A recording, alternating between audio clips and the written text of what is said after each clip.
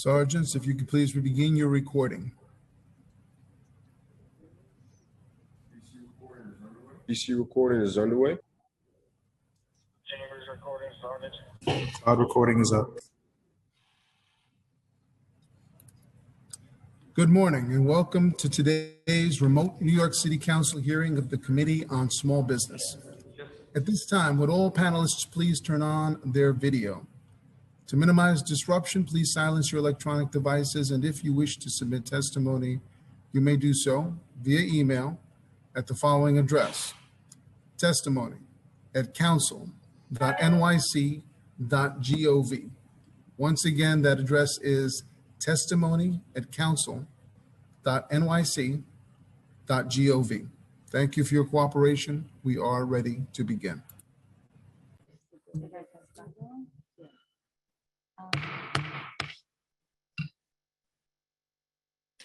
Thank you for joining our hearing today before the Council's Committee on Small Business. I'll be chairing this hearing in person today. First, I'd like to acknowledge my colleagues who are present in the chambers with me: Councilmember Rosenthal, Councilmember Dinowitz, and via Zoom, Councilmember Moya. Good morning. I'm Councilmember Mark Jones. I chair of the Committee on Small Business, and I'd like to welcome you to our hearing on 4 bills: intros 2333, 2335, 2356, and 2359, which seek to accelerate the recovery of the restaurant industry and ensure restaurants can succeed and survive in this post-COVID marketplace.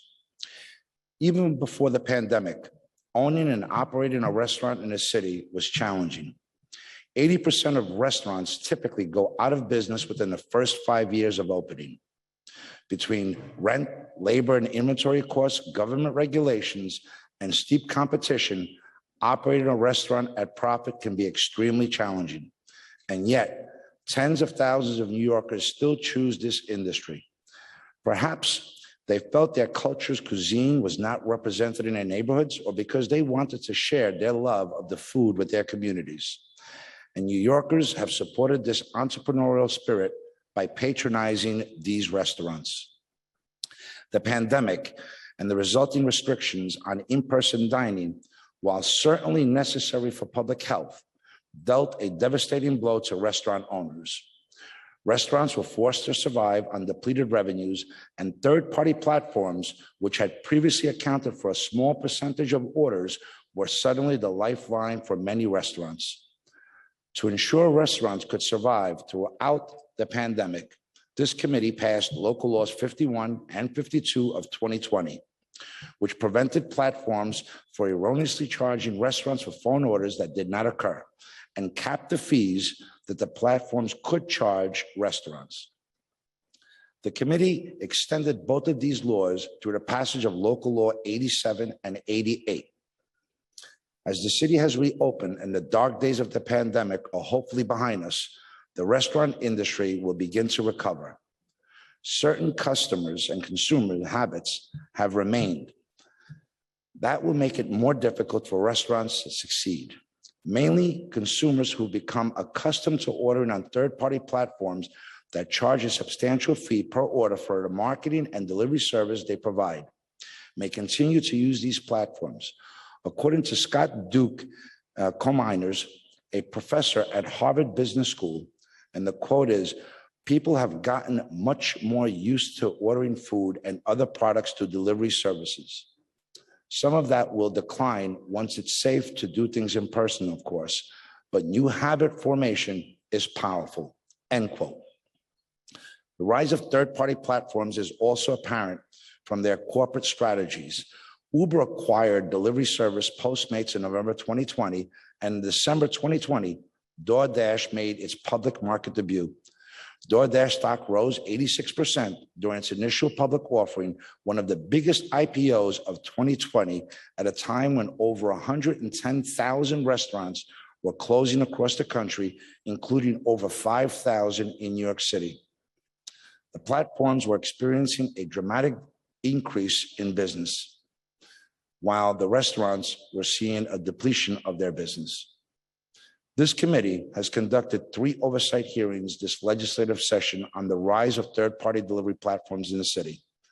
During these hearings, small businesses and advocates have highlighted issues with these platforms, including listing restaurants on their platforms without permission, high commission fees, and the use of app-generated phone numbers to charge a commission and at times charge a commission for an order that did not take place.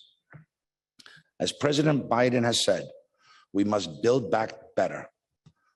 The package of bills we're hearing today will ensure that restaurants have the tools that they need to succeed and survive the post-COVID world.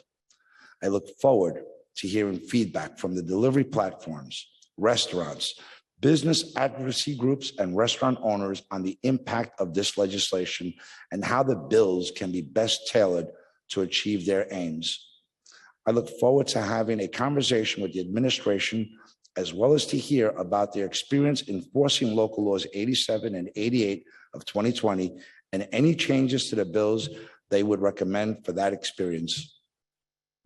As chair of the committee, it has been my top priority to ensure that small businesses, micro businesses, mom and pop shops remain the backbone of the city's economy, from suspending personal guarantees on small business leases to cutting government fines on rules and regulations. It's been an honor to serve the hardworking small business owners of this city. With that said, I want to thank my Chief of Staff, Reggie Johnson, our Legislative Counsel, Stephanie Jones, Policy Analyst, Noah Meixler, and Financial Analyst, Aliyah Ali, for their hard work in preparing for this hearing. Before I turn it over to Councilman Moya to deliver an opening statement, I just want to express the importance of this hearing and why these hearings are so important as we determine what needs to be done to protect small businesses, consumers, and industries. The impacts of Intro 2333, 2335, 2356, and 2359 now have enough data for us to understand their impact and perhaps unintended consequences. We need to learn from this administration about the difficulties that they have experienced enforcing local laws 87 and 88 and concerns that they have about these bills as we move forward, while hearing from all of the stakeholders. I'm a pro-business council member, and I believe in free markets. And I believe that government's responsibility is not to pick winners and losers, but I do believe that government has a role in protecting its consumers and citizens and taxpayers. And with that being said, I'd like to turn it over to Councilor Moya, who has a statement to deliver. Thank you, Chair Jonai. Thank you for all that you've done throughout this pandemic and throughout the years to really help and protect our small businesses when they needed it the most. And I thank you for that as well. I'm Councilmember Francisco Moya. Thank you again, Chair, for having me. Mom and pop shops make each neighborhood unique, and they employ locally and drive our local economy. When the pandemic hit, and if you were operating in a neighborhood disproportionately impacted by COVID, these businesses took a hit. And if you didn't have the resources to pivot to a digital food delivery service model, the loss of business was greater. Now add that to having to pay exorbitant fees to third-party food delivery services while trying to keep staff employed and covering expenses, all the while managing the loss of business. For far too long, these third-party food delivery services knowingly and willingly took advantage of small businesses, and the pandemic highlighted this abuse. As one of the greatest cities in the world, we need to stand by our small business owners every single day. We cannot allow these companies to choose their profit margins over those of mom and pop shops, and especially struggling businesses, by charging them fees for services they may not even be providing. As our small businesses begin to recover, we must prevent abuse like this from happening again. These companies from the onset had the opportunity to do what's right, so here's their chance. We need to do everything we can to protect our mom and pop shops, the workers they employ, and our local economy. For these companies, it's just another restaurant. But for us, in our neighborhoods, these restaurants are an integral part of the character of our community. And that's why I introduced Intro 2359 to make these caps permanent. I will always stand by my small business owners over billionaire-owned companies any given day of the week. And with that, I want to turn it back over to our chair, and thank you again for allowing me to. Thank you, Council Member, and I want to thank you for the time and the hard work that you've put in to this hearing and all along during the pandemic to protect our small businesses. And your friendship and commitment to our small businesses is something that I'm proud of. And with that, I want to now turn it over to our moderator, Committee Counsel Stephanie Jones, to go over some procedural items over Zoom. For those of you present here in person, the Zoom feed that we broadcast footage of our committee counsel and any witnesses testifying over Zoom will be displayed on the television set up for us in the City Hall chambers. Thank you, Chair Jonai. I am Stephanie Jones, counsel to the Committee on Small Business, and I will be moderating this hearing. Before we begin, I'd like to remind Zoom participants that you will be on mute until you are called on to testify, at which point you will be unmuted by the host. During the hearing, I will be calling on panelists to testify one by one. Please listen for your name to be called, as I will periodically be announcing who the next panelist will be. At this hearing, we will first be inviting testimony from the Office of Special Enforcement, and then from members of the public. During the hearing, council members who would like to ask a question of the administration or a specific panelist will be called upon by the chair to do so. We will be limiting council member questions to 5 minutes, which includes the time it takes to answer your questions. For all panelists, when called on to testify, please state your name and the organization you represent, if any. We will now call representatives of the administration to testify. We will be hearing testimony from Christian Klossner, Executive Director of the Office of Special Enforcement. We will also be joined for questions by Stephen Etanani, Executive Director of External Affairs for the Department of Consumer and Worker Protection. At this time, I will administer the affirmation to administration panelists. Executive Director Klossner and Executive Director Etanani, please raise your right hands. Do you affirm to tell the truth, the whole truth, and nothing but the truth before this committee, and to respond honestly to council member questions? I do. Thank you. Executive Director Etanani? I do. Thank you. At this time, I'd like to invite Executive Director Klossner to present his testimony. Thank you. Good morning, Chair Jonai and members of the Committee on Small Business. My name is Christian Klossner, and I am the Executive Director of the Office of Special Enforcement, also known as OSE, which is overseen by the Mayor's Office of Criminal Justice. I am also joined by my colleague, Stephen Etanani, Executive Director of External Affairs for the Department of Consumer and Worker Protection, or DCWP. Thank you for the opportunity to testify today. OSE's mandate, originating from a mayoral executive order in 2006, is to coordinate efforts across city agencies to problem solve around emerging issues adversely affecting neighborhood cohesion, livability, and safety. OSE has served this function in numerous issue areas, with the vast majority of this work over the past several years focused on preventing the housing loss and community disruption caused by illegal short-term rentals.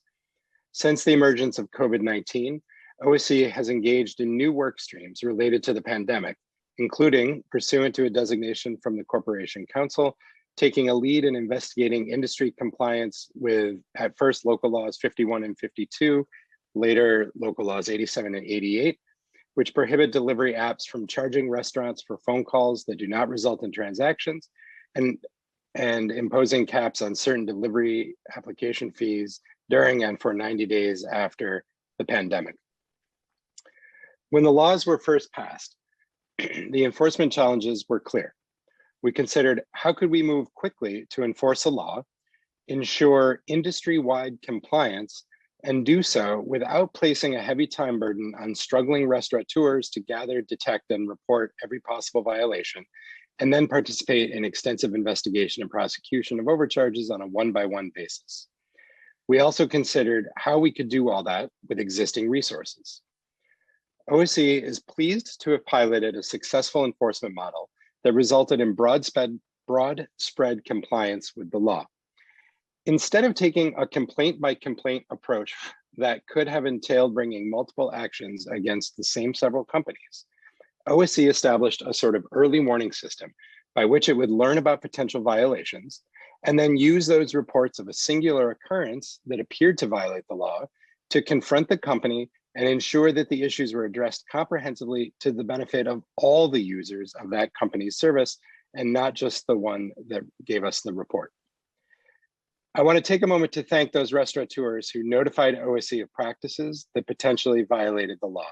And in particular, I see that several of them are here today, and I look forward to hearing what they have to report now. Their reports and the effort they took to prepare them allow OSC to identify and resolve compliance issues, as well as develop a sense of the limitations of the law and to understand some of the perhaps unintended consequences of these laws. I look forward to hearing from them during this hearing and others about these new proposals and the need for a permanent cap. It should also be noted that the companies themselves chose to take compliance seriously. Often, new laws are challenged by industry lawsuits seeking to invalidate the regulations. When it came to these laws, the companies apparently chose to forego legal challenge of the laws and instead accepted the temporary restrictions for the duration of the pandemic. I also want to thank the sponsors and the council for providing tools beyond the traditional enforcement rubric of complaint, investigation, violation, and civil penalty. OSC believes that including restitution as a potential remedy not only created an option for making restaurateurs whole, but eliminated the financial incentive for companies who may have otherwise chosen not to comply. Including an option to seek injunctive relief meant that we could seek a court order forcing a company to comply across the board instead of hoping that fines for non-compliance would be sufficient deterrence.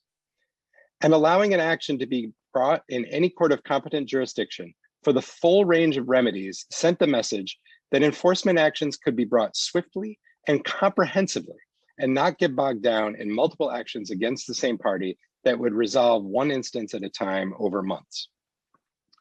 It was your partnership in providing this set of flexible enforcement options that the administration requested that made possible the level of compliance we observed and produced. OSC testified at the last hearing in August that the administration supports passage of legislation ensuring the provisions added by local laws 51 and 52 remain in effect until restaurants are allowed to open fully. At a time where the declared health emergency forced most restaurants to pivot to a delivery only or delivery mostly operation, it was critical to step in and ensure that restaurants would not be forced to operate at a loss while delivery service companies reaped a windfall with a surge in deliveries. Put another way, the pandemic forced restaurants to use services that may have otherwise never, The pandemic forced restaurants to use services that they may have otherwise never accepted the rates or terms of, simply so they could keep their lights on and their staff employed.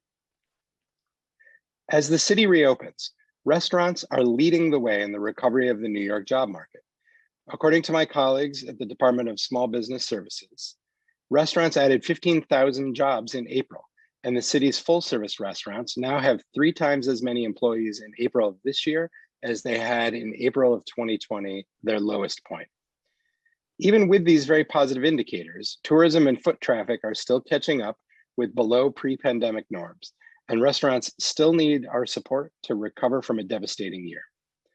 Now that we are no longer subject to the emergency declarations and restaurants are no longer prohibited from maximum occupancy, and the clock is winding down on local laws 87 and 88, OSC appears today to report that the administration continues to support ensuring that local businesses are not subject to predatory actions by companies that interject themselves between a business and its patrons, while also supporting those same local businesses' ability to determine for themselves, free from artificial bargaining disparities, what services they are or are not willing to pay for.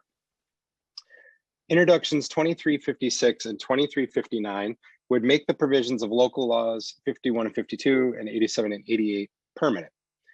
Introduction 2333 prohibits third-party delivery apps from arranging deliveries from a restaurant or listing the restaurant on the app without a written agreement between the app and the restaurant to provide delivery services. Introduction 2335 requires third-party delivery apps to disclose a restaurant's direct phone number with a description of the phone number and any fees associated with calling the number.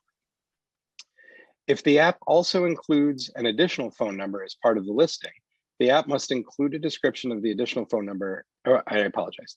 The administration stands ready to work with council on these proposals to ensure that they have dedicated resources and staff and are well tailored to prevent predatory behavior and include flexible enforcement alternatives. In particular, OSC encourages a close review of the bill's provisions and definitions. Specifically, the definition of third-party delivery service could prove problematic in the long term. A company could easily abandon its delivery options and then be free to charge whatever it could get a restaurant to agree for advertising and promotion. Similarly, a company could provide a range of helpful services, but by also offering delivery, be financially prevented from offering the other valuable services. Or a third situation could be two companies that provide advertising and discount credit card processing rates, but only one of those two offers delivery.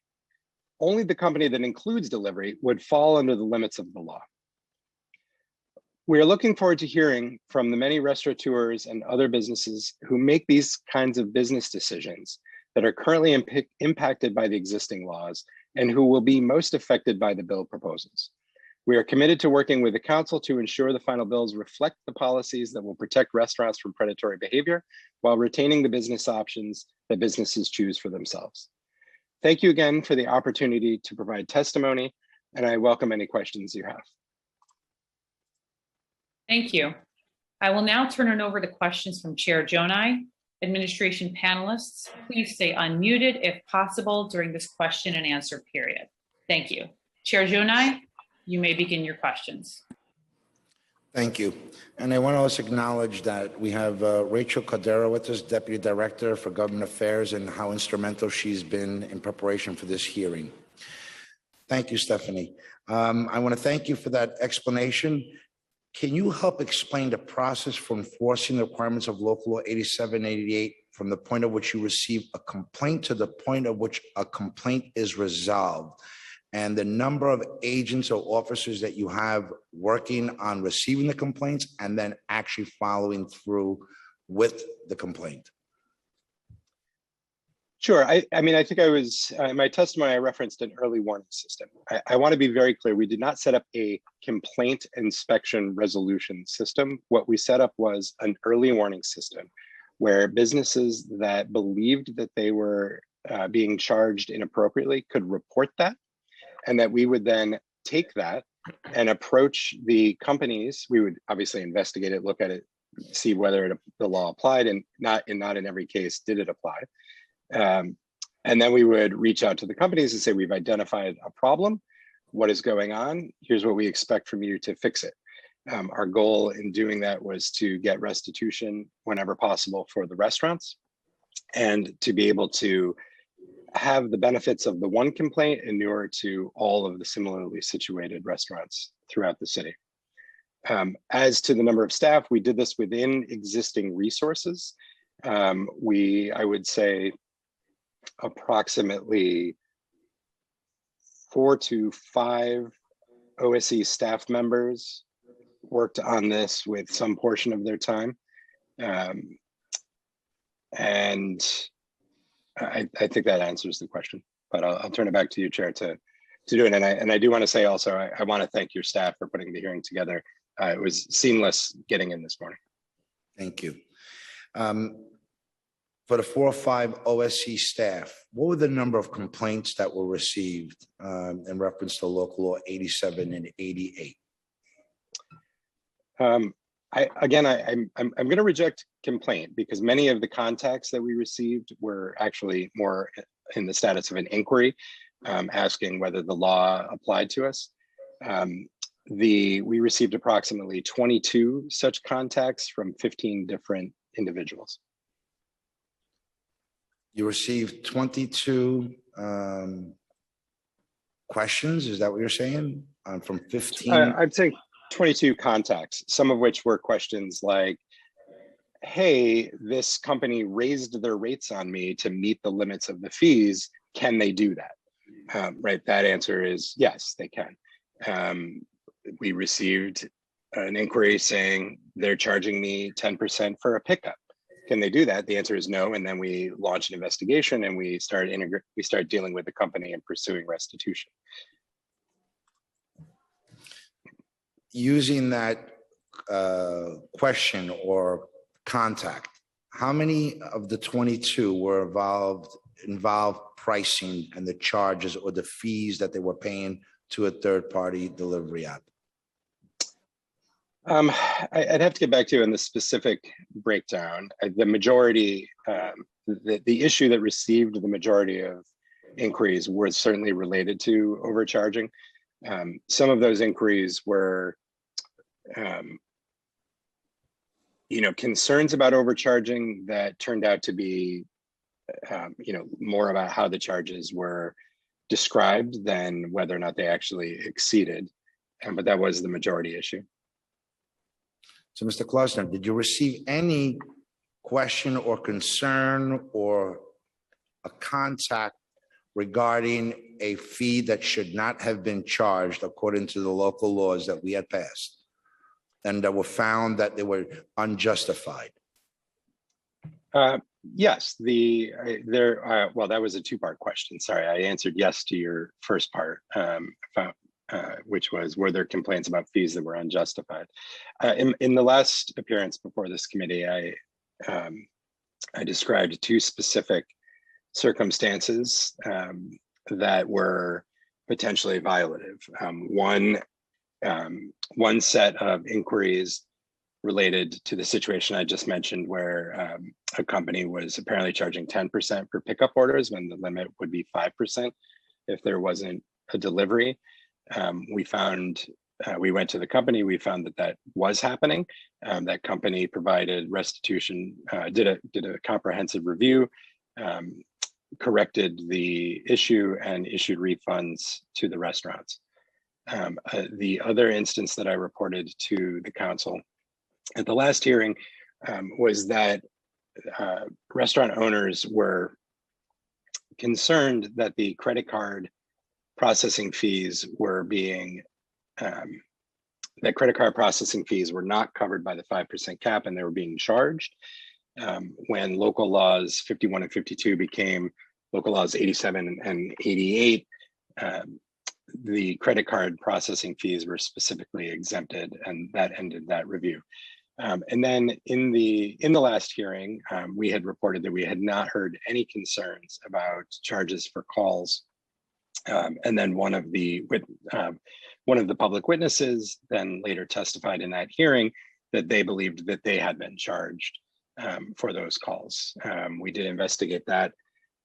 We took that back to the company, and we think that we think that the company has made very significant efforts to comply with the law. Our review of that matter continues to be ongoing, but it does raise significant concerns that I want to put before the council about extending that bill. And I think that these concerns also touch on Intro 2335. I apologize, I may have just said the wrong number. No, 2335, that's right. And that's this, and I will give my view, and I look forward to the council probing this issue with any of the companies that testify, so we can get even greater clarity, as well as what the restaurants have to say about this. The reality is that a restaurant is not just paying for the order when they pay by each call, right? They may also, depending on the company that they're interacting with, be paying for a suite of business tools that are used to track, receive, record, store phone calls, and to review and manage the calls and orders. Making this provision permanent in its current format raises a concern in that there's a possibility it would force the company to suspend support for some of those tools. I think that it's particularly important that business owners maintain access to these tools. These are the very same tools that they were using to do their own investigations of charges, to be able to report and provide documentation to us. We would also be concerned if these were made permanent, that the delivery app companies would change their pricing model in such a way that the charges would be shifted to all users, regardless of whether their phone is ringing, instead of only those users whose phones are ringing based on the services provided by the companies. As I said before, I hope that that's clear, and I hope that this provides the committee with a line of questionings for the industry that testifies today, and I welcome the insight of the business owners who use these tools and who can speak to the value. Thank you, Mr. Klasner, but I'm trying to get a better understanding of how OSC received and what complaints or concerns were brought to their attention, and then the follow-up with those third-party delivery apps. On the point that you brought up about phone charge order, from the complaint that was brought up at our own hearing, was it validated that it was an appropriate charge after you investigated it? It did appear to be an inappropriate charge. And when you brought it to the attention of the third-party delivery platform, what was their response? Their response is part of an ongoing investigation that involves exchange of confidential information, and that I'm not going to talk about before this committee hearing today in a public way, because it's ongoing. But because it's I'd be happy to perhaps meet privately with council staff to discuss this, but the information sharing was between the company and ourselves was often subject to confidentiality orders and protective orders, and so we really need to be very careful to protect the integrity and the ongoing cooperation of the company, frankly, with the investigation. Mr. Klausner, I thank you for that, but this is a transparent hearing and the public is watching. I'm not asking you for the name of the restaurant operator or the third-party food delivery app itself, but you obviously found an erroneous charge that was in violation of our local law 8788. When you brought it to the attention of that provider, and you're investigating, or they're investigating, and it sounds like they're trying to take corrective measures. What I'm trying to find out, is this a widespread problem? Did they identify this as a single incident? Are you looking into how many other incidents there could be that perhaps were not brought to OSE? Yeah, I mean, let me try to give a little more detail. And forgive me for speaking slowly. I want to tread carefully in order to make sure I'm not speaking out of turn about the matter that continues to be under investigation. I think, as I mentioned, the tools that are used, right? And I think that the person who reported this in the hearing in their testimony said that because they had some free time, they started going back and listening to calls to see if they returned to the order. The reality is neither the city, the restaurants, nor the companies can afford to listen to every single phone call to determine. This is a very, very challenging law to implement for the industries. It's a very challenging law for businesses to monitor. It's a very challenging law for the city to enforce. The understanding that we gained, that we believe to be universal across companies, is that there are various indicators that they use to screen out calls that are unlikely to have reported in an order. So one example would be if a call is 5 seconds long, right? And then the company would say, we're not going to charge for that because there's no way it resulted in an order.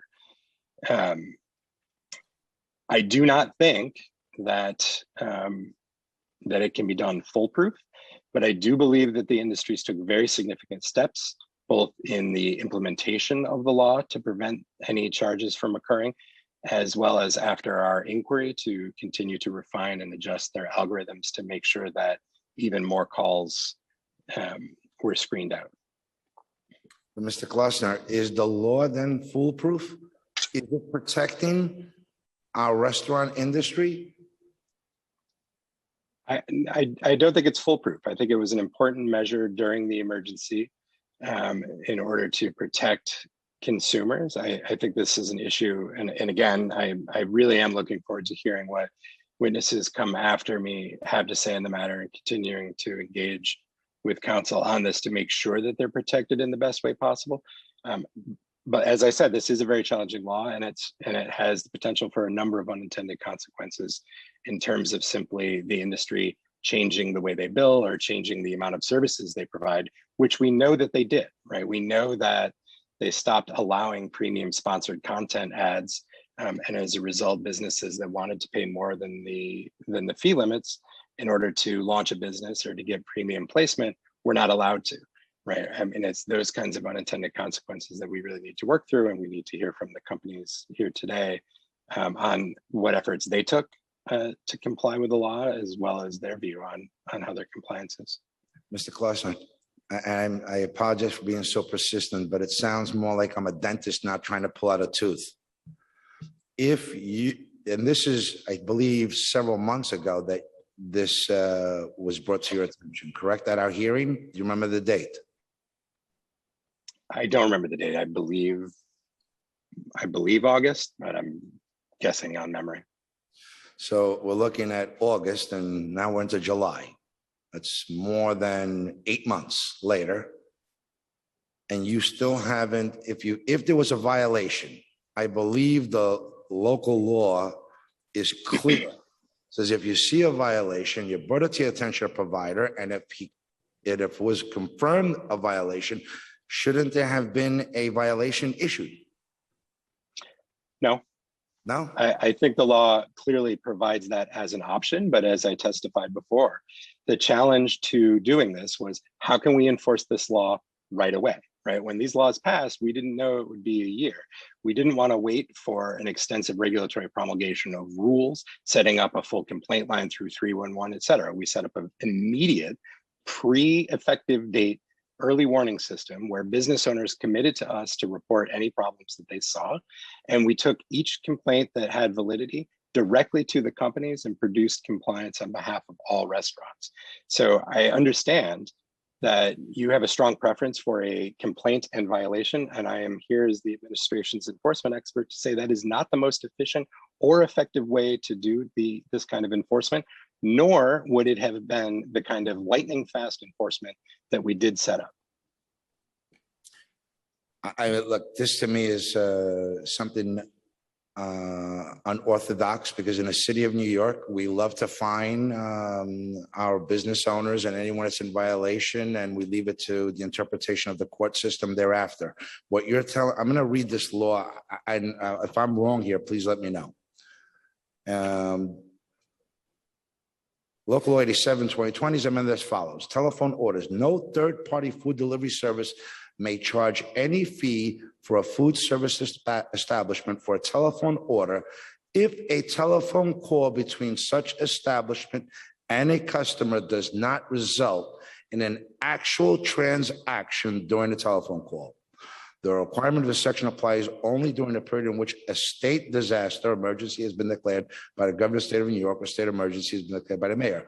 Such declaration is in effect in the city, and food service establishment in the city prohibited from operating at the maximum indoor capacity for a period of 90 days. There is no fine associated with this violation. Is that my interpretation? I'm sorry. You were reading the law and then you said there's no fine associated with it, and you're asking me about your interpretation? I'm asking you the interpretation of section 2847 of the Administrative Code of New York, as amended by number 87 of 2020. Because if there's a violation or fee imposed for violation or for non-compliance, then why do we even have this local law? The fines, and I hear what you're saying, right? There is a traditional view of how to do enforcement in the city, and that's you take a complaint through 311, you send an inspector, the inspector makes a finding, it goes to oath, and a violation is imposed, right? I understand that that is the normal way. And in many situations, that is the best way, right? If you have a set of actors such as building owners, right? Most of our work is under the building code. There are hundreds of thousands of buildings, right? And there's a smaller number than that of owners. They're all acting independently, right? You can't take them on all at once as a class. This is an instance where there are only a handful of companies that are providing the same service to people all across the city. If the city had one landlord for all people, Mr. Kloster, then I'm so you wouldn't sorry. want to. I come from real estate. So unless there was a complaint filed that was brought to the attention of a department or an agency, there wouldn't be a inspector that's sent out. And routinely inspectors go out and just travel the districts and neighborhoods of the city. And if they see something, they follow up. In this case, there was an actual complaint brought to your attention. You confirmed that there was an illegal charge. I'm asking 8 months later, you're telling me it's still under review. Why wasn't there a violation issued? What more did we do to see if this was widespread? Yes, and I've explained, and I've explained, and I'll explain again. And I don't mind your persistence. That is why we're here. And I'll try to make myself clearer than I have been so far. We did not set up a violation system.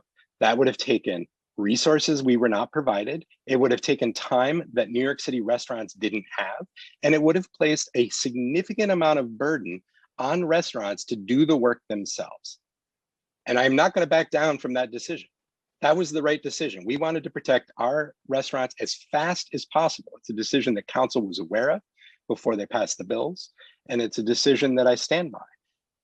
And as a result of that decision, what we did was we immediately protected restaurants. We made sure that these businesses were complying with the fee caps. We contacted them before the law went into effect, and we said, this is going on.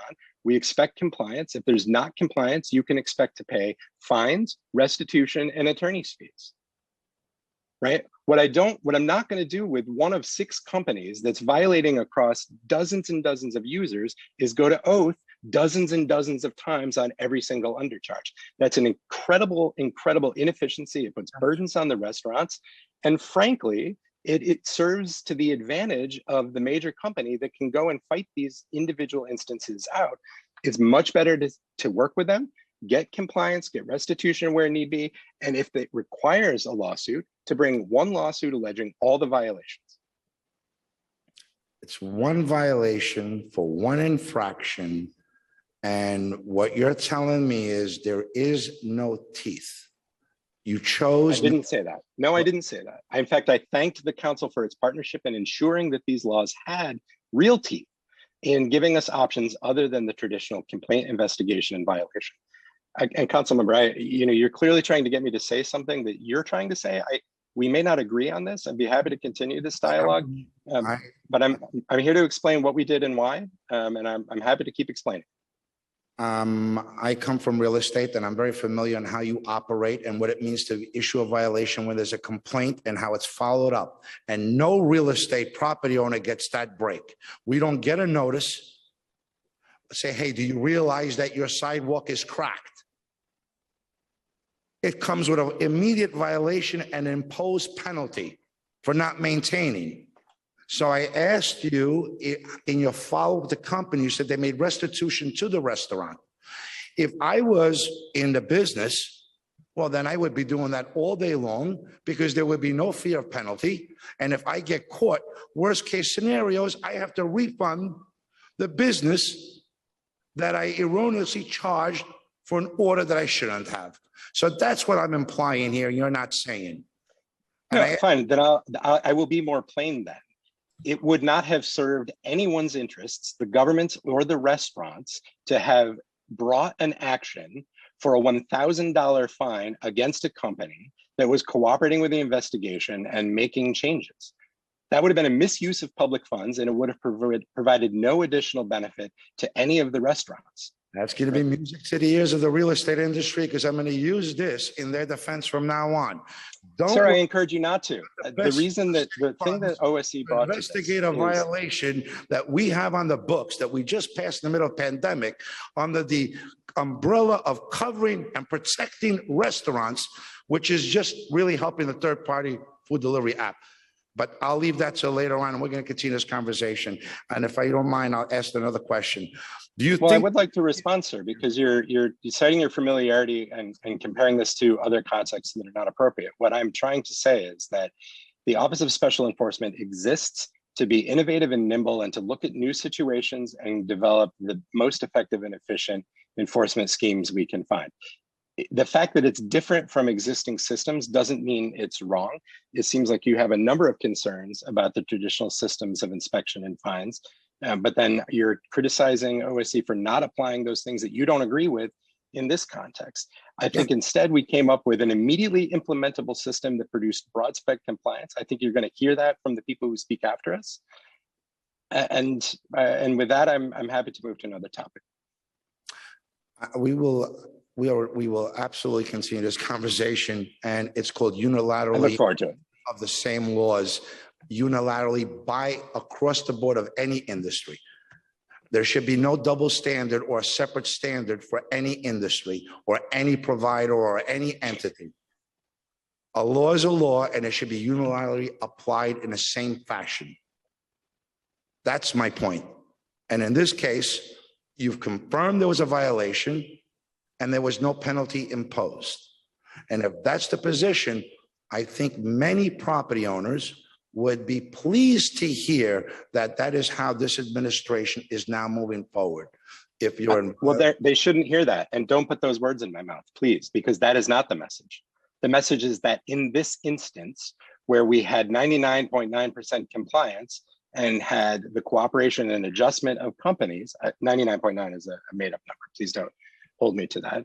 That while we have widespread compliance on a law that just took effect, right? You're also talking about laws that have been on the books for years and years and years, and that are known obligations to building owners through the city. But we're not here today to talk about building policy. We're here to talk about the enforcement policy and how to protect restaurants by making sure that across the board, they are protected from these companies, that the costs of enforcement are not put onto them to detect and report, but they can be dealt with across the board in a single instance.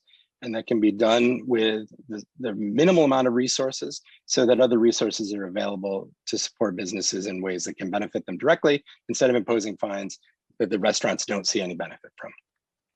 Thank you, Mr. Klausner. And I don't want to, I'm sure you want to move on also, but your point of one infraction, on the way over from the borough of the Bronx, I drove through many stoplights. I obeyed all of them. If I would have hit one red light, I expect to get hit with a violation. But that's the point I'm making. The point I'm making. Do you think the penalty schemes of these bills are effective, and why not? And do you think any other enforcement tools that you would recommend, including in the bills?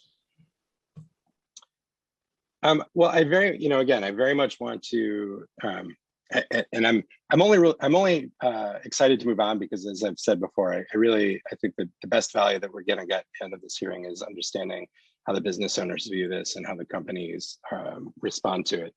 I don't mind the back and forth, and I'm happy to put that on hold and do privately if need be. The fines, again, I think the tools that are the most important are the ability to seek injunctive relief and the ability to get restitution. I think fines and the traditional model of imposing a fine allow for a business to not comply and assume a cost of doing business. I don't think we want that. What we want is a law that was designed, and that is the value that these laws had, where there's a range of remedies so that the enforcement entity has the option of choosing what is the most efficient and effective way to get broad scale compliance, regardless of the tool. There are obviously, you always want to make sure that the penalty is tied to the violation. $1,000 fine for $1,000 of overcharges is one thing. $1,000 fine for 10 cents of overcharges is another. But I think that the important thing about this is not the fine amount, but the range of remedies. The continued inclusion of restitution as a remedy that says to restaurants, you're going to pay all this back, so don't bother. Right? That promotes a lot of upfront compliance, which is the goal of all laws. We want compliance because it's the law. The inclusion of bringing an action in a court of competent jurisdiction for all the remedies instead of forcing us to go one by one and bring multiple actions against a single company. It's those tools and the range of enforcement options that are the keys to this being successfully enforced no matter what form it takes. And as I've said before, we look forward to having a conversation after hearing what folks say in the hearing today to really drill down on what is the right policy, and we can look at the fine amounts then. Thank you. Would you recommend requiring the extension of the bills, the sharing of any specific information from the apps? I'm sorry, I don't understand the question. Would you recommend the extension or the permanent laws that remain in place? This is again a question that I want to hear from the restaurants on. I'm very mindful in the first hearing that many restaurant owners spoke about how they would voluntarily assume the egregious costs of an app when it was 10% of their sales and they had a bustling business in their restaurant.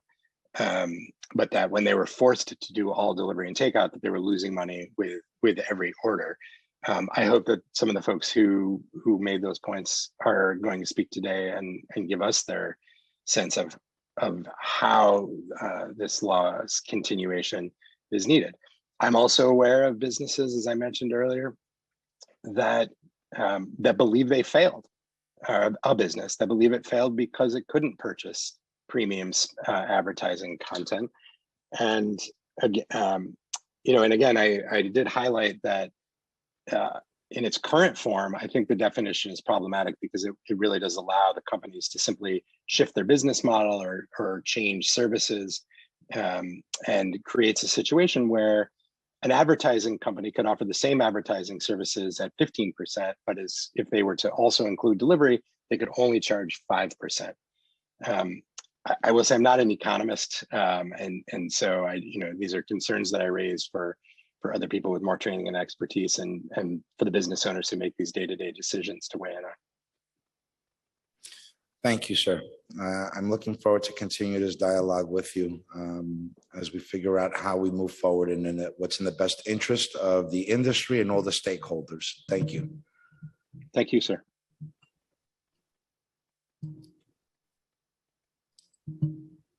Ms. Jones, are we ready to call in DCWP?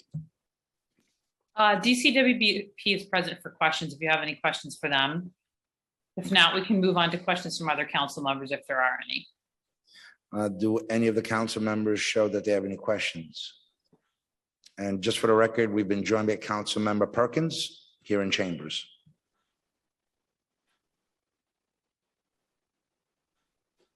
No, Chair, no council members over Zoom have any questions. Then I just have a question for DCWP. Would enforcing any of these bills become easier if the city licensed the platforms to operate in the city of New York?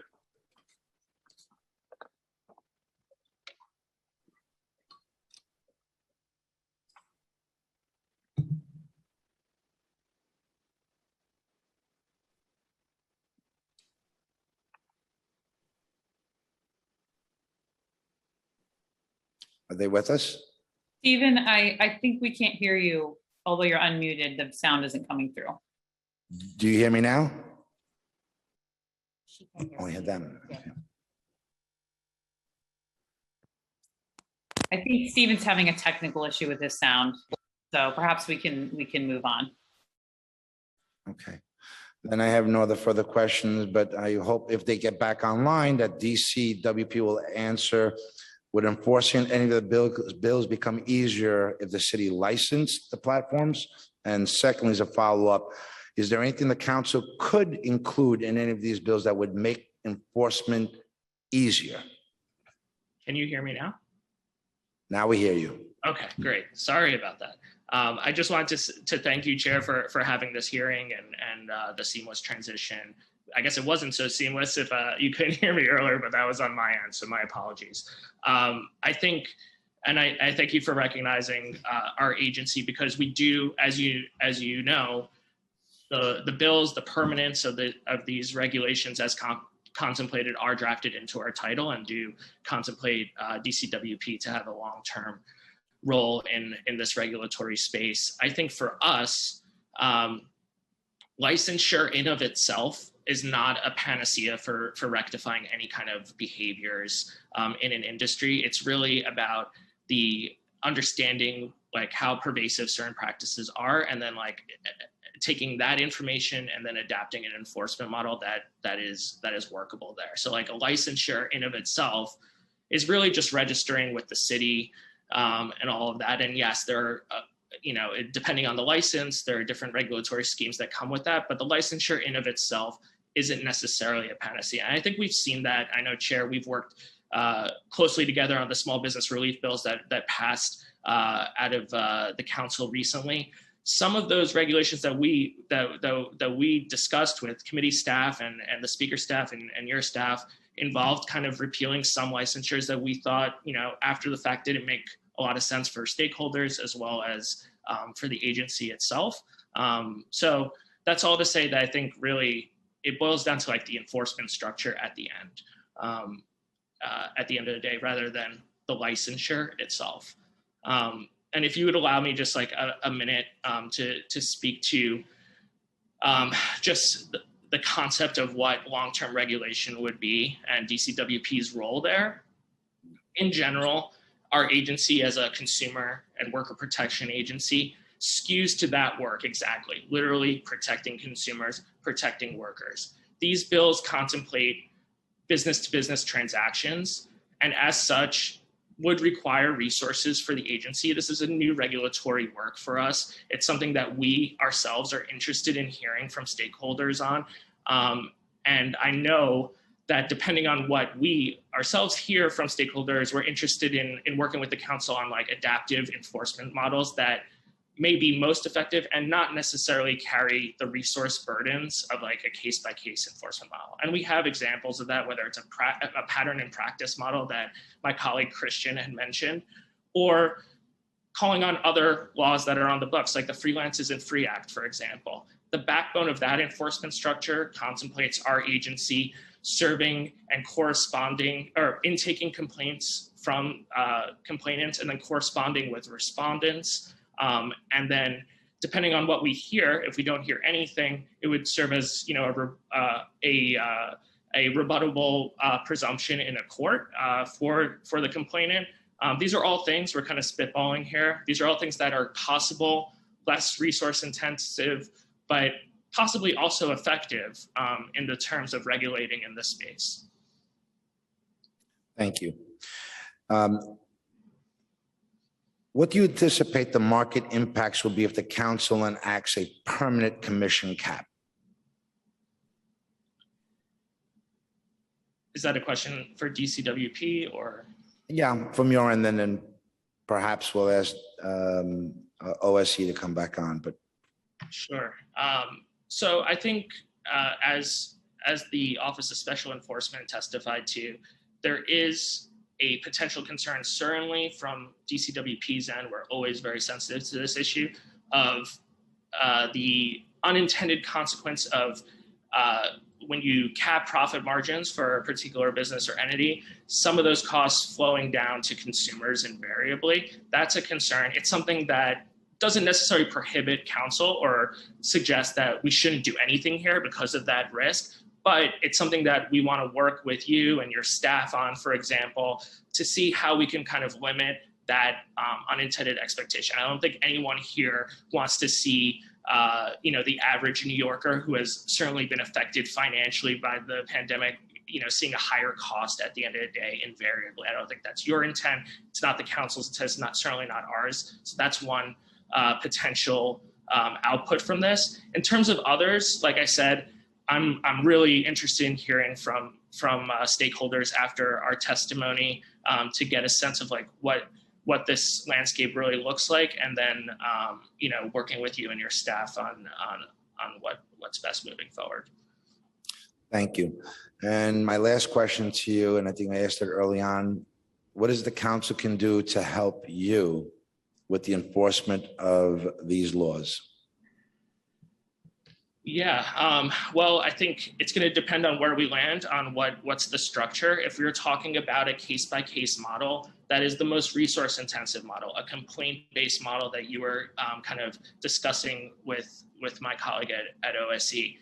That's new needs for our agency. That's, like I said, we don't have a lot of visibility into business-to-business transactions. So it's not like an attorney can just step into that work because they're not specialized in that. I don't think anybody wants I think we want a specialized team looking at this, is I guess what I'm trying to say. But as I mentioned, there are other less resource-intensive models that also may be effective, that get to your ultimate goals, Chair. And that includes adopting models from, like I said, either the existing laws and what we've seen as effective, perhaps the Freelance Isn't Free Act is one example, or adopting a pattern and practice enforcement model as well. So depending on those, I think we can certainly discuss, what those day-to-day impacts would be for our agency. But, I think we're looking forward to like bridging those gaps and concerns with you as this legislative process moves on. Thank you so much for your time. Ms. Jones, if we can call up the next round of panelists. Sure. Thank you, Chair. We will now turn to public testimony. I'd like to remind everyone that we will be calling individuals one by one to testify. Each panelist will be given 2 minutes to speak. Please observe the 2-minute timer as we have a large amount of panelists registered to testify today. Once your name is called, a member of our staff will unmute you on Zoom. Panelists, please wait for the Sergeant-at-Arms to set the timer and announce that you may begin before delivering your testimony. Please be patient. We will get to everyone. I would like to now welcome Andrew Ding to testify, followed by Yaniv Cohen, and then Amy Healy. Andrew? Yes, 1 second. I'm just trying to unblock my video. But okay, here we go. Start video. Okay. Your time to begin. Okay. So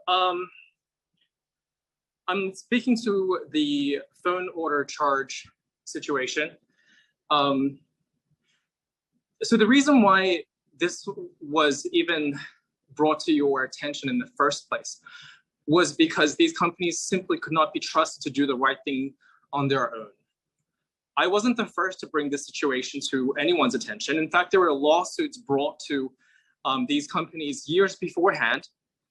And it wasn't until media coverage and also the hearings last year in August, and also subsequent evidence that I emailed and submitted to, I think it's the OSC, that anything was actually done about it. And I can confirm that the amount of fraudulent calls has reduced. I can also report back that I've not to date been able to get any kind of reply back about the audits that were promised about the fraudulent charges that I received last year. So there is no resolution on any of those. And I've attempted to reach out to my account point person. I've attempted to call customer service reps at Grubhub and Seamless to no avail. So what I feel like is necessary about these bills becoming permanent is to send a clear message that, look, you clearly can't be trusted to do the right thing on your own. So we're gonna have to step in and make sure that restaurants are protected from you. And unfortunately, that is the case. So yeah, I feel like it's crucial that it's kind of ridiculous that it even has to be a bill about not charging for phone calls that don't result in orders. Time is but here we are. So yeah. Mr. Ding, thank you for your testimony. How many erroneous phone orders did you find in the time that you spent going back through your bills? So I found 50. Okay, so I audited 55 phone calls. Only 3 of those phone calls resulted in an actual order. That is a margin of error of 95%. And I don't think anyone is stupid enough to believe that that was not in an intentional algorithmic scheme. Okay, so you cannot be that incompetent to create a system that was only 5% correct at any given time. And Matt Maloney's public statements in reply to my kicking up a stink in the press was very indicative of the fact that he thought this was like beneath even talking about. He brushed it off as overblown, as if like I should be somehow grateful for all the things that they do, and perhaps I could just like disregard it somehow and maybe say that they deserved to take extra money from me. I don't know. It was very, very bizarre. But at the same time, these phone charges just kept on coming. So yeah. Mr. Ding, did you bring this to the attention of OSE? Yeah, I gave them the entire recording catalog. Everything was very clearly labeled for them. I haven't actually since followed up with them to tell them that I haven't received any kind of communication or follow up. So that's something that I'm bringing to their attention today. Thank you, Mr. Ding. And I certainly will be following up with you, and my staff will be setting up a time for us to meet and discuss this as well, so we can follow through with OSE and the relevant agencies and departments. And I apologize that this was unknown to me. I thought this, based on your last testimony, was being addressed, and now we're finding out it's not. So I see one of the council members has raised their hand, and I'm not sure if it's pertaining to your question. Councilmember Brennan, I see your hand is raised. Chair, that's one of the registrants who will be testifying later. No council members have raised their hand. Then we will follow up with you and we'll stay in touch. Councilmember Perkins has a question. Wait, they got this put on the mic. I heard more than once something about some fraudulent calls that were being put in play. And I guess my interest is what is the fraudulent that these calls are representing, and how are those being managed or being dealt with so that the best interest of the community and of the council is being adequately addressed. So what is this fraudulent call problem that apparently has become part of the discussion? That's a question for me. I think that was a statement more than a question, correct, Councilmember Perkins? For me, it's a question as to what are these fraudulent calls that have come up in this conversation, and how are they being addressed, and what are the implications of these frauds as they are being articulated today? I mean, are we hearing that we have fraud taking place? Councilmember Perkins, and that's exactly it. These erroneous charges for phone orders that did not yield a sale was the purpose of this law, and this restaurateur has brought it to the attention of OSE, and apparently of the 55 calls, only 3 resulted in a sales transaction, and yet he was charged for 55, and that's what we're trying to get to the bottom of. And we're going to be following up with the restaurateur and the relevant agencies and departments to ensure that, 1, that doesn't happen again, and 2, that we make this restaurant whole on those charges. Thank you. So, Mr. Ding, we will stay in touch, and I'll follow up with you. Thank you. Thank you, Chair Jonah. Thank you, Andrew. Next, I will call Yaniv Cohen, followed by Amy Healy, and then Thomas Gretsch. Yaniv? Your time will begin.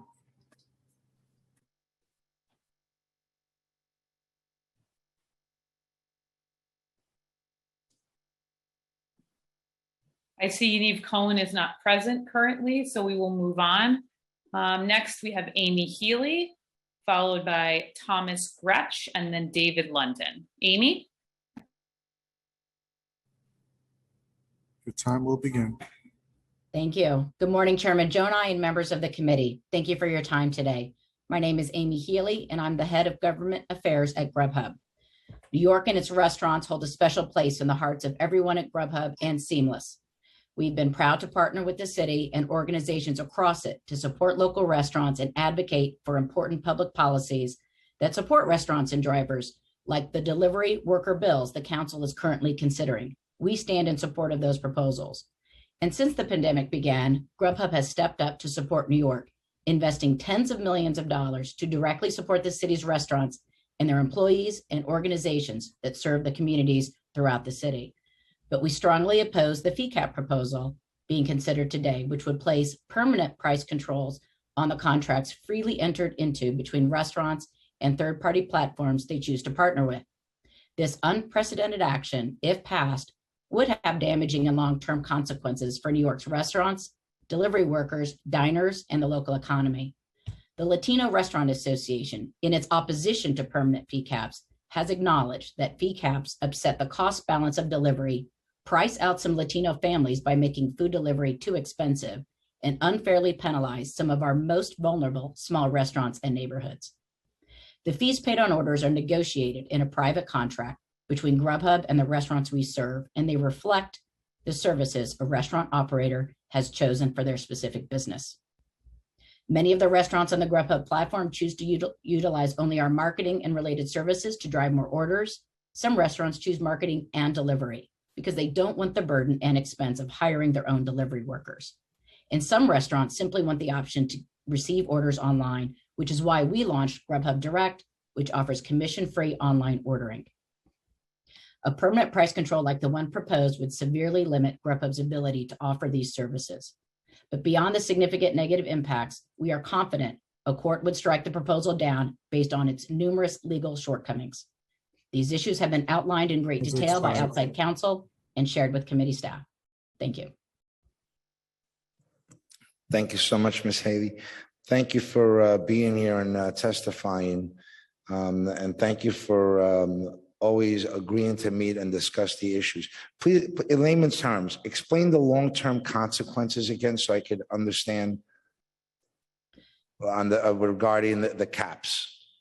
Sure. So as I believe the gentleman from OSC commented, if our fees are capped, our vendors' fees are not. So we have hard costs for the marketing and advertising services that we pay. So we have to pay Google to run Google AdWords programs, et cetera. So those, you're not capping those fees, you're only capping our fees, which means we need to increase fees somewhere else. And those could be on the consumer, which, as I commented, the Latino Restaurant Association has said the more price sensitive consumer will be greatly impacted, as will low order volume restaurants. So restaurants that, you know, a $90 sushi order can absorb $1 or $2 fee. A $20 order maybe won't. And then those orders will become less attractive. So diners will lose out, restaurants will lose out, and then the work that drivers rely on in New York City during the pandemic will lose out. So you're saying is if they don't pay for the marketing or the increased marketing that you're able to provide them, that ultimately it will cost them? Is that what you're saying? No, what I'm saying is if you cap our ability to charge what our costs are and force us to operate at a loss, then we have to try to make up those losses somewhere. And Grubhub operated at a loss our recent quarter. So what if the restaurant that's operating at a loss?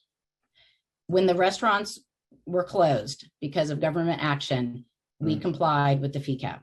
Now that restaurants are open, they have more of a choice on the partners and the vendors that they choose to work with. If they're not finding value by partnering with Grubhub, they are welcome to choose other partners. So we're talking about the industry overall, and because you're speaking on behalf of Grubhub, I don't want to focus just on Grubhub. But in Grubhub, in third quarter 2020, 494 million, a 53% year-over-year increase In revenue, in yes, revenue. but we operated at a loss. Yet I saw another report that during the pandemic, it was a $50 billion increase in revenue, and as a whole, profits of $5 billion.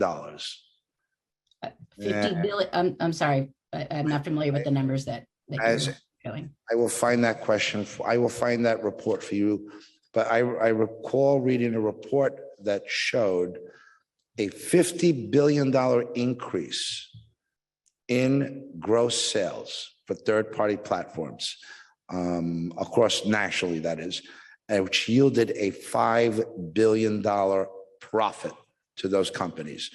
Again, Councilman Joe and I, we're a publicly traded company, and you can read our financial earnings. They're on our website, and of course posted with the SEC.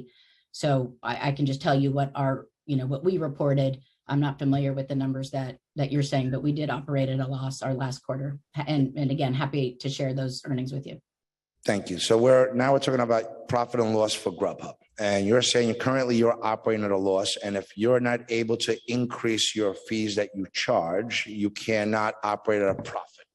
And that's going to hamper your business model, obviously. So if I apply that same principle to the restaurant that you are partnering with, if they are operating at a loss today, after being open and getting through the pandemic, you're saying that they should be able to pay an increase or remove this cap going back to the predetermined contract negotiations that you had. That will help them. I'm saying that during the pandemic, that artificial price caps we went along with. Now that restaurants are open, they're free to increase their prices, just like we're free to increase ours. So restaurants can make business decisions that make sense for them. And if they think it makes sense to work with us, we welcome that opportunity, and we appreciate the tens of thousands of restaurants in New York City that do. And if they don't think that we're a good partner, then there are plenty of options out there, including several of my friends and colleagues and other companies that will be speaking today. Right. And thank you for that. And I'm just pointing out because the argument that you made is some of these smaller mom and pop owned eateries will not be able to survive. And this would be a further burden on them. They could not absorb the $1 charge that you were referring to if their order is only $20. So we just painted a scenario that Grubhub is their solution and their answer, that marketing their menu is going to, although they'll be paying more than they currently are, will ultimately lead them to profit. I didn't say that. Okay. I didn't say that. I said they can make the business decision that makes sense for them. And again, when restaurants were closed, it's a different dynamic. Now that restaurants are open, they can choose to hire their own delivery service. They can pay the insurance. They can pay the wages, whether or not that delivery individual might be busy that day or not. When they work with us, they only pay a delivery fee when there's an actual delivery. These are all the decisions that the restaurant owner can make. And as I mentioned, I was quoting a letter from the Latino Restaurant Association that said even a small fee can be a hurdle to some communities that are very price sensitive. And I'm happy to share that entire letter with you. And that's what I was referring to, the letter on the Latino Association. And I would be more than happy to look at that letter. Please elaborate more on the impact if these caps are permanent, what it would mean to Grubhub or the industry. I think as we discussed, we are a publicly traded company, and we would need to increase costs somewhere or make business decisions to operate to stop the losses that we've been operating under this artificial cap. Right. I'm not the business person, so I can't tell you exactly what we would do. But we are a business, and we need to make sure that we are operating in a sustainable way for our shareholders. Right. And I think that's the argument we just made, that those restaurants, if they're not profitable, they would have to find ways to raise revenue or profit levels, and they would have to raise their menu prices to a level of profitability. That would be the ultimate goal. I'm not a restaurateur. That's up to the restaurateur to decide how to operate their business. I think I've asked this question before. Your model, I believe, was 30% fee for marketing and delivery, correct? And that's where you want to see this go back to? I want to see it go back to the rate for a suite of services that the restaurant chooses. So we have different prices depending on what the restaurant chooses to buy. And advertising, as you know, costs more to advertise on the Super Bowl than it does on late night, cable. So it depends on the exposure that the restaurant wants. They work with their account executive and develop the package that works for them. I wish our restaurants had account executives. I mean, that would be making these determinations for them, but apparently they deal with sales agents that determine what their budget is and what they could afford, and with the assumption that there would be a return on their investment. That's the whole idea here. We're just trying to get a better understanding of the impact now that we've had some time to evaluate the impact that these bills have had on the industry, on all stakeholders, whether it be the third-party delivery food apps or the restaurant industry. Is there anything else that you can add to this, Amy, when we talk about the legislation that has been put into place during the pandemic, and aside from the cap bill, the other legislations you're okay with, they're acceptable to the industry, and you support? Happy to go through them. The non-partnered legislation where platforms don't list restaurants without a written agreement. I believe it's written agreement. We are fine with that. The ordinance that requires no charges for a phone order if there's no order. Absolutely, we support that. We've taken many steps. Councilmember, I've been here about 1.5 years. I think you and I met when I was 6 weeks in. We've worked very diligently since the first time you and I have met. We're putting into place additional controls on our phone order system, including a live call center to remove the automation. And we look forward to sharing more about that. I think we had an opportunity to talk about that a couple of weeks ago. I believe, so I'm trying to think of the next ordinance, if you want to. The other one is listing phone numbers. If you allocate your own number, that the restaurant number should also be included and identified as the direct number to the restaurant. You support that? We're continuing to review that, Councilman Joe and I. We have a lot of restaurants who don't just advertise with us; they advertise with other, maybe it's with Yelp or other marketing platforms, and we're able to show them, here are the number of calls that came through your advertising with us. Maybe they have a different number on Yelp. They're able to see where their advertising is spent. Businesses tell us they like to understand where their advertising revenue are actually driving orders. And so we're able to do that by using a unique number. This is not new technology. It's not unique to delivery platforms. The Yellow Pages has used it for decades. Different ads and different size, different numbers and different size ads or different headings. And then a business can see, okay, now I know where I'm getting my leads from, and I can reallocate my advertising dollars in a smarter way. Thank you.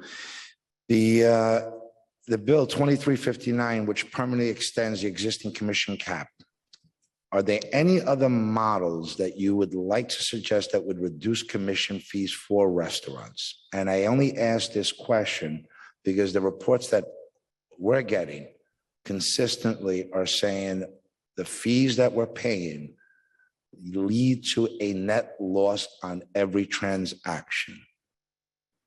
And the 20% fee that is currently being paid, 15% for delivery, 5% for marketing, or vice versa, if you did no delivery and just a straight marketing fee, is not yielding a profit to these restaurants.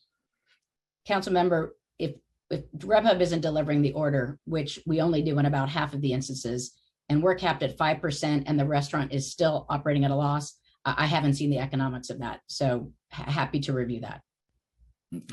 So the answer to these restaurants that show me that here's my profit and loss, and this is how my profit margins are, my business may be open for business. I am still not receiving walk-ins. They're not at a level of pre-pandemic. I am continuing to operate and will continue to operate a loss. My customers now have become phone order delivery using delivery app rather than in-house dining. They're not coming to the window. They're not walking in. They're relying on these platforms. And here's how my bottom line cannot sustain it, because I don't have the increase in gross sales across the board to cover my overhead currently. Council member, there are a lot of vendors to restaurants. So to single out one vendor to a restaurant, we believe is discriminatory. Again, if the restaurants find it cheaper to hire their own delivery service, clearly they're more than welcome to do that. They find it off. In fact, one of the last hearings that I attended, a restaurateur was asked, well, why don't you hire your own delivery service rather than pay Grubhub? And by the way, we only charge 10% for delivery when there's no fee cap. And the restaurateur said that it was too expensive. They didn't want to do the background check. They didn't want to pay a delivery driver if there was no business that night. So again, that's a business decision that the restaurant makes. Right. When you were referring to the report, was that by the New York State Latino Restaurant Bar and Lounge Association? No, it was not. It was by Lily Roca, who's the CEO of the Latino Restaurant Association. She published a letter in the San Francisco Examiner, I believe last week, because the city of San Francisco is considering a permanent fee cap as well. What was the name of the organization in full, please? San Francisco was the Latino? It's the Latino Restaurant Association, and we'll share the letter. It was published in the San Francisco Examiner. Because I'm also looking at the New York State Latino Restaurant Bar and Lounge Association, which I believe is led by Garcia, said that group's revenue hungry members as distraught at Grubhub's fees. For Grubhub to take advantage of this reliance during the midst of a global health pandemic is, the fees certainly don't outweigh the gross revenues of the restaurant industry. And that's coming from the New York State Latino Restaurant Bar and Lounge Association. So do you see any hybrid that in your mind would work for both your industry and these restaurants? And we've spoken about this in length. The restaurant and eatery industry is a very vital part of this city, not only for the cuisine, and it's a part of our actual culture, but they are actually a tax block. They contribute to the tax base of the city and a huge employer for New Yorkers. And they're an industry that we want to preserve and protect and to assure that they continue to thrive. In a perfect world, where ultimately the prices aren't so high that the consumer no longer frequents that establishment, because that would be the answer. If you want to make, if you're charging 30% and you're looking to make 10% profit, and the restaurant obviously wants to make 10% profit, now we're looking at what price for a hamburger that the customer is going to have to pay to please everyone so that there is a profit. What hybrid would you imagine in a perfect world in a very complicated city like New York, where eateries are a vital part of the integrity of this city? Well, first of all, Grubhub's profit margins without caps are about 1% on an order. And again, we're operating at a loss with these caps. In a perfect world, you know, the marketplace would set the prices, right? Without government interference. I'm with you on this. If you heard my opening statement, I am not a supporter of government interference, but there is also responsibility from government to protect industries, such as, in particular, the restaurant industry. We cannot just have them close shop. We cannot have them stop contributing to the tax base. They are a part of this culture as much as the arts are in New York City. We want to preserve and protect and allow all to flourish. And I No, think, and we agree. We, Seamless and Grubhub don't exist without a flourishing local independent restaurant scene. Absolutely, which is why we have gone along with the cabs, why we launched a commission-free product called Grubhub Direct, where we will allow our technology to power a restaurant's own website, right? One of the barriers, one of the reasons restaurants feel that they need to use one of our apps is because it's expensive and complicated to run a sophisticated e-commerce ordering platform. So we will, Grubhub Direct is a new product we launched several months ago that allows them to use our technology on their website, on their back end seamlessly. And we do not charge a commission on those orders because the restaurant drove the traffic to their website. We charge a commission when we drive an order, when diners choose to come to us because of the user experience, because of the security we provide, because of the customer service, the loyalty. So when a diner goes to a restaurant, that's their lead. We don't charge a commission for that, even if we power the transaction. If a diner comes through the Grubhub marketplace and they make an order, right? We don't pay for eyeballs. The restaurant pays when an order is made. but Grubhub Direct doesn't put them on the marketplace. Is that correct? Or limited? No, that's their website. We're powering their website. If they want to be on marketplace, then there's a charge for that. Okay. Out of curiosity, where is Grubhub's headquarters? Our headquarters is in Chicago. In Chicago. Because I'm just playing this back in my own mind as we're looking at and thinking of tax base and just finishing New York City's budget, which was done yesterday, $100 billion. And now we're looking for sources of revenue to keep this going for the future. It's going to be very difficult. And we're looking at tax bases. I'm not sure if you could even answer this question. Does Grubhub pay any taxes in the form of income tax, not sales tax, to New York City? I'll have to talk to our tax people and get back to you. And which also makes it even more important that if we know our restaurants are contributing to the tax base through real estate taxes, through income tax, and other franchise fees and taxes that we bestow upon them, it's more important that we protect them instead of and I'm again not knowing Grubhub or the other providers. I would hate the scenario of where a percentage of the sales transaction is leaving our city and going through a different state and not contributing to our tax base. It's another. Happy to get back with you again. Public company, so this information shouldn't be difficult to obtain. I didn't prepare for that. We do have an office at Bryant Park where normally right now we're at a return to work pilot program. But after Labor Day, we expect to bring the bulk of the 500 employees based there back. So it is our second largest office after Chicago. And I believe Councilmember Moyer has a question for you, Ms. Haley.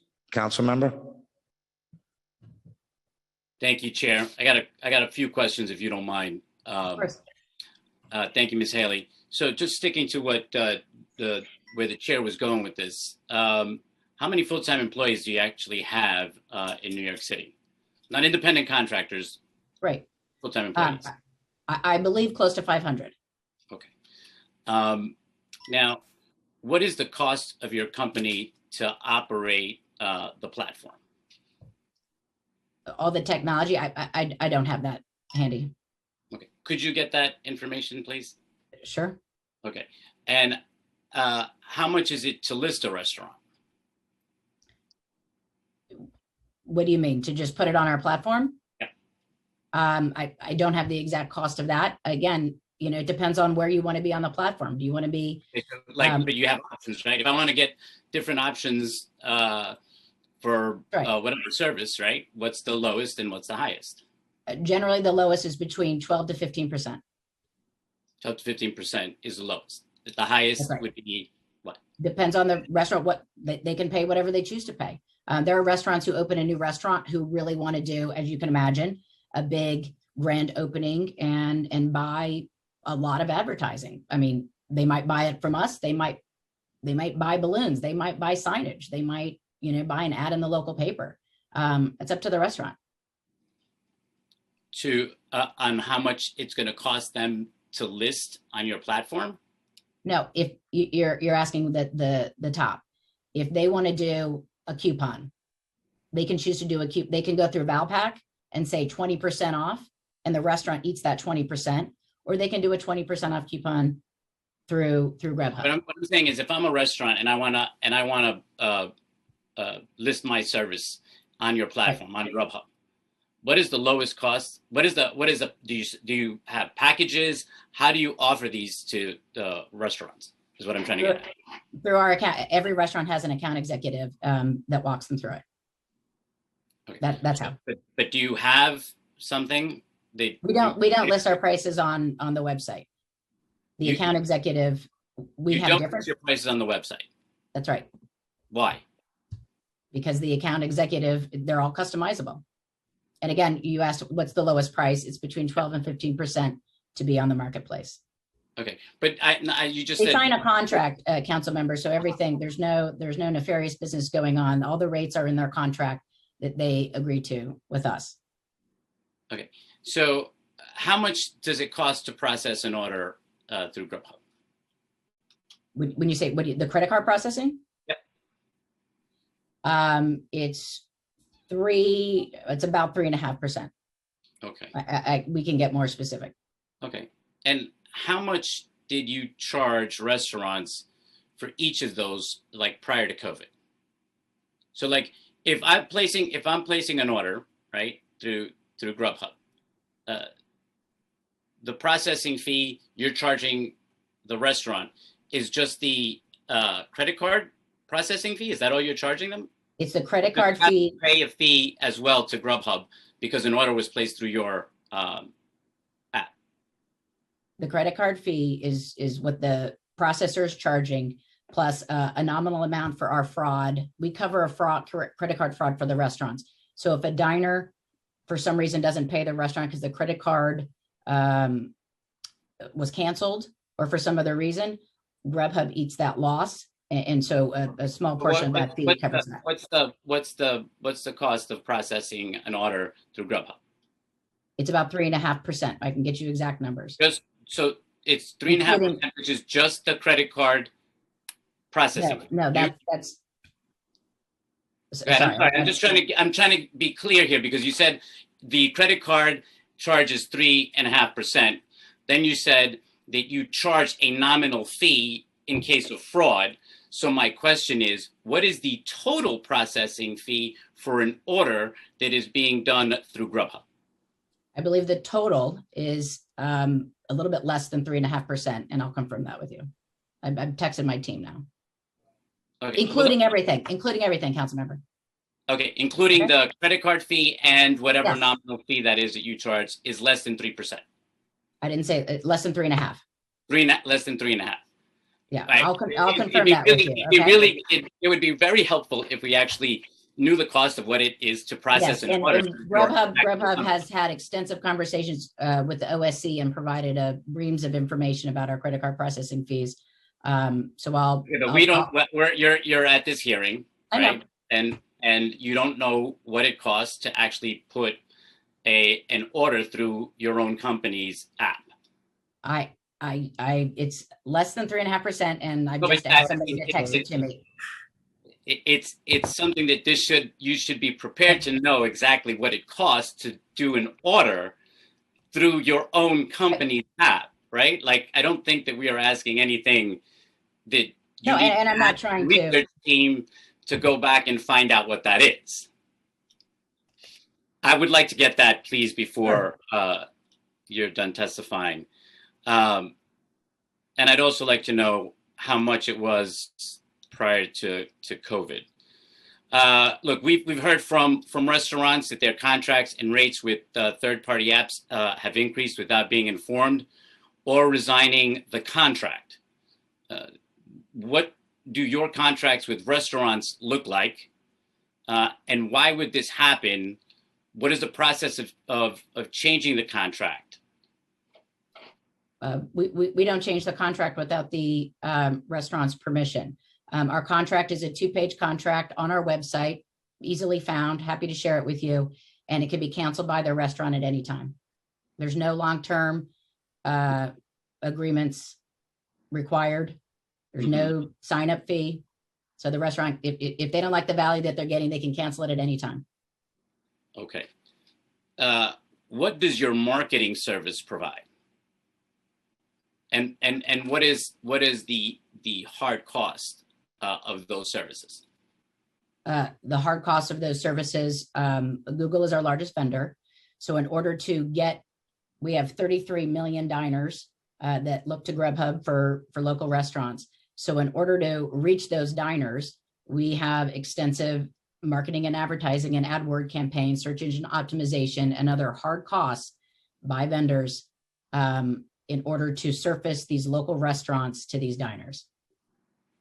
Okay, so what's the actual cost for the Google ad? It depends on the market. Google has a lot of different, as you can imagine, it depends on the keyword, it depends on the geography. Right.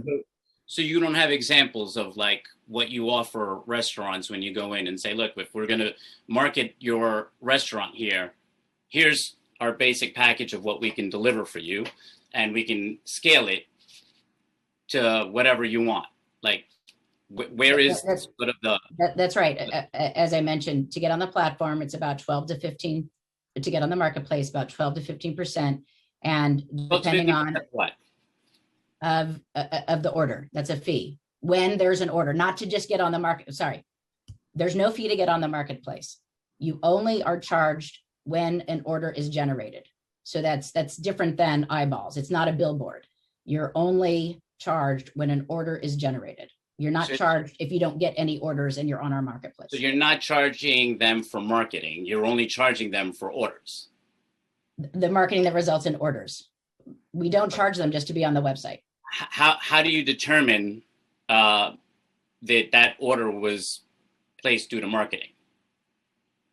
So if I go on Grubhub, if I got the app and I download it here and I want to order from, my favorite restaurant here, how is that determined? Like, I know the restaurant. How do you determine that order was placed due to advertisement and not just that I want to order from the restaurant that's right down the block from my house? How do you determine that?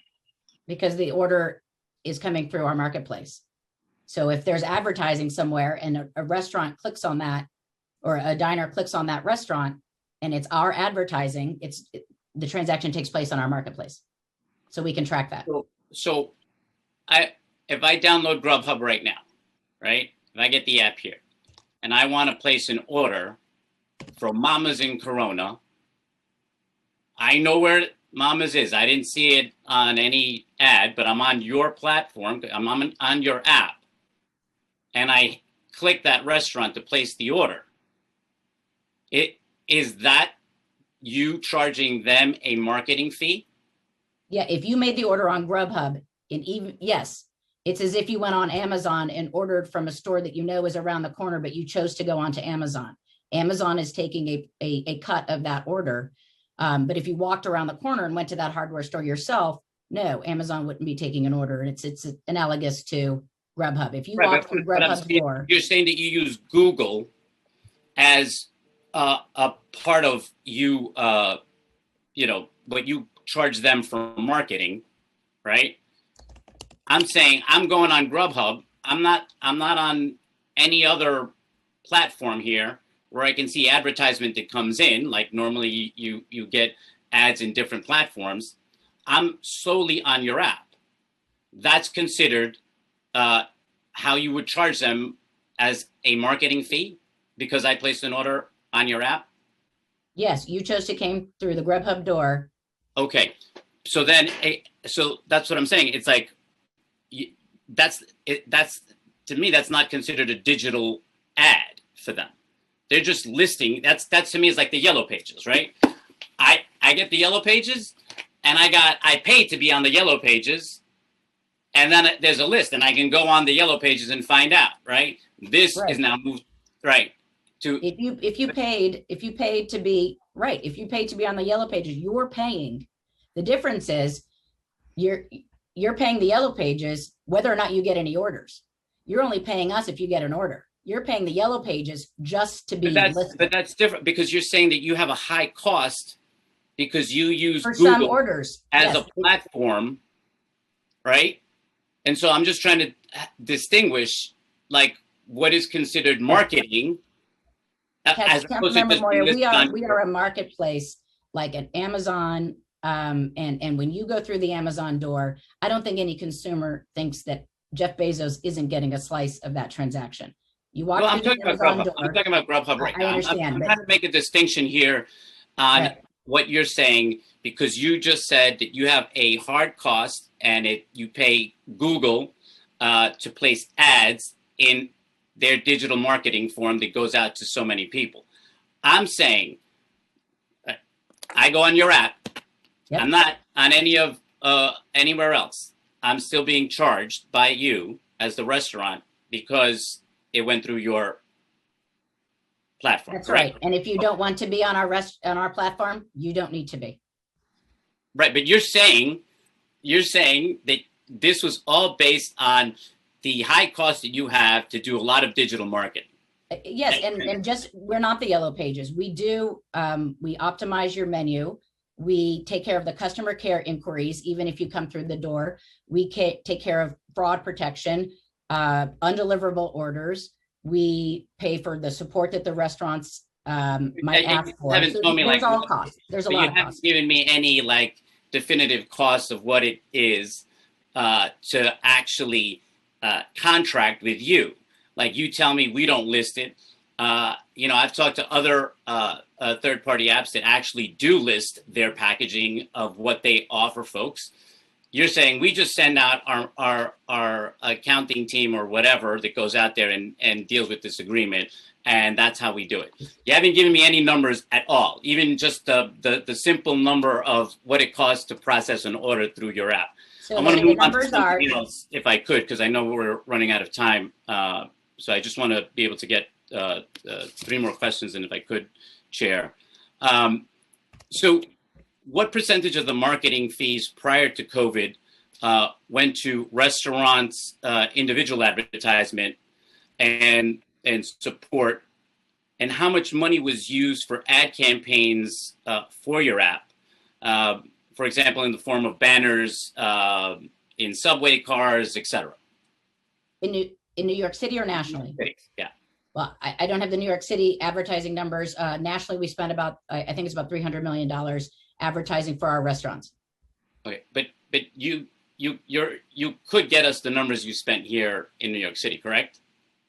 Yes, it's one of the data points I didn't have handy, but I'll get it for you. I've got the credit card information and the delivery costs. I'm expecting a huge list from you of things that I've been asking because I haven't been able to get any real numbers from you.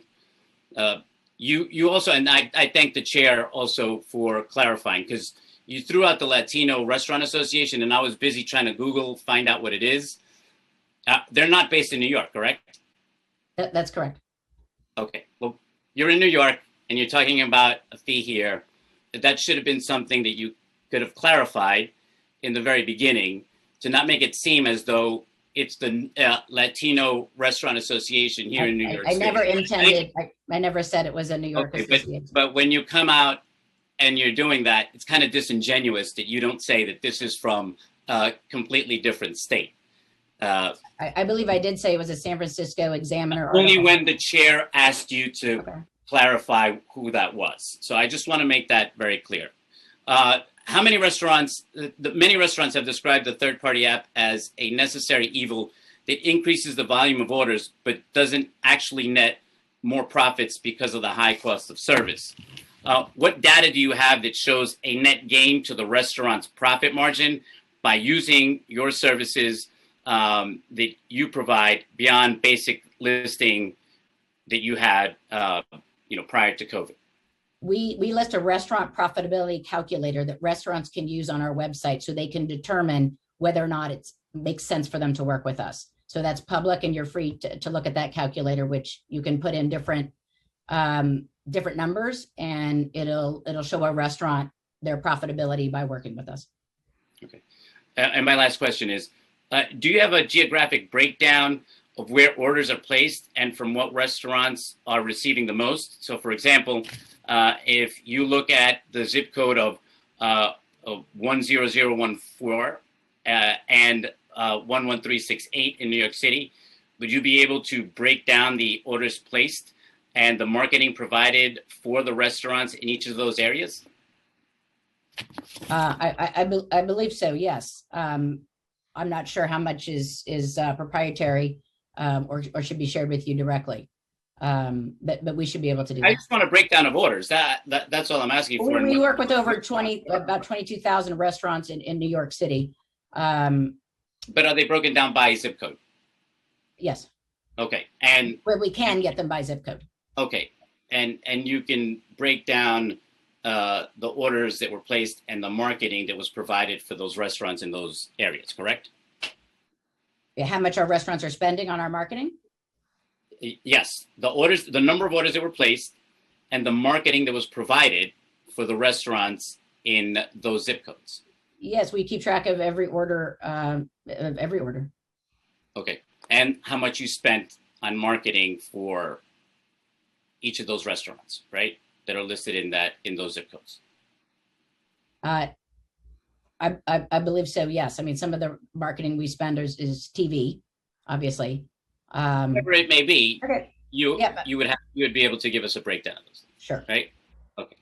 All right. Thank you so much, Chair. Real quick, the credit card fee is 3.05% plus 30 cents. So so again, I'll ask it again. What is the total cost of placing an order through Grubhub? 3.05% plus 30 cents. So you charge the additional 30 cents on top of the 3.5 credit card fee. For the fraud. It's paid by, for our credit card fraud. Yes. Okay, so that's just the only charge to That's place my it understanding. Yes, to the it's restaurant. 3.05% plus 30 cents. Right. So that 3.05% is just the credit card fee. And then you're saying you add a 30 cents additional fee for fraud. To cover our costs for fraud. We lose around $10 million a year to credit card fraud. Okay. All right. I just wanted to be clear that that's what it costs the restaurant. It's just you don't charge them anything but 30 cents to place an order. That's my understanding, yes. Okay. When you say it, that's my understanding. It's Well, do we have like we've had extensive conversation. Our lawyers have talked to the lawyers at OSC. I have not about our credit card fees. I have not been part of those conversations. But I just want to know what it costs to. That's what I'm telling you, sir. Okay, I just think that we've spent, I don't know how long I've been here, and we don't know what it actually is. So if you're telling me it's 30 cents, okay, but it doesn't seem like it's definitive. You don't know yet. You're saying, I still got to check. To me, that says a lot. So I hope that we can get the information that I asked. Thank you, Chair, so much for the time. I appreciate it very much. Thank you. Thank you, Amy. Thank you, Council Member. Ms. Haley, and I think you want to revisit that number because the 3.05% may be the fee that's being passed through, but I don't think that's the actual fee. It depends on the provider and the agreement that they have with the credit card company, is my understanding. Well, I was trying to get to a closest number as Councilman Moya wanted. It is we have different processors and they do charge different things. That's my understanding, which is why I clarified it that way. There's been reams of paper going back and forth between Grubhub attorneys and OSC. I wish everything could be as simple as one number and one size fits all, but that's often not the case. Thank you. So I'm going to follow up on just some quick questions. Did you cut wages for delivery workers during the period in which the commission cap was in effect? Did we cut wages? No. Yeah, so you didn't. Perfect. And again, on this, I'm asking a very specific question. It may not be able to be answered depending on the different offerings that you have. How much commission as a percentage did you charge restaurants for providing delivery before the commission cap was in effect? 10.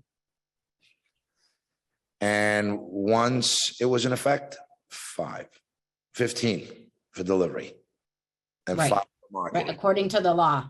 That's Right. right. Okay. Can you describe the various services you provide to restaurants and the approximate cost to you to provide these services? And I think that's what Councilmember Moya was actually asking. Are you talking about delivery? Both, all services that you offer. Some cases you offer only marketing. In some cases, you're offering marketing and delivery. I don't think you're doing just delivery. That's right. We started out as a marketing company and we didn't offer delivery until about 6 years ago. So delivery at 10% is obviously to pay the driver, the technology on the app, the customer service to deal with the drivers, the training, the PPE, the background checks.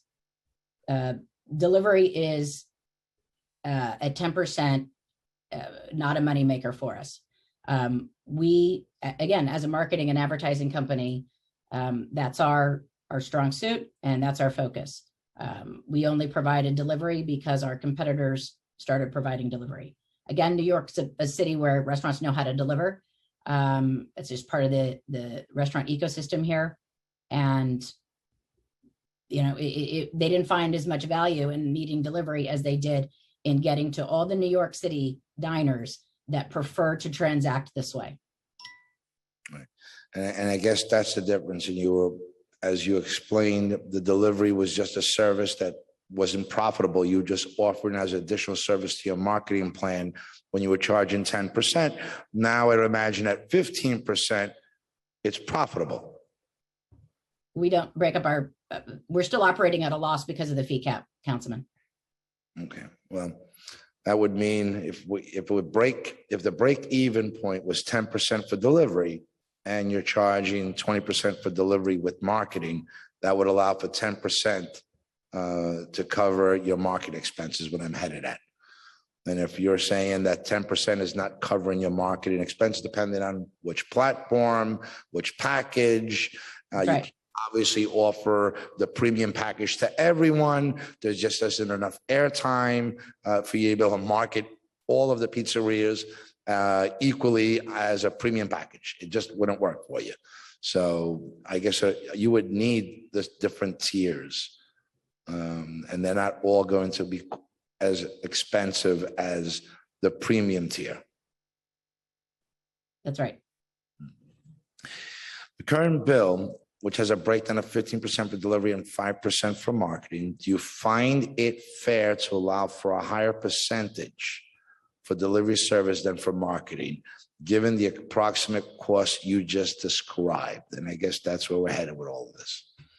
No, we don't. Grubhub provided, as I said, delivery service at 10% because we're primarily a marketing company. So our restaurants come to us for that first and foremost, to run loyalty programs for them, to run targeted email campaigns, to optimize their website, to do all of the things that a marketing company does. An ad agency has real costs. And so to discriminate against that part of the business in favor of the delivery side, we just can't support that. Again, you made a comment about the government shouldn't be picking winners and losers. And we believe that is exactly what happened under the current law. And I'm sure you won't be surprised by this because you're going to remain on the hearing.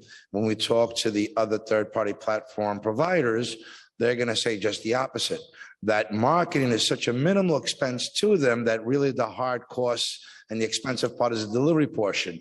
And that's why this bill is so unfair to them. So somewhere between those that are focused on delivery and marketing, where no one is happy, which probably means we did something right. If you're both, that's why we would say, well, first of all, we are different companies. And that's why we would say that the government interfering in this industry is skewing, there's no way to not skew the economics of the industry. Right. So that's why it's important for government to actually, for this hearing and for our involvement. So I'm looking at 2 reports. one from Camino Financial and one from Restaurant 365. And both put full service restaurants at a profit margin of 3 to 5%. Fast casual, which is fast food, anywhere between 6 and 9%. And then catering service, which doesn't apply to you, but fine dining at 4%. So the question that we've been asking from the first hearing that we had, please help us understand how this works. If a fast food establishment is making between 6 and 9% profit on every order, that's their gross net profit, how does it benefit them paying upward of 20% or 20% plus the credit card fees that are being passed through? That, in everyone's mind, if we do the same math, that means every sale yields a net loss. Councilmember, we've had this conversation. You profit is calculated after all the restaurant's costs are taken into account.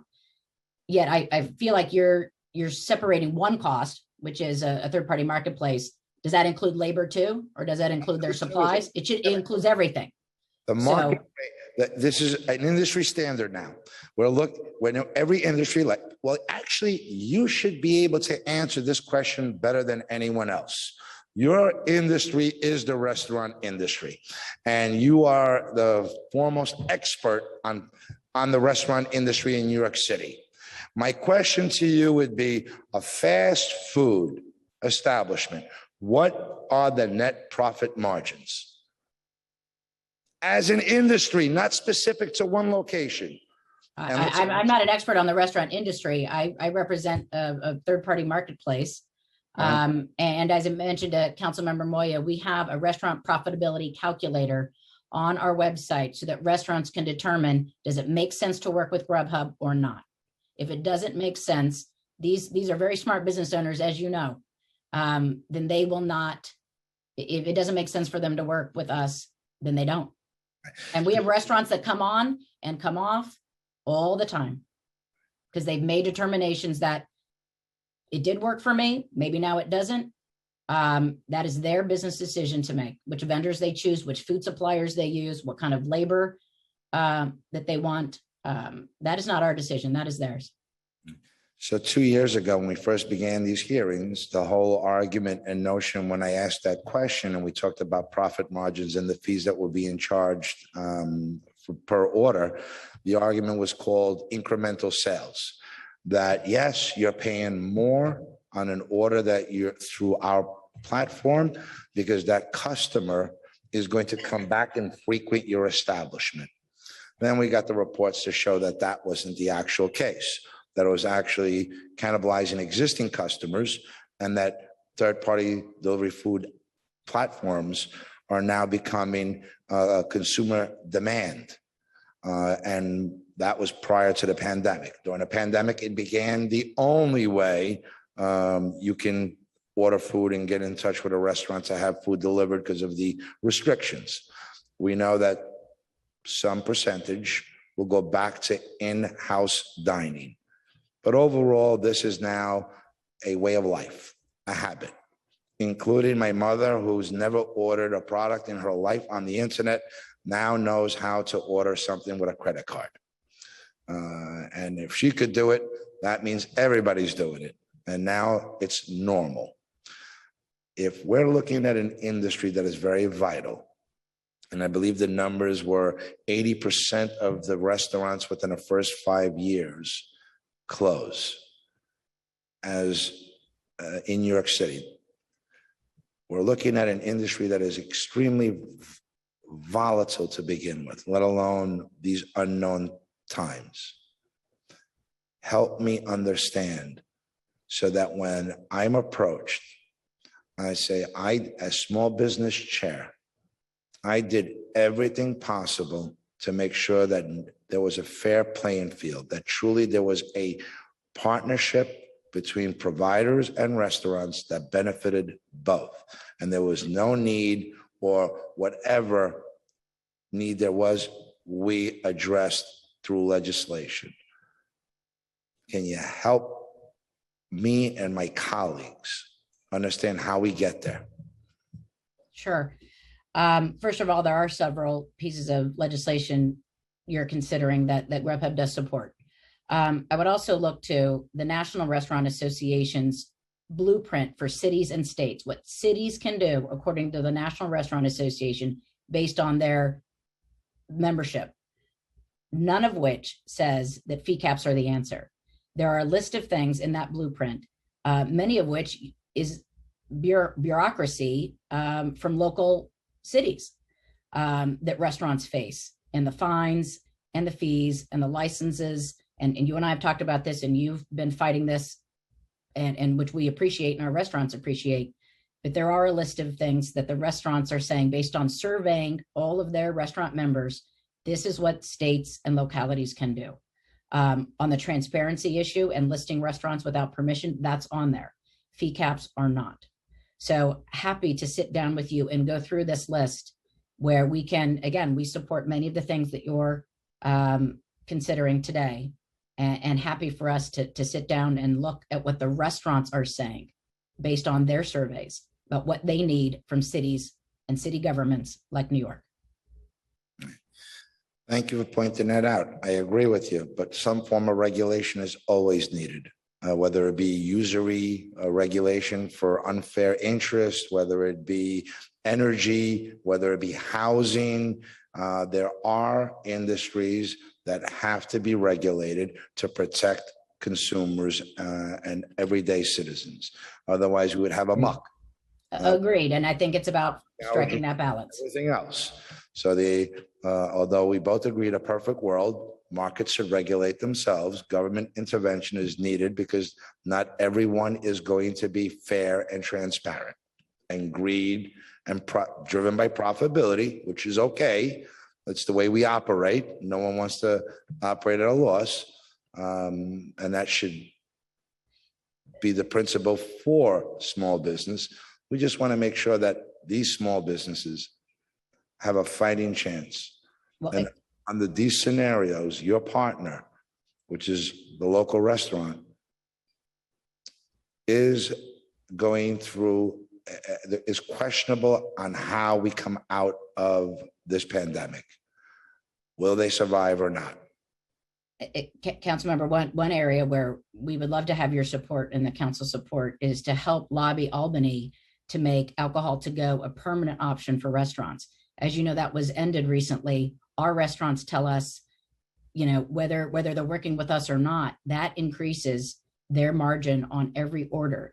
And so for the state to let that lapse, you know, we are hearing from restaurants complaining that, you know, it at a time where they need it the most, the high margin product of selling alcohol to go, having that taken away is hurting. So if, you know, we're working to support this in Albany, whatever you can do and your colleagues can do, we would certainly appreciate it, and the restaurants would appreciate it. I think that's a great idea, but the concern is we go right back to square one again. The profitability, is it 20% on alcohol? Obviously, it'll add to your profile and increase revenues if we could sell alcohol and deliver alcohol. Will be increased revenues for you. The question is it sustainable for that restaurant or that establishment where the fee would be 20%? And we go back to the same questions. Any which way I've looked at this, and every math that I can possibly come up with on every scenario shows me net losses, not profitability. Councilmember, we'll share our restaurant profitability calculator. And again, if the restaurant doesn't find value in working with us, they have other options. Right. They didn't. We understand that during the pandemic, it was a different scenario. The customer demands now third-party delivery food apps. It's a demand. And if you're not offering, I'm sure there are restaurants that would love to say, I'm sorry, I don't accept credit cards. They wouldn't have to pay a credit card fee for the transaction. But the demands are there and they must provide that service. The reality is today in this, and we're moving forward, third-party food delivery apps are here to stay. and they're only going to increase in demand. And that's wonderful, but it's going to be, I can't substantiate profitability levels for third-party food delivery apps and not take the same considerations for our restaurants. And we know, God knows, the consumer ultimately pays for it anyhow. There's only a matter of time before they can't afford the products that are being offered by restaurants. And we go back to a different argument about unhealthy eating and less expensive food and the impact that it has on New Yorkers, which already deal with obesity and high blood pressure and all the negative issues because they can't generally afford fresh fruit and fresh food, which is more expensive. And ultimately, this is a price that we'll all be paying for to correct and address. I don't have any other questions for you, unless you want to make a closing statement. No, appreciate the time. It's always a fun time talking in front of this committee. I hope we can keep the dialogue going. Like I said, there are things that the restaurants are telling us that they want and need, and you're in a position to make some of those happen, and we'd like to work with you on that. Thank you. Thank you. Thank you, Chair. Thank you for your testimony, Amy. Moving on with public testimony, I will be calling Thomas Gretsch next, followed by David London, and then Daniel McCarthy. Thomas? Starting time. I was going to say good morning, but it's actually good afternoon. Thanks for allowing me this opportunity. And before I get started, I want to thank Chair Jonai, a friend of small business, for his dedicated service to the City Council and to this committee for years. Thank you very much, Chairman Jonai. Good afternoon, and distinguished members of the committee. My name is Tom Gretsch. I'm the President and CEO of the Queens Chamber of Commerce, the oldest and largest business association in Queens County. I'm here on behalf of our nearly 1,400 members to testify in support of the bills you're hearing today that will help small businesses and throughout Queens and New York City in general. Prior to the pandemic, Queens was home to 6,000 restaurants serving cuisine from around the world. These small businesses created jobs and opportunities in every nook and cranny and every community of Queens County, especially for our immigrants and new Americans. They add character to our neighborhoods and are a major driver of tourism to our borough. Sadly, the past 16 months have been incredibly hard on the restaurant industry in Queens. We estimate that nearly 1,000 of those 6,000 have disappeared, potentially for forever. Too many cherished neighborhoods have shut their neighborhood institutions have shut their doors, and those that have survived are hanging on by a thread. I want to take a moment to highlight the 4 pieces of legislation being considered today that will help these vital small businesses and strongly encourage the committee to pass them as quickly as possible. Intro 2359 from Council Members Moya and Chair Jonai would make temporary caps on third-party delivery fees, which is scheduled to expire 90 days after restaurants are allowed to return to 100% indoor occupancy permanent. The bill will allow small businesses to keep more of the money they earn and ensure customers are supporting their local restaurants. Intro 2333 from Chair Jonai will require third-party delivery services to have an agreement with restaurants before they can be listed. Sounds like common sense. When third-party platforms list restaurants without their permission and okay, they're siphoning off customers who may have otherwise ordered directly from the restaurant, often paying a smaller or no fee whatsoever. It also creates confusion for customers and restaurants as menu items change frequently, in some cases daily. Intro 2356 from Chair Jonai will make permanent the temporary law that Time expired. Third-party services. In closing, it's been a very, very difficult year, and the Queens Chamber of Commerce supports these bills. Thank you very much for your time. I want to thank you for your work and what you've been doing in Queens and throughout the city representing small businesses. We have a lot more to do. Thank you, Tom. Thank you, sir. Thank you, Tom. A reminder to Zoom panelists, you do not need to raise your hand on Zoom. We will get to everybody. Next, I will be calling David London, followed by Daniel McCarthy, and then George Buono. David?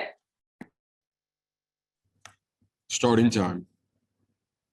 Thank you, Chair Jonai and committee members. My name is David London, and I head U.S. East Government Relations for DoorDash. And I'd like to provide DoorDash's perspective on Intro 2359, the permanent commission cap legislation. We share the council's commitment to helping local restaurants as they emerge from the pandemic, and we are committed to being a strong community partner. For example, here in New York City, we've expanded initiatives to support restaurants, delivery workers, and community members. Just in the past year, we launched an initiative to support Black, women, and immigrant-owned restaurants through our Main Street Strong Accelerator. We partnered with the New York City Hospitality Alliance to offer $500,000 in grants to help New York City small business restaurants. We've also created a range of products and services for New York City's diverse restaurant community, including options with no commission at all and commission-based options starting at 15%. And recently, we also unveiled new pricing packages, which give restaurants the ability to reach new customers starting at a 15% commission. With restaurant restrictions lifted and so many options available to restaurants, we believe that permanent price control is unnecessary. We also believe that a permanent price control would be harmful, especially in communities of color. For example, our Dashers who earn $33 per active hour in parts of the city stand to lose an estimated $19 million annually if a permanent cap is implemented. These impacts will be felt most in the city's communities of color, as 89% of Dasher earnings go to Dashers based in communities of color.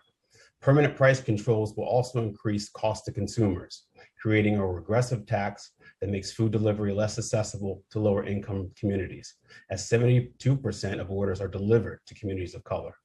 Each lost order means a lost income earning opportunity for a Dasher and lost revenue for the restaurant. Thank you for the opportunity to address you today and look forward to working with the City Council, Councilmember Moria, and Chairman Jonai moving forward. Thank you, Mr. London. Thank you for always making yourself readily available as well as we try to shape a scenario where both restaurants and third-party platforms continue to thrive.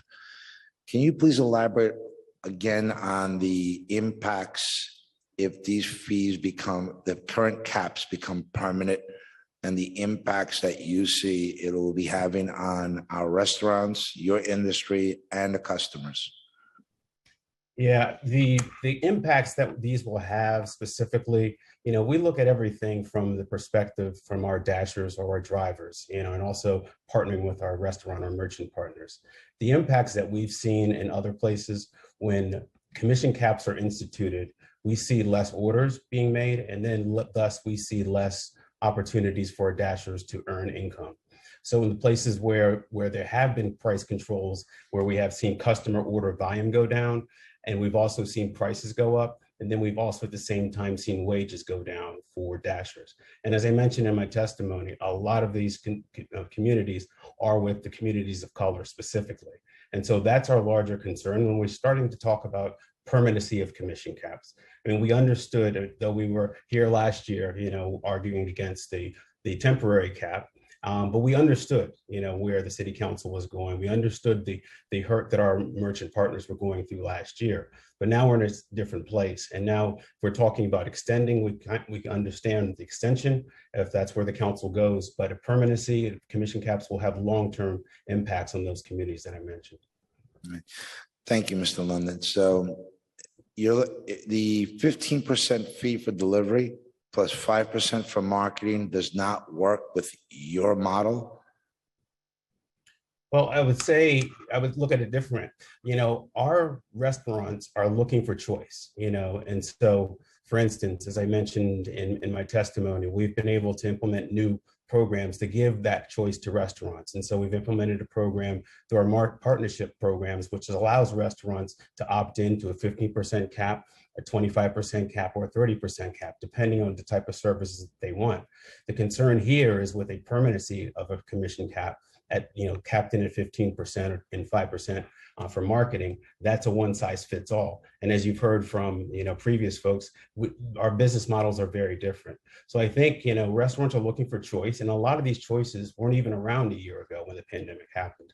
So I think giving those choices to our restaurants is the key piece, because that's what we're looking for. That's what consumers are looking for. That's what restaurants are looking for.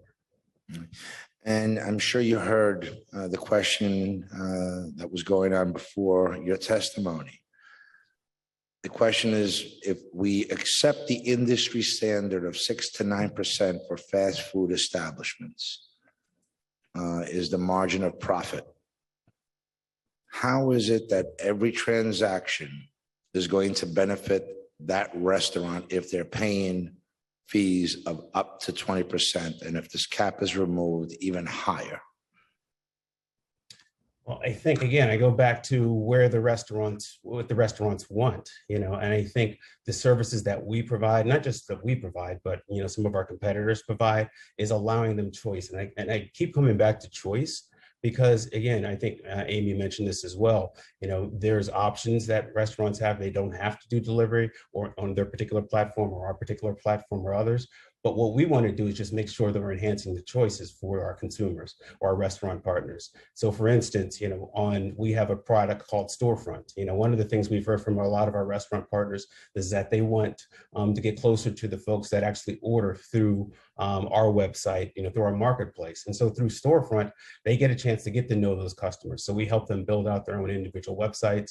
They do the orders. They own that relationship with the customer. So again, that's just one other piece that kind of goes in. So if we're looking at restaurants, some of them may say, I want choice. Some of them may say, I want to do my own storefront. Some of them may say, I want to actually just use, DoorDash or other platforms to just pick up my food and just order through their individual website.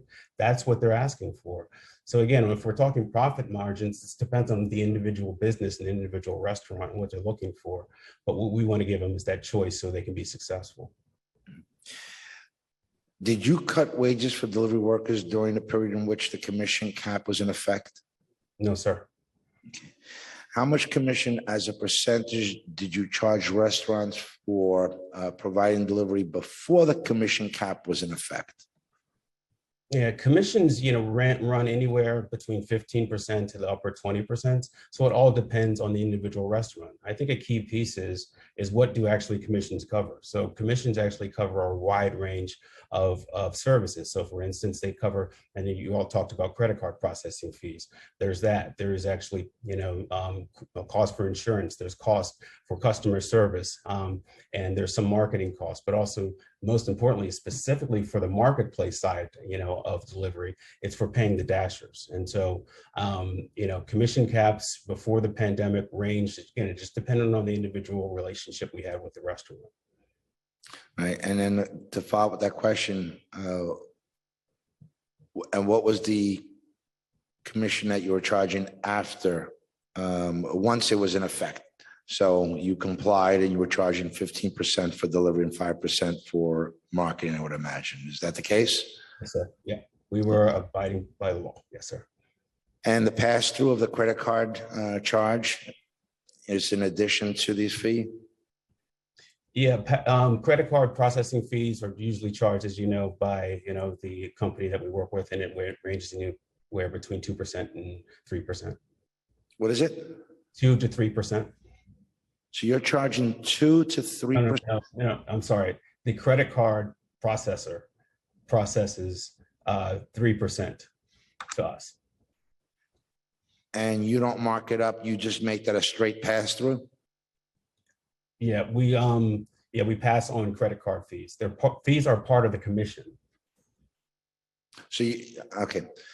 In addition to the current caps, which are 15% for delivery and 5% for marketing, that's a total of 20%.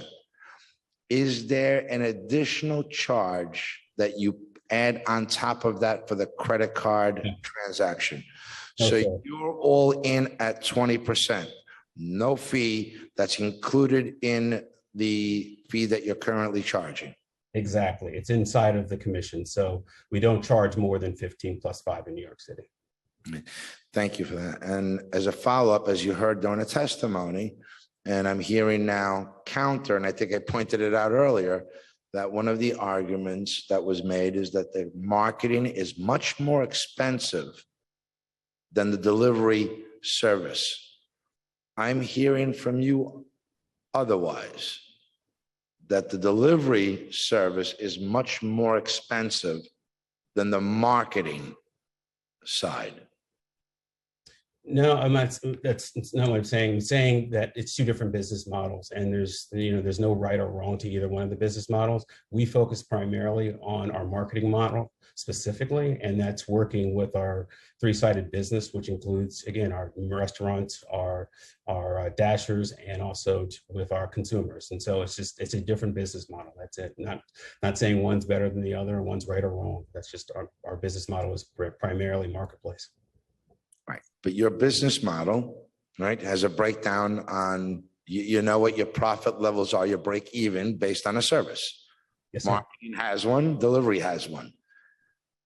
Can I hear from you what that breakdown is? In New York City specifically? Yes, New York City. I mean, again, we pay the 15.5, which we're obligated under the law to pay. So I can get back to you. Are you looking for a little bit more than that? Yeah, I know what you're charging, but I want to know where your profitability is. Are you profitable under this current cap? I'd have to check with our team on that one, but I know it's been hurting our business.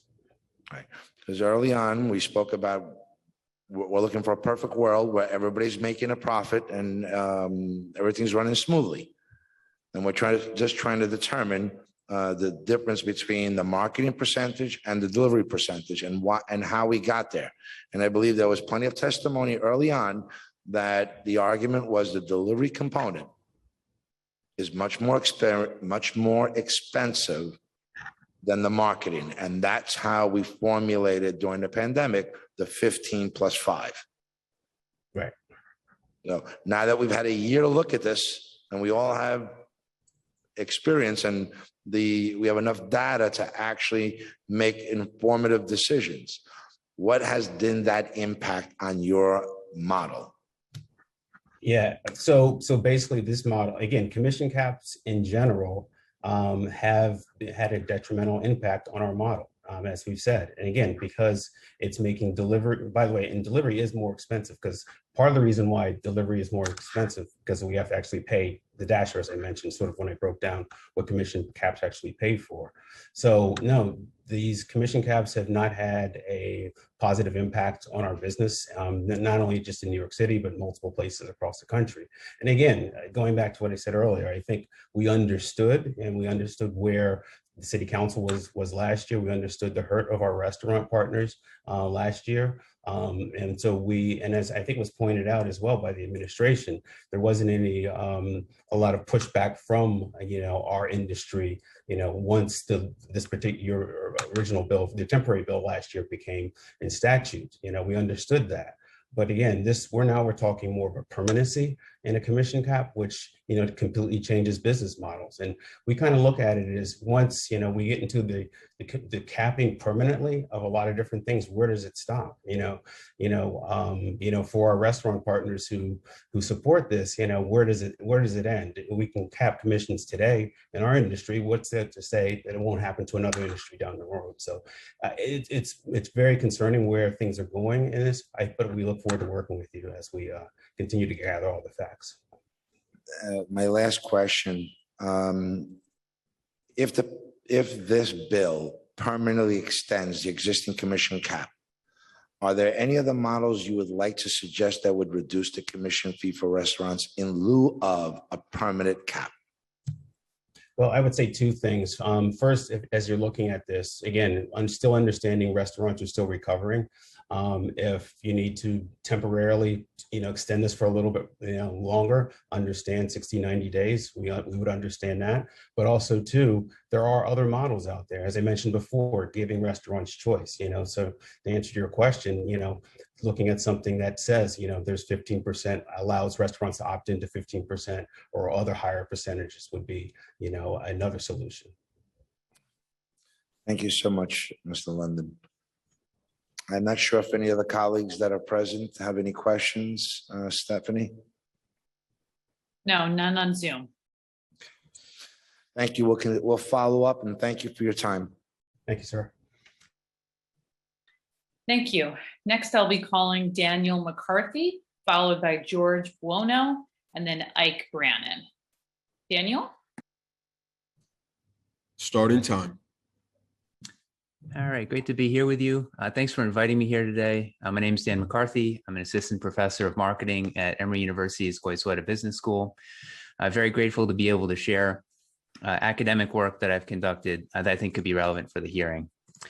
So I've been studying the impact of the pandemic on consumer behavior in the restaurant delivery category. There's been a lot of buzz about this research.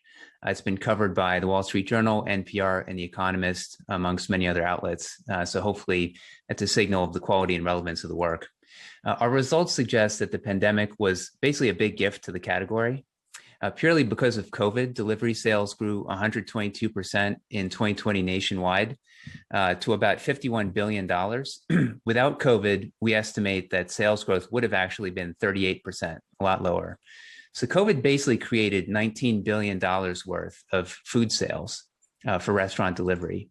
And to an earlier point that you made, Chairman Jonai, DoorDash generated about $300 million in profit over the last 12 months. And we infer a very high customer lifetime value for them. Importantly, we find that growth in the category was primarily due to substitution away from restaurant dine-in. So to say it in English, consumers were turning to delivery because they weren't able to physically go to restaurants, but otherwise would have if we weren't in a pandemic. And so the gains were largely one-for-one swaps from restaurants to dine-in visits, implying that the growth was basically a large transfer of wealth from restaurants to delivery due to an act of God. And on this level, the apps didn't generate much in the way of truly incremental sales. So while we may see some of these trends revert as we're in the midst of fully reopening on-premise dining in New York City, it's not guaranteed that we're going to see dine-in go back to pre-pandemic levels. And to the extent that they don't, the transfer of wealth from restaurants to delivery may continue well after the pandemic is over. I hope this has been helpful and interesting. I've submitted a written testimony with more information, and I'd be more than happy to talk about this at your convenience in more depth. Daniel, I want to thank you for testifying today and for your written submission. And yeah, I'm sure you've been following this hearing from this very beginning. It's just very difficult for me to comprehend that we've had a pandemic that forced restaurants to close. Your study shows a $19 billion forced sales increase to third-party platform delivery companies, which was a $50 billion overall year over year, correct? And they're still operating at a net loss. Yeah, that's the final point is the one that I'm not sure is correct. They can claim not being profitable, but when I look to their financial statements that they file with the SEC, DoorDash has been generating over $200 million of contribution profit every quarter, and they've been adjusted EBITDA positive between $40 and $100 million per quarter, and this is after the fees were imposed. So I don't know necessarily that they're profitable in New York, but I would also say that I have the geographic breakdown of their sales, and I estimate that over 10% of the category's sales are in New York City. This is across the country. About 10%, at least 10% of all the food sales that they do is coming from New York City. So if they're this profitable nationwide and New York is this big of a market, putting two and two together, that would suggest to me that they've been profitable in New York City. Thank you for that. You've referenced DoorDash only. Has your research indicated the other platforms are operating at a profit or loss? Yeah, in 2020, Grubhub, they filed with the SEC saying that they generated about $110 million worth of adjusted EBITDA profits. So, that was for the year as a whole, and it's not, front end loaded. They've been generating that sort of profit consistently throughout the year. Any other provider? Those are the two big ones that I've been following publicly. So unfortunately, Uber Eats, they don't separately disclose because they're under the Uber umbrella. Otherwise, I'd have figures for them as well. So does your study go into the impact that these caps have had and what it actually means for both the platform and the industry as a whole? Do you have a conclusion that you formulated? The main thing that we see is kind of the nationwide effect of the pandemic. And to the extent that we've continued to see dramatic growth in the revenues, which really has not slowed down at all, that sort of boost that they've gotten, off of what we would have estimated they would have done if we didn't have the pandemic, it really hasn't slowed. So certainly, at least to the extent that that's true, it would imply to me that the caps have not had a dramatic effect on gross food sales volume. And moving forward, as we come out of this pandemic and restaurants are open to full capacity limitations, the trends and the level of comfort before diners start frequent and enjoying indoor dining again, that swing will go back, but never back to where it was prior to pandemic, as it becomes a consumer behavior now. It becomes not only a habit, but a demand. Yeah, our figures would suggest that habituation is a reality, that we've seen people when they start using delivery, they just tend to use it more and more and more.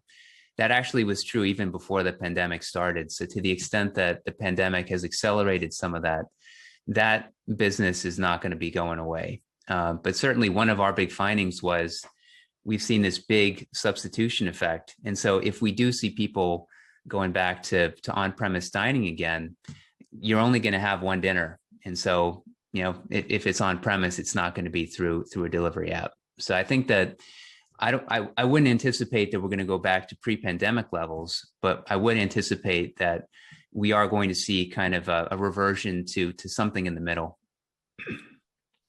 Thank you so much. I'm grateful to you, and we're going to stay in touch as we continue to go through your submission and your findings. Thank you. We're grateful for your time that you've given us and for the research that you've done. Thank you. Thank you, Daniel. Next, I'll be calling George Buono, followed by Ike Brannon, and then Andrew Ridgey. George? Starting time. My name is George Buono. I director of operations restaurant industry for over 40 years. One thing I can say about delivery is it's gone to a place where no one picks up the phone to place an order. This is your personal website to place an order. Everything is done through these third-party apps. I guess it's for some convenience purposes for the consumer. George, you're cutting in and out, and it's very difficult to hear you. So you may want to bring the speaker a little closer to you because you're fading in and out. Is that any better? Much better.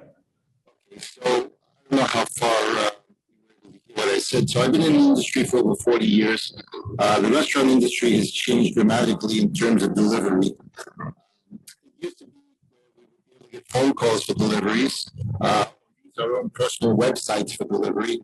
It's gone to the trend now where everybody just uses third-party apps. We work on very small profit margins. Typically, 10 cents out of every dollar is towards our profit. And when you 15 to 35% to be paid out to third-party vendors, it basically leaves nothing left for us. As you said, through the pandemic, a lot of us were open serving guests without people being able to walk in, and we were paying commission to Grubhub and DoorDash and Uber. There was nothing left. We were basically working for free through the pandemic. So I hear you, George. I'm not sure if you can hear me well because your connection isn't the greatest.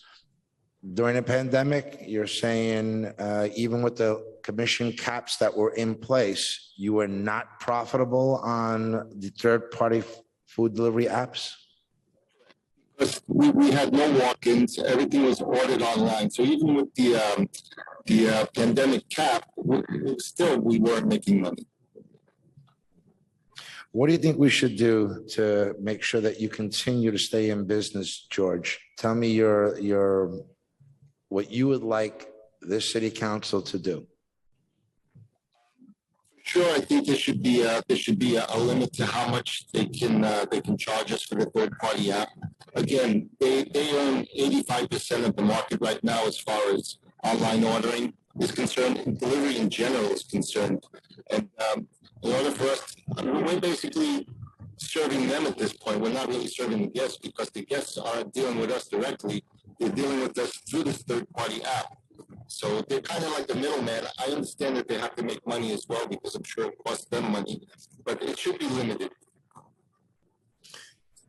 George, that's why this hearing is so important and why it's ever more important that we hear from the restaurant operators as we figure out how we can help level the playing field to make sure that you stay in business and that the industry thrives. Your testimony today is well noted, and we're grateful to you. Thank you, George. Thank you. Next, I'll be calling Ike Brannon, followed by Andrew Ridgey, and then Robert Bookman. Ike? Time will begin.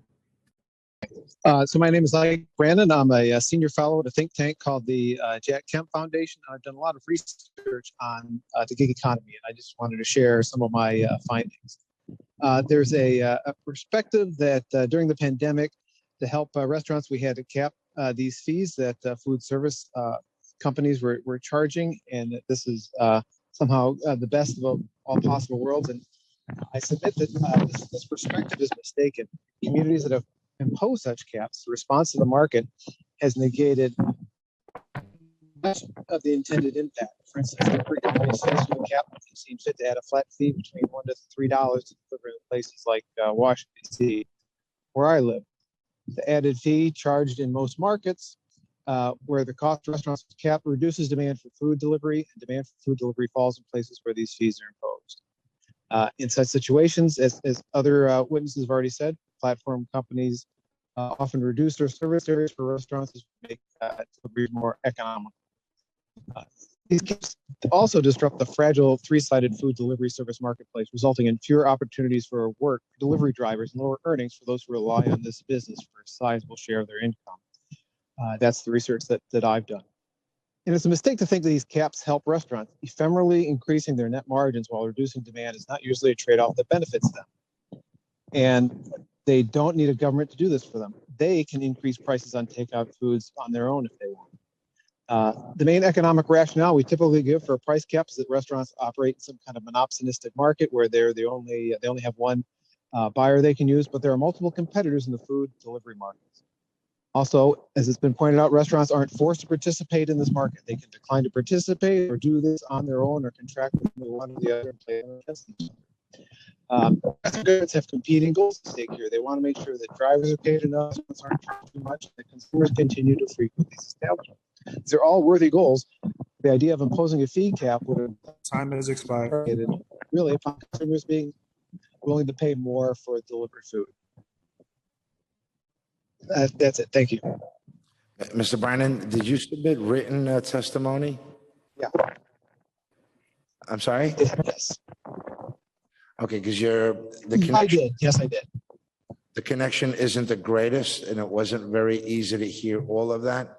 And we were missing some key words there, but I look forward to reading a testimony and anticipation of that. I only have a few questions for you.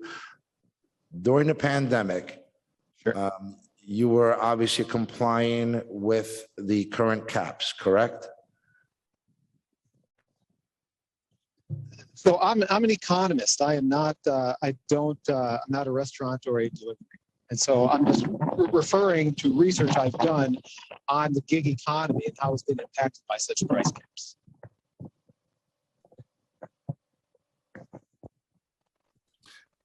Mr. Brennan, the connection is poor, so I look forward to reading your testimony that you had submitted in writing, and then I'm sure I'll follow up with you with questions. Is that okay? That would be perfectly fine. Thank you. Thank you. Thank you, Ike. Next, we'll hear from Andrew Ridgey, followed by Robert Bookman, and then Josh Gold. Andrew? Your time will begin. Good afternoon. My name is Andrew Ridgey. I am the Executive Director of the New York City Hospitality Alliance. We are a not-for-profit association that represents restaurants and nightlife establishments in the 5 boroughs. I submitted written testimony, but I will summarize that here. I just want to let you know there are many other restaurateurs that unfortunately couldn't stick around, but will probably submit written testimony as well. So let me be clear. Delivery is very important to restaurants, and it's quintessential to New York City. There's nothing inherently bad about delivery companies, but it's the unchecked market dynamics that creates an environment for certain billion-dollar corporations to use their leverage to exploit New York City restaurants, workers, and consumers in order for them to stay competitive. Now, as you know, this exploitation began long before COVID-19 struck. And these companies, as you heard in testimony earlier, have only consolidated power throughout the pandemic. And now legislators must enact this package of common sense legislation to support the long-term recovery ahead of us and the future of our industry and city. So first, we support making permanent the critical fee cap on third-party delivery fees that's set to expire. We cannot go to the 25, 30+% fees where restaurants don't make money or they're even losing it by doing these deliveries, but they're not empowered to leave these platforms because they control the marketplace and they control the data. Mind you, there's another bill that would require third parties pass on the data of their customers to restaurants. I hear about unintended consequences. What about the intended consequences of the unchecked market right now for these few companies that hold so much power? If there was some unintended consequences, you could always go back and modify it. We know, what we do know is that the current marketplace does not work. Second, we support prohibiting third-party companies from charging restaurants bogus fees for phone calls that don't result in orders. I mean, this is bonkers. The fact that we actually have to have legislation to prohibit a company from charging a business a fee for services that were never rendered is kind of crazy, but we need it. Third, we support requiring third-party delivery companies to have a written agreement with restaurants before listing them on their site. Currently, they pull outdated menus without restaurants' permission. They post outdated menu prices, menu items that are no longer there. It creates tons of headaches for the restaurants. Obviously, for the workers, they go try to pick something up or place the order. It's not even there. Customers get angry. They blame the restaurant's delivery workers or put in a bad place. That practice needs to stop. Fourth, we also support requiring full transparency to consumers about direct restaurant phone numbers and secondary phone numbers. Many of these third-party companies, they set up additional secondary numbers for the restaurants. They then use their sophisticated techniques to make those numbers appear ahead of the restaurant's direct number, and then they charge a fee. And we know what happens with these phone call orders. They are charging restaurants fees for phone call that don't result in an order. It needs to be stopped. So in closing, I just want to say that these bills are straightforward. We understand some may be addressing a bit more complex issues, but you will continue to hear fear-mongering from opponents and those they've enlisted in an attempt to stop being regulated in any way, shape, or form, or fashion.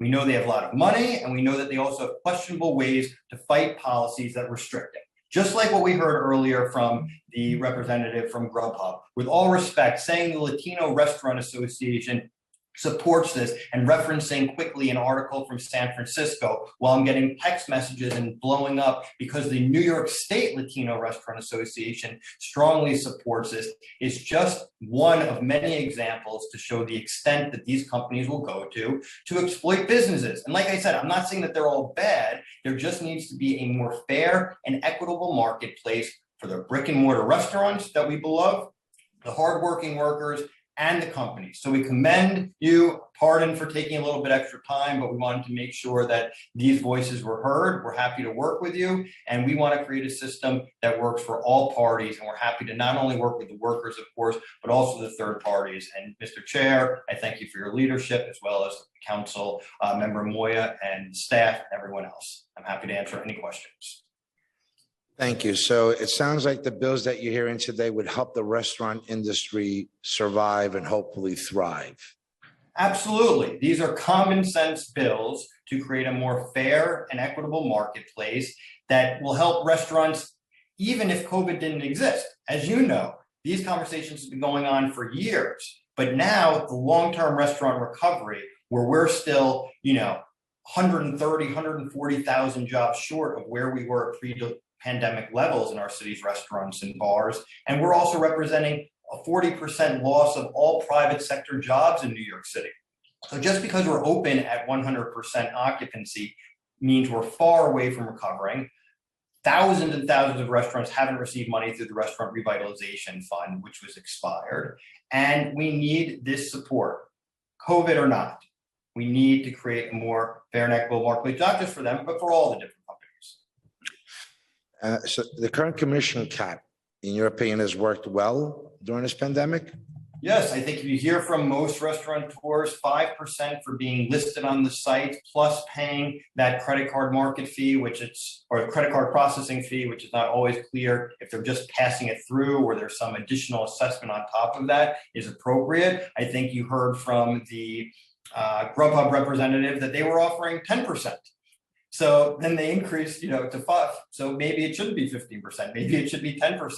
I know some other companies charge a flat rate. I mean, that's also the thing in this conversation, right? It costs these companies, outside of the credit card processing fee, which they're passing on, no more to process a $20 order or a $200 order. So the incremental increase, of these percentages also doesn't really make sense. And when I went back to customer data and repeat customers, we know a lot of this business is not incremental sales. It's third parties using hundreds of millions of dollars in marketing and other types of technical sophistication to siphon off business that would have gone directly to restaurants, in which they would have paid no fee or a much smaller fee, through their platforms. And it gets very detailed. I won't get into all of it, but even in Google ads, on the corner of the page for some ads, you'll see the restaurant's organic listing. But within that organic listing, you'll say something like support, independent restaurants, order direct. And it's a Grubhub listing. So you think you're going to right to the restaurant, but then you click on it and it's siphoning off. And that's the same thing with the phone number. So, it's complicated. I get it. But the cost of not doing anything greatly outweighs the attempt to bring a massive company or massive companies in a massive market into a regulatory framework. And that could be adjusted in the future, but we can't not do anything and we can't be scared.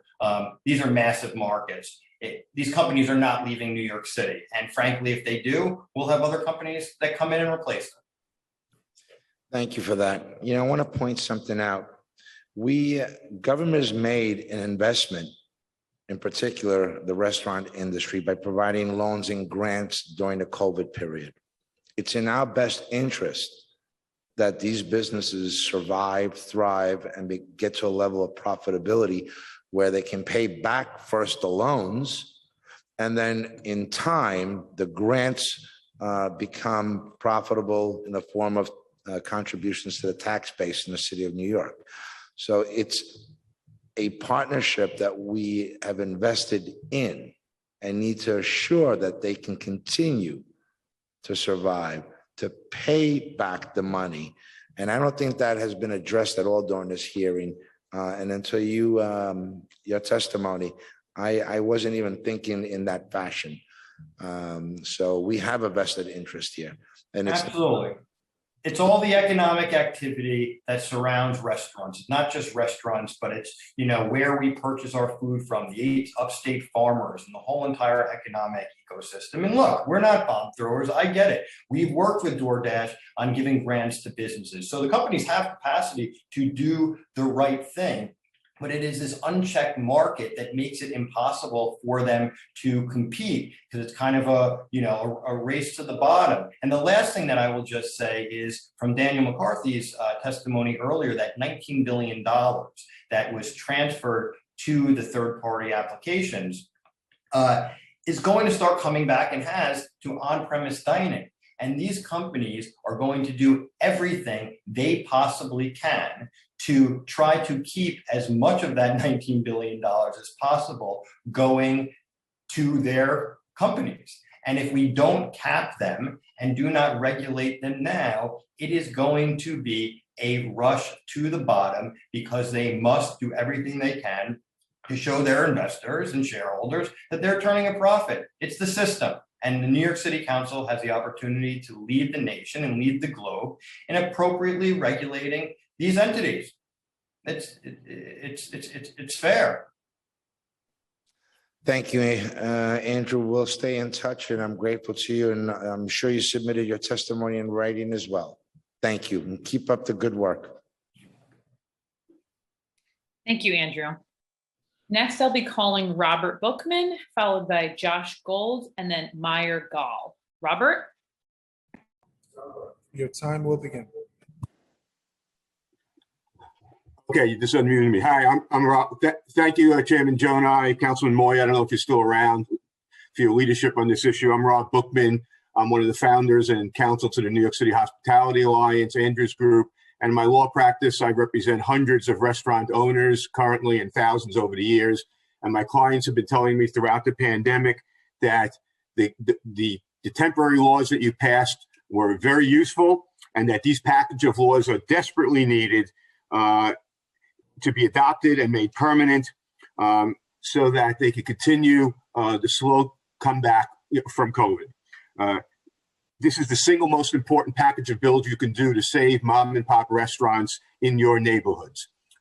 As Andrew said, this is a highly unregulated market, and being a former counsel in the New York City Department of Consumer Affairs, I'm very familiar with government regulation, and it's perfectly appropriate for the government to regulate a Wild West unregulated market, which is what we have here in a very important industry. I disagree with what the representative from DCWP said on a couple of situations. One is, it's not unprecedented for that agency and for the city government to regulate business to business. They regulate a number of business categories now, which are business to business categories. And the city has for years, whether it be taxi medallions or whether it be commercial trade waste. So it's not unprecedented. You're allowed to regulate them. And I do believe that licensing would help, and that licensing law would help, because it creates a legal structure for all these other regulations. So I disagree, with them on that. Also, we need to understand that this is consumer protection, these laws, because it's not just protecting small business, it's protecting consumers, because this has to get paid for one way or the other. So there's either a higher cost to consumer directly, or there's higher costs to consumers indirectly. But one way or another, if these businesses, these mega billion-dollar businesses are unregulated, there's going to be higher costs, both to consumers and small businesses. The Grubhub representative and the DoorDash both said that they didn't make a profit last year, when the economist said they clearly did. And understand, when a corporation's profit line doesn't include the $20 million that they pay, their CEO, that goes to expenses. But in the real world, we understand that to be profits as well. And of course, it's not.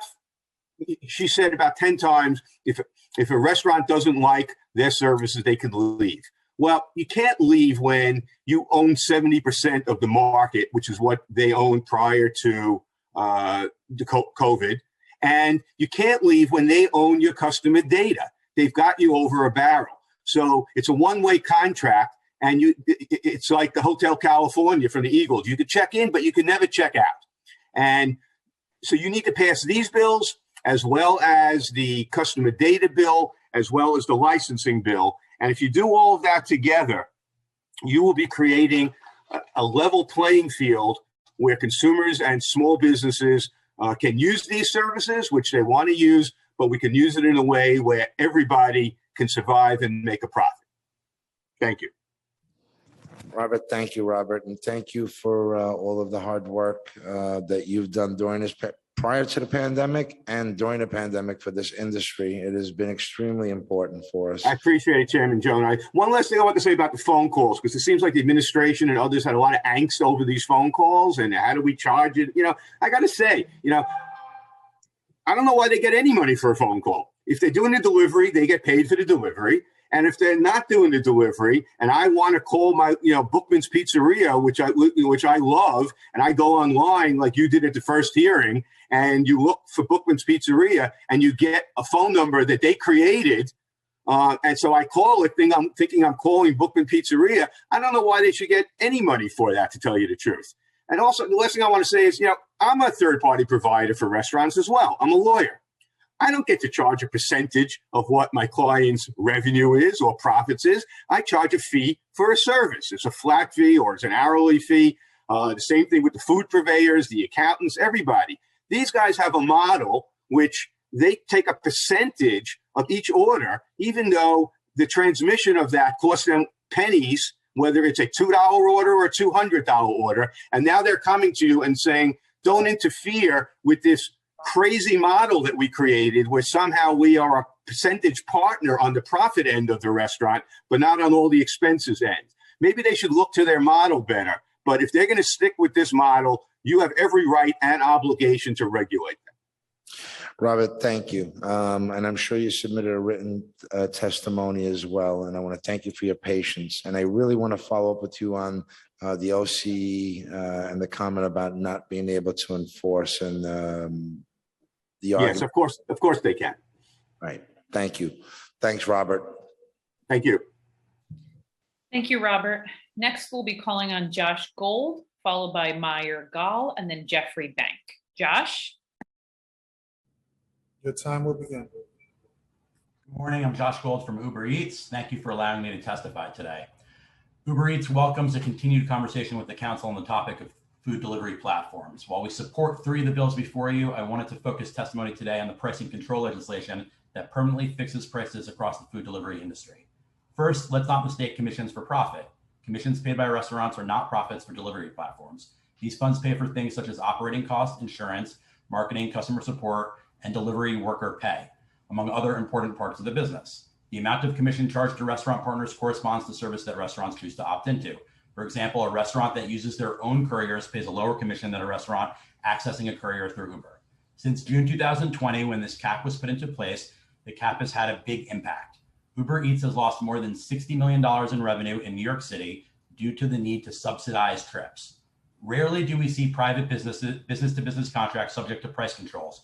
And in the rare case, namely public utilities or state of emergencies, it is to prevent price gouging, and the contract is set to ensure that the utility is still able to gain a profit.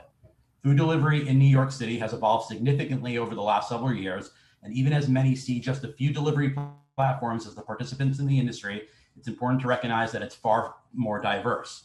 On the logistics-only side, or the delivery side, companies like Relay have established a substantial business to provide delivery in New York. And on the consumer-facing side, many additional players exist, from large companies like Toast and ChowNow to smaller competitors who have recently entered the market like Astoria Eats. We do, however, understand the council's desire to support our restaurant industry as it continues to face challenges to recover from the pandemic. With tourism and business travel still suffering and commercial offices unoccupied, a full recovery may seem temporarily elusive, and we understand that New York City restaurants may need a longer runway than other cities. To that end, we would encourage the council to explore extending the cap rather than making it permanent. The council has already extended the cap, and nothing is stopping the spotty from doing that again if the situation warrants it. Alternatively, the council could look to other jurisdictions like Chicago, which will require third-party platforms to offer at least one option at 15%. Thank you for your time. I look forward to any questions you may have. Thank you, Josh. I think you said $60 million was the loss during the pandemic based on the cap? Correct. And that's when you... I'm sorry. I was going to say, to answer your question about cutting wages, which I know is coming up there, we ate the $60 million instead of cutting the wages. I'm sorry. Repeat that one more. I think you're a little far from the speaker, and I'm not hearing you very well. I was saying the $8 to $60 million instead of cutting wages. I was asking your next question for you, having heard Amy and David. You saw increased sales, I'm sure, during the pandemic as being the only option for food to get to customers. What was the increase in your overall gross sales that led to a $60 million loss? Our increase Uber Eats wide was Uber Eats wide? Uber Eats wide. I don't have New York City specific numbers. I can get you that, but it was in the second quarter of 2020. 2020 was 885. Sorry, the increase in sales went from $6.9 billion to $12.4 billion in the most recent quarter, where the numbers have been reported to the SEC. 6.9 to 12 billion. Is that what I heard? Yes. Billion. 12 billion on sales on the restaurants, right? The restaurant takes the vast majority of that. For us, the amount of money we kept went from $885 million to $1.7 billion. And that's what percentage increase roughly over year? Looks like 100% increase year over year. 110% increase in gross sales, and you're operating at a loss. Correct. And what was your level of profitability prior to that, just from Uber Eats? We had not been profitable. Oh, so what was your net loss then? The quarterly loss in the most recent public data was $200 million. Okay. The Q1 of 2021, for Q1 of 2020, it was $313 million. 313 million, is that what you said? Yes. Okay. So then actually the pandemic not only helped, and the caps really helped the amount of loss, went from 300 million to 60 million. I'm looking at Q1 2020. I can go back a little further and find different numbers. But either way, it's not.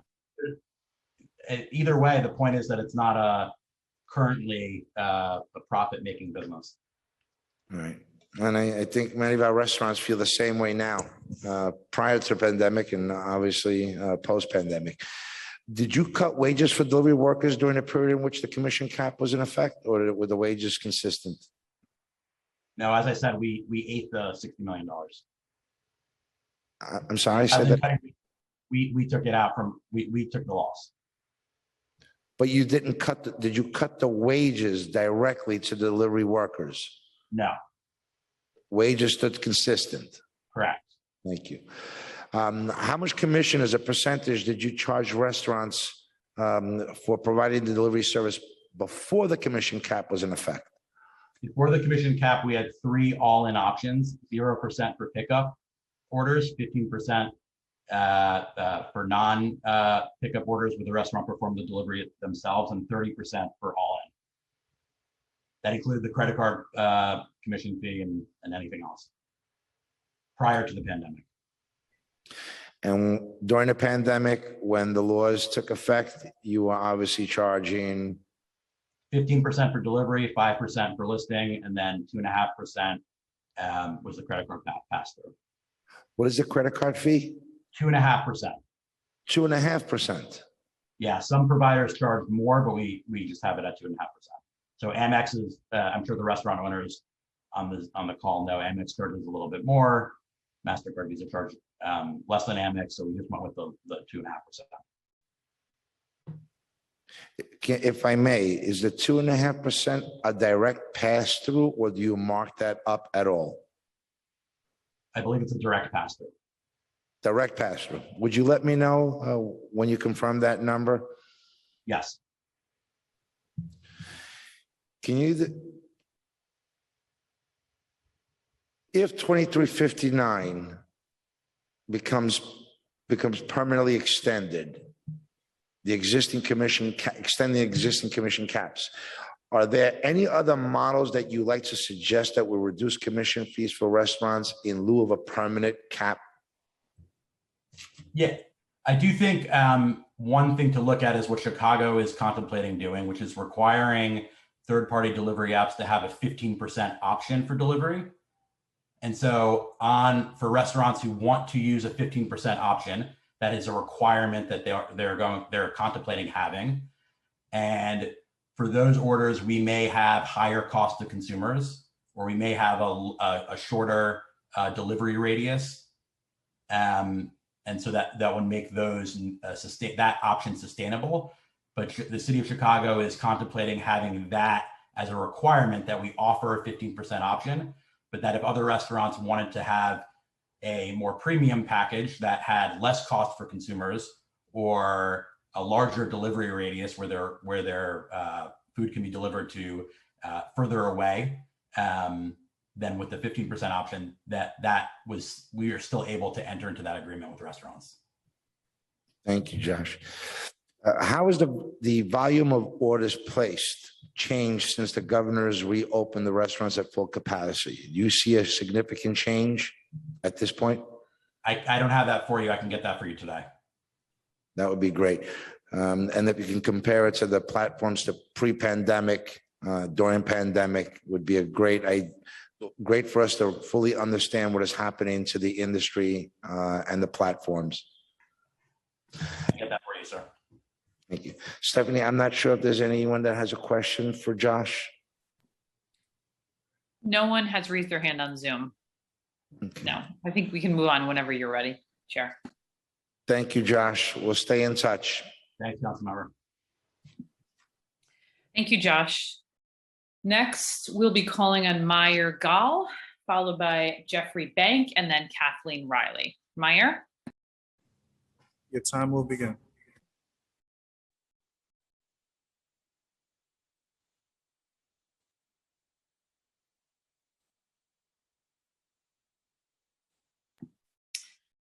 It appears Meyer Gall is not present, so we will move on. Next, we'll be calling Jeffrey Bank, followed by Kathleen Riley, and then Lisa Soren. Jeffrey?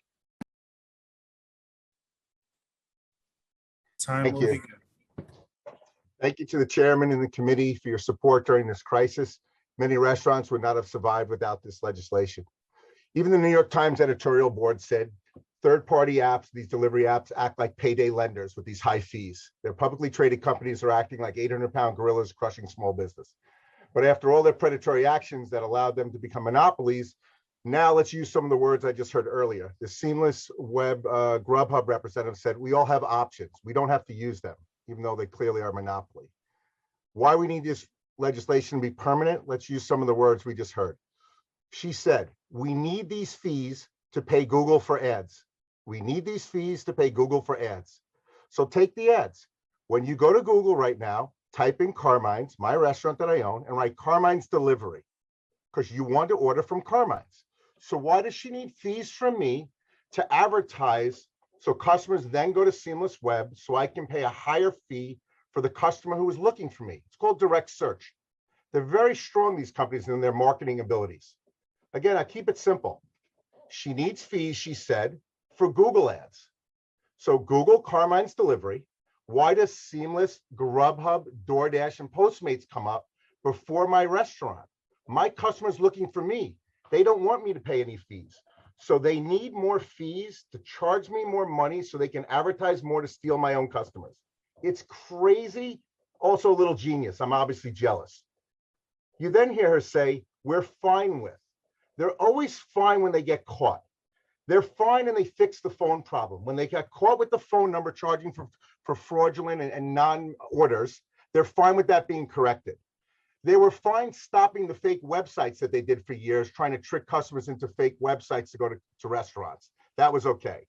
They're fine that now you don't have to be listed with them if you don't want to be. And now this new engine, this new scam, we're going to give a free storefront, I think DoorDash called it, so people can order directly, yet they're advertising to direct them back to their own websites. Time has expired. These companies are just not, they've shown not been legitimate partners. American Express charges all restaurants the same fees. I think this company should look into another word that she said. She said the reps decide what people pay. It might be interesting for you to look into Grubhub and see, are they charging the same fees in different neighborhoods or races? Is there discrimination going on? Amex charges us all the same fees. I don't know why Seamless and Grubhub let their reps charge whatever fees they want. But whatever you decide, the most important thing I beg of you, Make them make their fees be transparent on the bills. That's it. At the end of the day, 5%, this percent, that percent. Let customers know how much they're actually charging. Let there be transparency. Thank you for the time. Carmine, thank you. And while you were sharing with us, when you Google your name, you're absolutely right. It's 1, 2, 3, 4 platforms come up before your website. And here's the irony, Chairman. I paid for those ads and higher fees. I have to be a moron. That's what happened. Carmine, do you have written agreements with the platforms?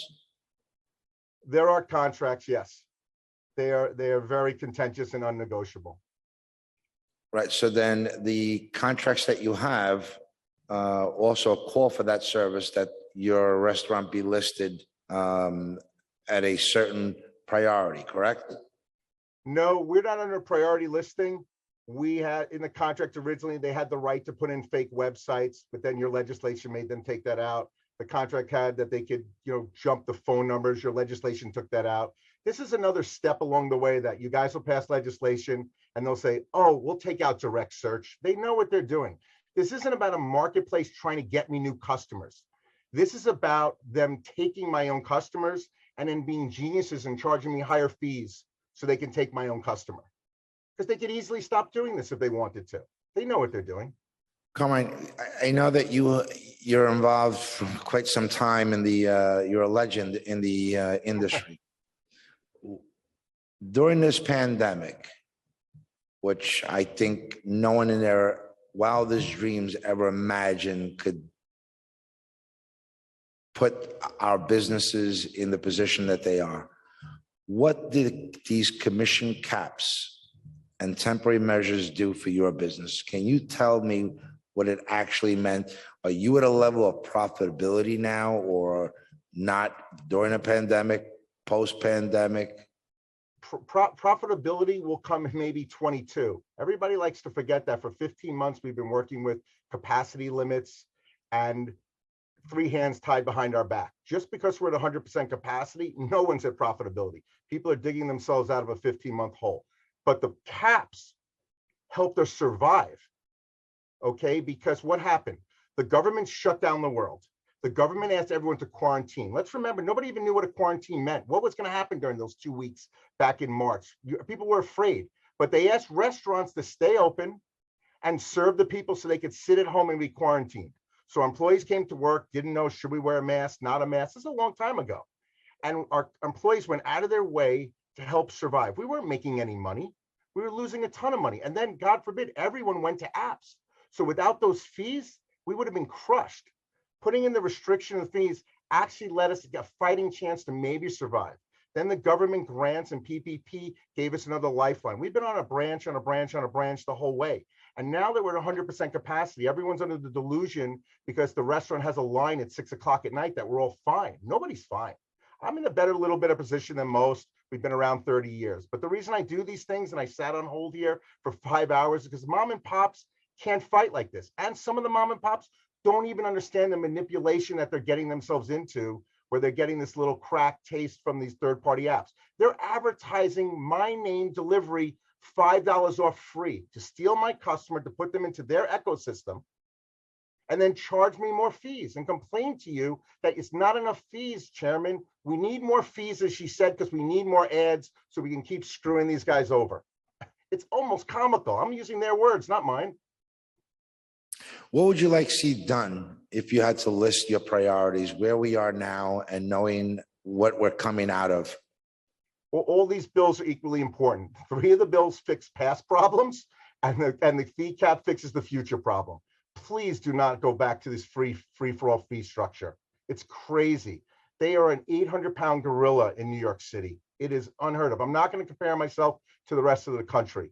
In New York City, everyone uses Seamless or Grubhub or whatever it's called this week, okay? And allowing them to charge whatever they want or now say, so just leave if you don't like it, is ridiculous. It's impossible. They know what they're doing with this direct search scam. They knew what they did with the phone fees. They knew what they did with the websites. They knew what they did with listing restaurants that didn't want to be listed.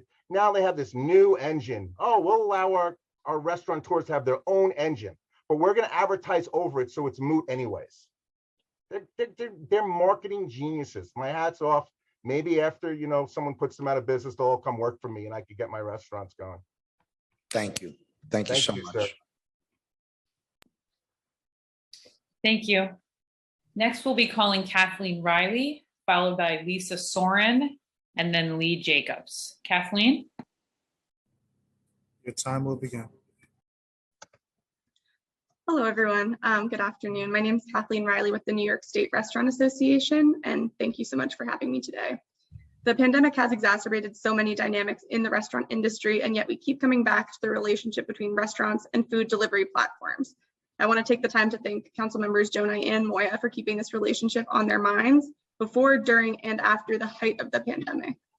Thankfully, New York City Council did take the responsible step last spring to set some boundaries on the fee structures that the delivery platforms could charge, which corrected the relationship imbalance, at least temporarily.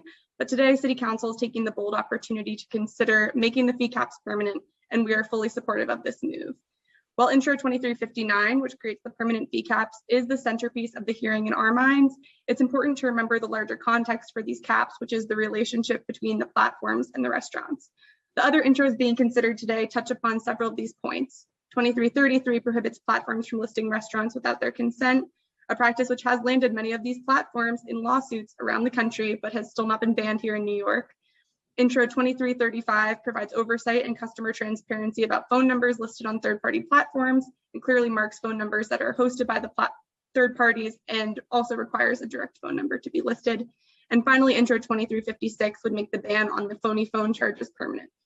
Baffling that the law needed to be passed in the first place, but exploitative practices by these platforms made it a necessity.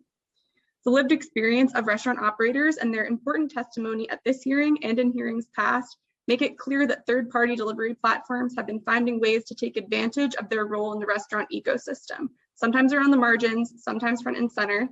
Thankfully, City Council has not lost focus on this sector, and they've taken the opportunity to learn more about the dynamics at play and introduce legislation to solve problem after problem that has come to light.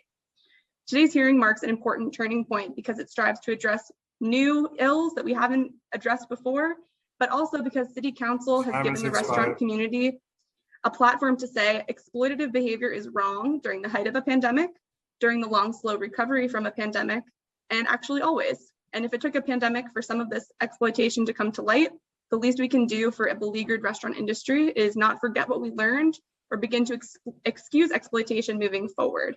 I wanted to quickly address a couple things that were said earlier in the hearing. I was also already planning to address this ask, but it did already come up from the platforms. All over the state in localities where NYSER has been working with localities for passing fee caps and at the state legislature, the third-party platforms advocated for an amendment that amounts to a huge loophole. They're asking to allow for opt-in additional marketing services to restaurants for an additional percentage charge above the fees. I'm sure it's intuitive to the committee, but it basically allows the platforms to circumvent the caps altogether, dropping service levels or visibility of restaurants who don't opt in to bare bones or non-existent, and then requiring them to pay extra to regain what they lost. We have not heard from a single member that they wish they were paying more to the platforms. The platforms like to frame it as beneficial to restaurants choice, but please do not take their word for it. Intro 2359 offers strong fee cap protections as written, and any opportunity for them to charge more will fully undermine that. I also wanted to point out that much earlier in the hearing, I think I heard Mr. Klossner suggest that under the current laws, two identical platforms, one who offers delivery and one who doesn't, would be unequally covered by this law, which does not appear to be correct based on how the law is written, because it defines the delivery platforms as offering same-day delivery or pickup. So whether or not you offer or regularly use the delivery mechanism is not important. Delivery and pickup are both covered. And I think that we all know that straight up marketing companies, some marketing consultant, that was never the target of these laws. We all know that it's about the platforms that have become critical marketplaces for ordering food, and they all deserve to be regulated by this law and all are covered by this law. Thank you so much for the time this afternoon. I'm sorry for going over my 2 minutes, and happy to answer any questions or follow up after the fact. Thank you, Kathleen. I'm sure you submitted your testimony in writing as well. Short, what would you like to see done moving forward? We'd like to see this whole package pass. We also, it was mentioned by a few other people, but the legislation about having your customer data that for orders placed through third parties, we'd really like to see that passed as well. Thank you, Kathleen. We'll stay in touch. Thank you. Next, we'll be calling Lisa Soren, followed by Lee Jacobs, and then Ryan Naples. Lisa? Time begins.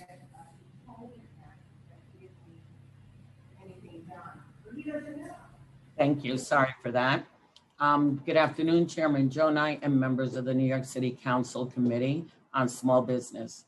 Thank you for the opportunity to testify today. I am Lisa Soren, President of the Bronx Chamber of Commerce, a business service organization representing over 23,000 Bronx businesses, ranging from micro and small businesses to large industry employers. I am concerned and express our organization's opposition to the third-party permanent delivery cap legislation being discussed today. I know our organization's opposition runs counter to many of my colleagues. However, we cannot continue to overstep and over-legislate business without a proper understanding of unintended consequences.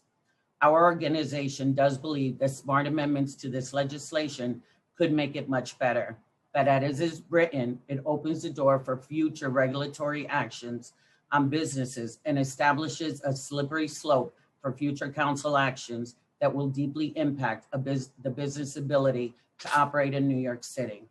During the pandemic, the closure of businesses and the closures of businesses, it came to light the exorbitant prices that were being charged to our restaurants and food establishments by third-party delivery services. I represent many food establishments that reached out with concerns of pricing and loss of income due to these prices. I believe these companies were taking advantage of these businesses during the worst times in our city's most recent memory. I applaud this committee, especially Chair Jonai, for the foresight in researching this issue thoroughly and doing something about it. Temporary capping of the fees made sense. It reduced the cost to our food establishments, allowing room for profit, or at a minimum, they were able to break even. I believe the right way to do this would be to extend the temporary cap and work with this industry on their business models that make sense for everyone. This council must bring business to the table and negotiate in good faith. Mandating price caps of private industry is a very slippery slope. If this bill goes through, what is to stop the members from going through a list of private businesses and determining what they should and should not charge? Allowing this bill to go through is another notice that New York City remains anti-business, that the city will mandate how businesses run and what pricing businesses can charge. A better solution, let us revisit how this delivery industry does business, look closely at what the regulations, if any, need to be put in place to protect our mom and pop micro businesses, not mandate what they can and cannot charge. This city already has mandated how businesses can schedule their employees, who they can and cannot fire, how much time we can give our employees off. In addition of all the more regulations and the outrageous amount of paperwork that is mandated by city agencies is a death knell to businesses which want to operate. This city has established itself as being anti-business with regulatory actions and an anemic pandemic response. The legislation today is another example of just that. With respect to all you do to support our micro businesses, which my members and businesses across my borough appreciate, where do we draw the line? What industry is next? I stand ready, as do my members, to work with you and determine how best to move forward on this issue. It worked during the pandemic and can help during recovery, but let us really talk about reasonable next steps. Maybe provide monies towards marketing and education for our small businesses.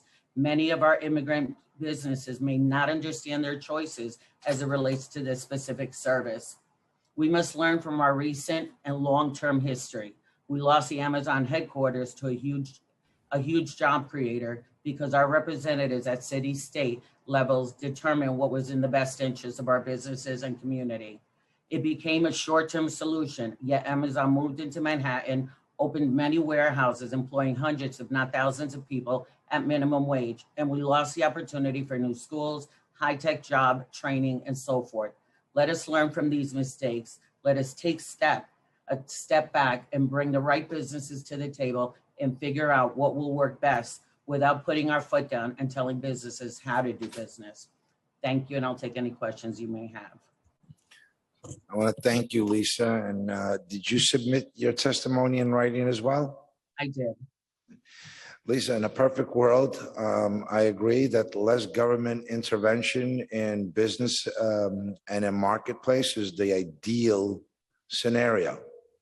But we currently have government regulating real estate, energy, utilities, commercial carding, brokers' fees,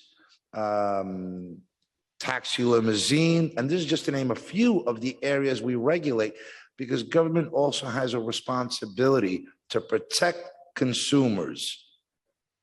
And in this regard, the reason we were looking into the caps and why they took place is because there was a need to protect a very vital industry to the city. They're so vital that government actually invested in restaurants through loans and grants. That's your taxpayer dollars. That's New Yorkers' tax dollars. Aren't we supposed to be in a position to make sure that industry can survive to pay back those loans? That in time, those grants get paid back through the taxes they generate, making the taxpayer whole and the investment that we made in them? You've heard the testimony. On the cap, restaurants are breaking even at best. At best. The numbers in the forecast that we have on profitability on sales show a net loss for every transaction. I don't want more government regulation, but I also know that if government doesn't intervene, this consumer demand of third-party platform is not going away. It's going to increase. And as it increases, it's going to have a bigger impact on that particular establishment, the restaurant industry as a whole. And we need to make sure that they stay, that they're in business. They are a very important part of our culture. They're very important to New York from a tax base and from an employment base. So I hear your concerns. And that's why this hearing is so important. We get to hear from stakeholders, not only the platforms, but the actual restaurants. We get to hear what the issues are. And you know as well as I do, if you're a partner, that means we both have to benefit. It can't be one-sided. I don't know how you want to answer that. Allow me to say this. The role of our representatives is to protect the consumers. I am all in on that in partnership, and our restaurants are without a doubt the backbone of the majority of the work of the services provided. I visit them almost on a daily basis, but I will say this: yes, taxpayer dollars pay for loans and all other items, and I could probably get into the very specifics of how this restaurant revitalization loan basically screwed over our restaurants because of the minimal amount of restaurants that received it. But I can also say that the tax dollars and the amount of regulations that this city puts upon our restaurant, if that body of legislation on top of our restaurants weren't as hard as they are by our city government right now, there would probably be more room for negotiations with companies like these third parties. And please don't get it confused. It's not a matter of me supporting the companies one way or another. This is a discussion about at what point do our legislators realize that not everything can be regulated. And if that's the tone we're going to take with companies wanting to do business with companies, then we also have to look at how the city agencies in New York deal with our businesses. Because if we were to put dollar to dollar, I can almost guarantee you that the amount of regulation violations being received by our businesses, even during COVID, outweighs what these businesses are earning. So I think it's a matter of looking in the mirror, with all due respect, Chairman, and I get where you're coming from. Listen, I oversee businesses and some of them are probably really upset with me right now, but the long-term solution is more about conversation and not rushing through these bills. I mean, look at the vendor one. The vendor one went through. I'm all about business, but they're overtaking our streets and everything else. Why don't we focus on what can bring a better access, quality of life business to the businesses we are here to support? And right now they need us on the quality of life. Let's regulate what really needs regulation. And let's allow people to come back and eat at restaurants, shop, come into our cities, come into our borough and enjoy without having to step over vendors or businesses worrying about keeping their doors open because they'll get a violation for air conditioning escaping from their doors. Lisa, sounds like you want us to regulate government from regulating, and I agree with you. We'll talk more about this. Thank you. Thank you, Chairman, and thank you to the committee. Thank you. Next, we'll be calling Lee Jacobs, followed by Ryan Naples, and then Michael Fuqua. Lee? Time begins. Good afternoon, Chair Jonai and members of the Committee on Small Business. My name is Lee Jacobs. I am a partner at the law firm of Helbron Levy, a full-service New York City law firm focused on the needs of the hospitality industry. I'm advocating on behalf of additional protection for the hospitality industry against multi-billion-dollar tech giants seeking to add wealth at the expense of small businesses and restaurants. Our firm primarily represents members of the hospitality industry with their real estate, corporate, litigation, employment, and licensing needs. We recently initiated a lawsuit in the Southern District of New York against the largest third-party delivery service companies that predominantly service the New York City hospitality industry. Grubhub, which also owns and operates Seamless, Uber, which also owns and operates Uber Eats and Postmates, and DoorDash, which also owns and operates Caviar, for violations of the local laws that are under consideration for today for renewal. Now, as it's been discussed, it's been no secret that the COVID-19 pandemic disproportionately affected the restaurant and hospitality industry. New York City restaurants were forced to fight for their existence and reported massive layoffs and dips in revenue as a result of the pandemic. And they were forced to use third-party delivery platforms. As a reminder, the third-party delivery platforms are just another vendor to my restaurant clients. But unlike other vendors such as food purveyors, linen companies, security companies, this is the only vendor which makes money on both sides of the transaction. Both the consumer and the restaurant pays these third-party companies for these services. And it's through those payments that we believe that massive profits were made by these companies in violation of the local law.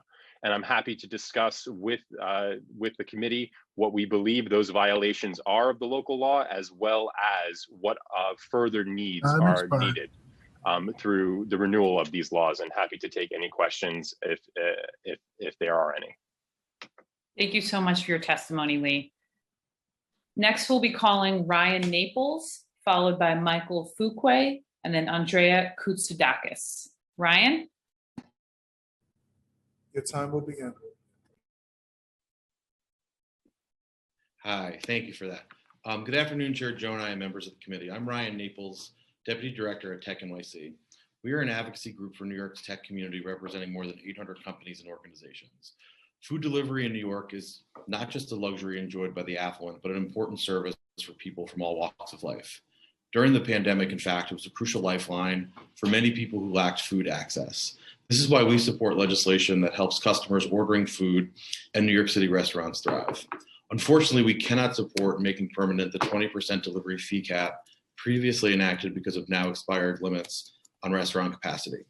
Instituting an artificial price cap will raise prices for customers ordering food as a result, and as a result will reduce the amount that customers order over time.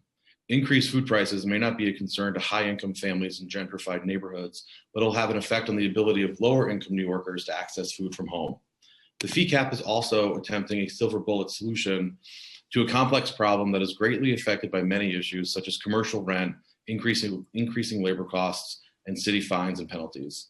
It is unfortunate that delivery platform fees, which are relatively minor compared to the cost of labor, rent, and city fines, may be capped while no efforts exist to address these problems.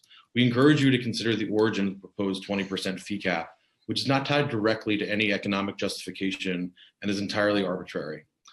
Given this reality, this cap will not enable more restaurants to survive, which is an important goal that we support.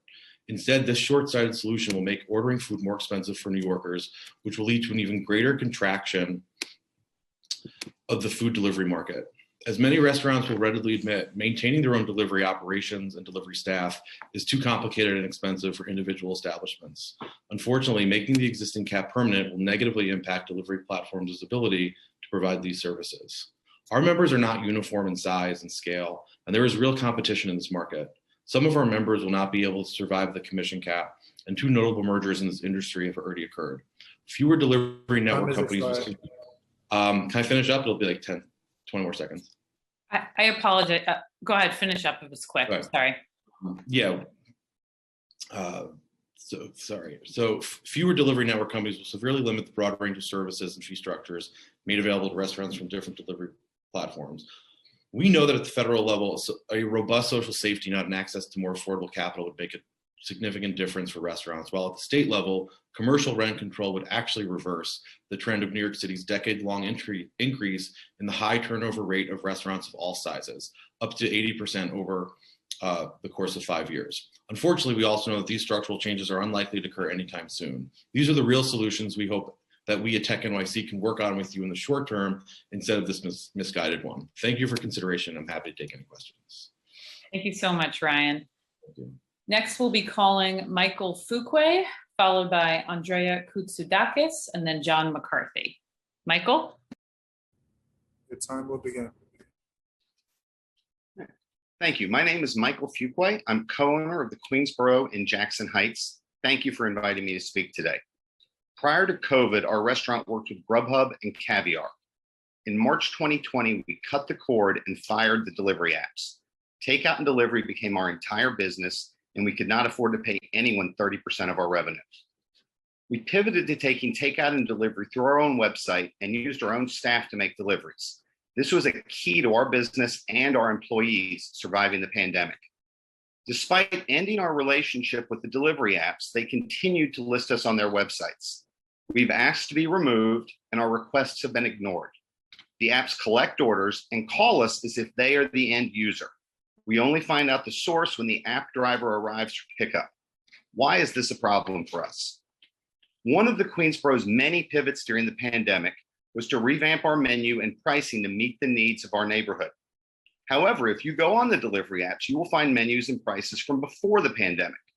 This poses a problem. We frequently get calls for menu items that we no longer produce or complaints about prices not matching online. Because we have no way to directly contact these consumers, we have no way to repair the damage done to our reputation. The delivery apps are presenting us to the public as if we are their partner. In truth, they have pirated our menu without consent. What's more, they're presenting us falsely to the public and doing significant damage to our reputation in the process. I want to reiterate something that's come up over and over. These are not companies that act in good faith. They are predatory and parasitic. We will never do business with them again because they have proven to be an untrustworthy partner. I salute the committee for taking up these issues. Thank you for your time and energy. Thank you, Michael. Next, we'll be calling Andrea Koutsoutakis, followed by John McCarthy, and then James Malios. Andrea? The time will begin. Good afternoon, everyone. My name is Andreas Koutsoutakis. I'm also an attorney for dozens of restaurants. I have a restaurant in Tribeca that I've recently taken over, and I'm also the president of the Greenwich Village Chelsea Chamber of Commerce. I've been on this hearing all day, and it's insane to hear some of the things, but I think there's some clarity that's needed. There's a big difference between a fee based on the value of the user experience, a fee based on additional or enhanced marketing, and a fee based on the value of delivering the food for the restaurants instead of the restaurant doing it themselves. All of those things are great. The problem here, and the reason why a fee cap is absolutely necessary, is because there is no way restaurants can compete with these platforms. When they do not provide the customer data, they create secondary websites, secondary phone numbers, and spend substantial money, God knows how much, for Google ads, Super Bowl ads, etc., to not only drive customers to their platform, which would otherwise be perfectly okay, but to drive them away from the so-called restaurant partners that they list on their platform. Websites that these restaurants have created to maintain an online presence and compete against these platforms, and I'm going to do it myself. All the testimony regarding a loss by these companies, even with the billions in revenue, it sounds crazy. We're suffering a loss. We made $4 billion last year, but we lost X. Yeah, that's because you're spending all your profits on marketing money and advertisements to drive the business away from the restaurants. Once those restaurants are out of business, the profits will magically appear in massive amounts. So, this concept of, anti-business legislation, it's only anti-business if you're pro-big business, and it's pro-business if you're pro-small business. At the end of the day, the main takeaway here is, in the perfect universe, these platforms would love every single bite of food any person in our city takes to happen, not at a restaurant, but at home or at work, and ordered through their platform. So there is no scenario where Time has expired. There's no scenario where they would like anyone to not buy from their platform. They don't support our communities. And, it's in closing, I'll just cut right to it. I absolutely wholeheartedly support this legislation in its entirety. And I really urge the city council to send a clear message to all of these technology companies, not just these third-party platforms. You're welcome to do business in our great city, but not with free reign. If that's the market you need to succeed, this is not the city for you. Your business model must support our communities, and it must be aligned with our values and our principles. We will not allow big tech business models to not only dictate what our communities look like, and they certainly will not eliminate our small business. Our restaurants matter to us. Hospitality matters to us. Thank you, Andrea. Thank you. Next, I'll be calling John McCarthy, followed by James Malios, and then Sam Pierre. John? Your time will begin. My name is John McCarthy. I'm an advisor to the New York Japanese Restaurant Association. The NYJRA was founded as a nonprofit 501c6 at the outset of the pandemic to represent the interests of the Japanese restaurant owners and operators, among other business owners. I appear today to urge support and passage of all of these bills, this entire package of bills. These bills are not only vital to the continued recovery of an industry that's been disproportionately and adversely affected by the pandemic, but they also correct egregious wrongs to these businesses that were brought to light during the lockdowns. To give the committee context, the Japanese restaurant community has lost as many restaurants during the pandemic as were created and opened in New York City from the year 2000 to the present. That's a loss of 20 years of progress and job creation. The nefarious and unscrupulous business practices of some of these vendors has been a burden on businesses and restaurants for some time. I ask that the committee consider that many of these small businesses that are targeted by these vendors are ones that are owned by minorities, and in the case of the NYJRA, Asians and Asian Americans. In some instances, those without a solid understanding of English or their rights are being taken advantage of by these vendors. I point to the testimony regarding take it or leave it contracts. I point to the testimony of not having full disclosure of fees and arrangements on websites. They are left to the potentially unscrupulous behavior of account executives and others. Thus, it is left to this committee to institute the protections that these businesses so desperately need. I've heard a lot about the other portions of the package, but focusing on the delivery fees, I have not heard any creative ideas from the actual third-party vendors as to a solution for the situation. other than that they want to raise the fees on restaurants who cannot Time is sustain expired. this model. They are looking to the restaurants to support their business model instead of looking for other creative ways. These are the best and brightest, they tell us. But we need some relief, and these bills are for the relief and survival, not thrive. They're not going to thrive under it, but their survival depends on these bills. Thank you very much. Thank you for your testimony. Thank you. Next, I'll be calling James Malios, followed by Sam Pierre, and then Josh Morgan. James? Your time will begin. Mute me, please. Hi. Just to be clear, I have 1 minute, correct? Or 2 minutes, please. You have 2 minutes. Thank you. I'll time now. So my name is James Malios. I own 3 restaurants in the New York City area. I'm also a member of the New York City Hospitality Council, among other boards. First, make no mistake and don't believe the BS that you heard from Grubhub and the other companies earlier.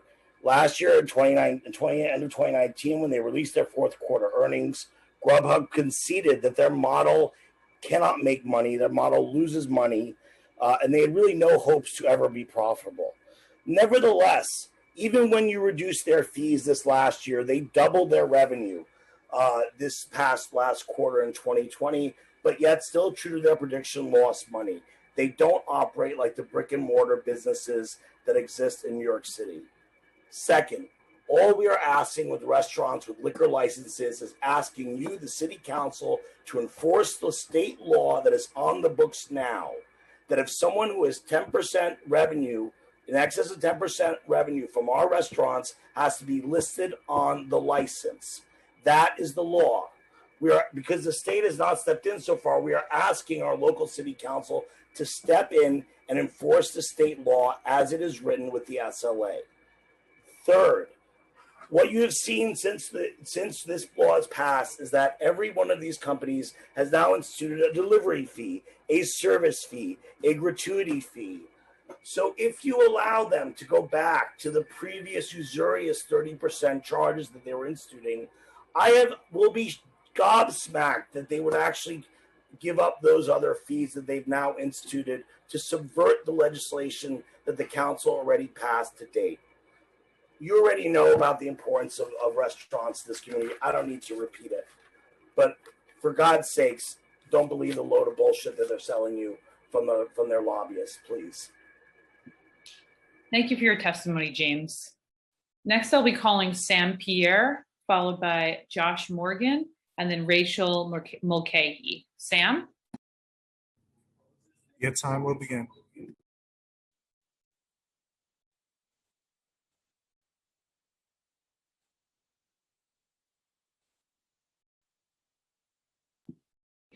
I don't believe Sam is present, so I'll be moving on to the next panelist. Next, we'll be calling Josh Morgan, followed by Rachel Mulcahy, and then Samira Al-Ansari. Josh? Your time will begin.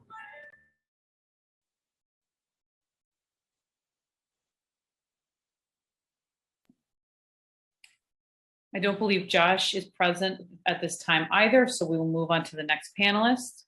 The next panelist is Rachel Mulcahy, followed by Samir Al-Ansari, and then Carlos Ignacio. Rachel? Your time will begin.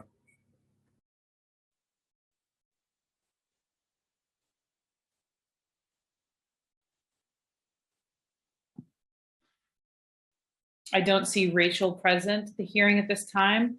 So next we'll be calling Samira Al-Ansari, followed by Carlos Ignacio, and then Paul Folletti. Samira? Your time will begin.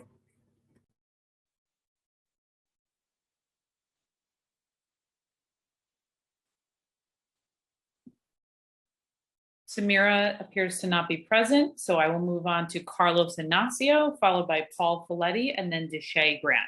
Carlos? Your time will begin.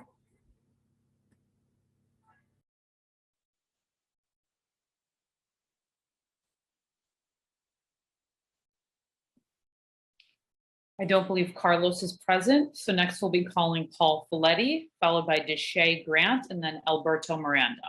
Paul?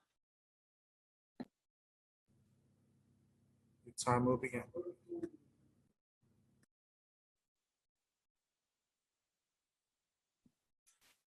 Okay, I don't believe Paul is present. So next up is Deshay Grant, followed by Alberto Miranda, and then John Olson. Deshay? Your time will begin.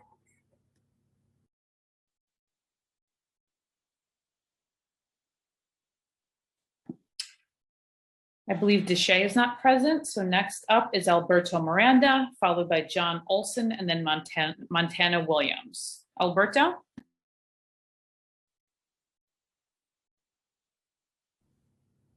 time will begin.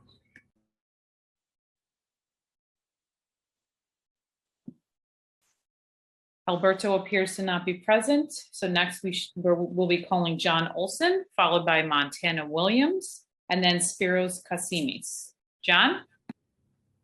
Your time will begin. Thank you. Good afternoon, Chair Jonai and members of the Small Business Committee. My name is John Olson. I'm the Northeast Director for the Internet Association, or IA. IA is the only trade association that exclusively represents leading global internet companies on matters of public policy. Our mission is to foster innovation, promote economic growth, and empower people through the free and open internet. We believe the internet creates unprecedented benefits for society, and as the voice of the world's leading internet companies, IA works to ensure legislators, consumers, and other stakeholders understand these benefits. I'm here to speak on Introduction 2359 today. IA is opposed to any permanent cap on third-party delivery commissions. Delivery network companies have been financially subsidizing restaurant delivery services throughout the pandemic. Understanding we as a society were collectively living in extraordinary times and taking the steps to ensure the survival of restaurant operators, platforms operated under the financial restraints of the temporary cap tied to the emergency order for over a year. Now with Governor Cuomo officially declaring the end to the state of the emergency in New York, the temporary cap on commissions should be allowed to sunset, and platforms and their partners should return the contractual obligations that have been agreed upon. It is both inappropriate and unnecessary for legislation to dictate business-to-business contracts by imposing a fixed price. Restaurants have a choice of whether they want to offer delivery themselves or partner with a delivery network company. Delivery network companies are competing for restaurants' businesses and offer a wide range of partnerships, structures, and commission rates to suit restaurants' needs. Commission fee structures are transparent and clear when any restaurant enters a contractual partnership with a delivery network company. Regulating these contract terms is tantamount to government intervention, requiring wholesalers to sell their goods at a loss. It is important to understand that commissions are not profit for delivery platforms. Agreed upon rates with restaurants are based on a broad range of services made available to restaurants through our members' platforms. They are not one size fits all, but rather are tailored to each restaurant's needs. Restaurants can collaborate on marketing, collateral, determine the appropriate neighborhoods to open new locations, and even see how pricing affects consumer demand. Commission and fees go a long way towards supporting delivery platforms' operational costs, ensuring workers are paid fairly, and allowing them to provide the reliable and safe service that residents expect and rely upon, especially in times of need like today. For these reasons, I strongly urge the committee not to advance this legislation. I thank you for your time, and I will take any questions you may have. Thank you, Mr. Olson. Please tell me again, you're affiliated with who? I'm the regional director for the Internet Association. We are a trade association representing a number of internet companies, including the ones that provided testimony earlier today. Thank you.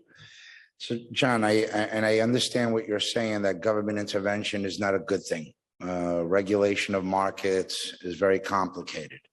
But here we have an industry that is barely holding on, and I believe the numbers are, they are 70% off their gross revenues. They're operating at a loss. We've done everything that we possibly can, and that is at a city, state, and federal level, to invest in this industry to make sure that they survive this. We're not even referring to thriving. Surviving was the end game during the pandemic. They're not there yet. They're operating at net losses. You don't think government has a responsibility to ensure an industry like the restaurant industry survive? That not only does it get through this pandemic, but because it's such a vital part of this city, from employment, tax base, and a part of the very culture of what makes New York City so great, the different cuisines. And I'm probably the most pro-business council member in this council, and even I say there must be some government intervention to make sure that no industry gets wiped out.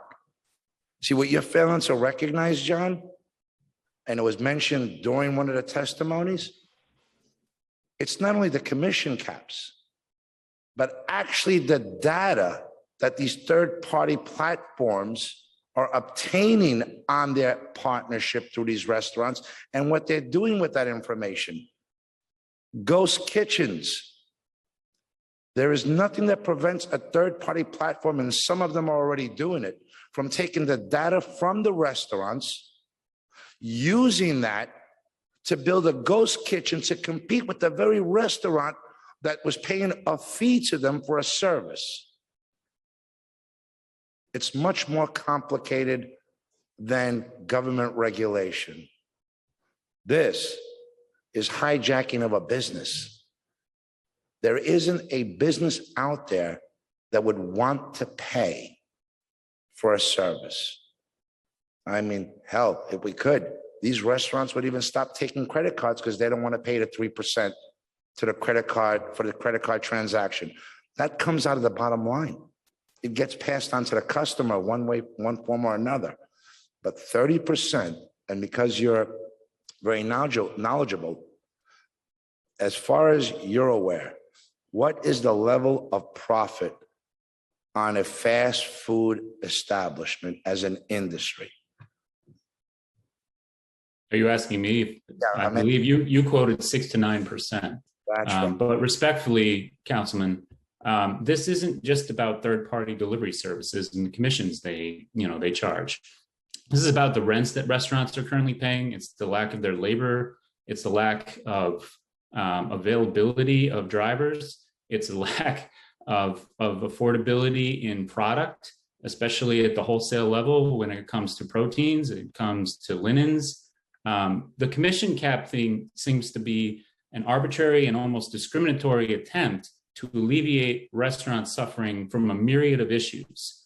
And as I sit as the Internet Association's director, we take a global look at things, and permanent commission caps are just one aspect. We are fully supportive of laws that would ban ghost kitchens. We're fully supportive of the measures that are also on the agenda today. However, when it comes to price fixing, especially in a business-to-business contract, that's where we have major concerns. Because it does seem like this council is attempting to assist restaurants who fairly are still struggling, but to impose a permanent cap now that the emergency order has been lifted, the temporary cap was tied to that. It does seem a bit like government overreach. So I understand where you're coming from, especially as the chair of the Committee on Small Business, but I would encourage the committee to look at other aspects of what is causing restaurants to have to pay so much more to stay open. Thank you for that. And just to counter, in all of those other issues that you mentioned, whether it be rent or regulation or fees or taxation, there's an ability and a time for a business to adapt and change its business model. The pandemic, what should have taken years or perhaps decades to do, happened within months. A complete shutdown.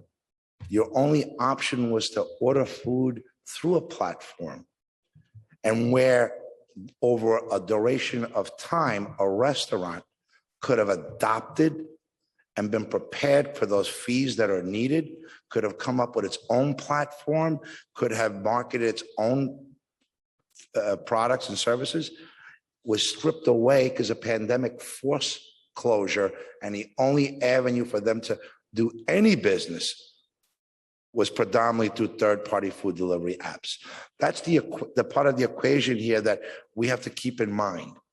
I am not supportive of regulation, but those times called for dire action because there were dire times and consequences. These hearings are part of a process. Bills are introduced, legislation is introduced, we present it to the public, we hear from the public, and then ultimately we decide based on those testimonies what if anything, we do. So I want, this hasn't been dictated or written in stone. And I'm grateful to you for participating and sharing your thoughts with us.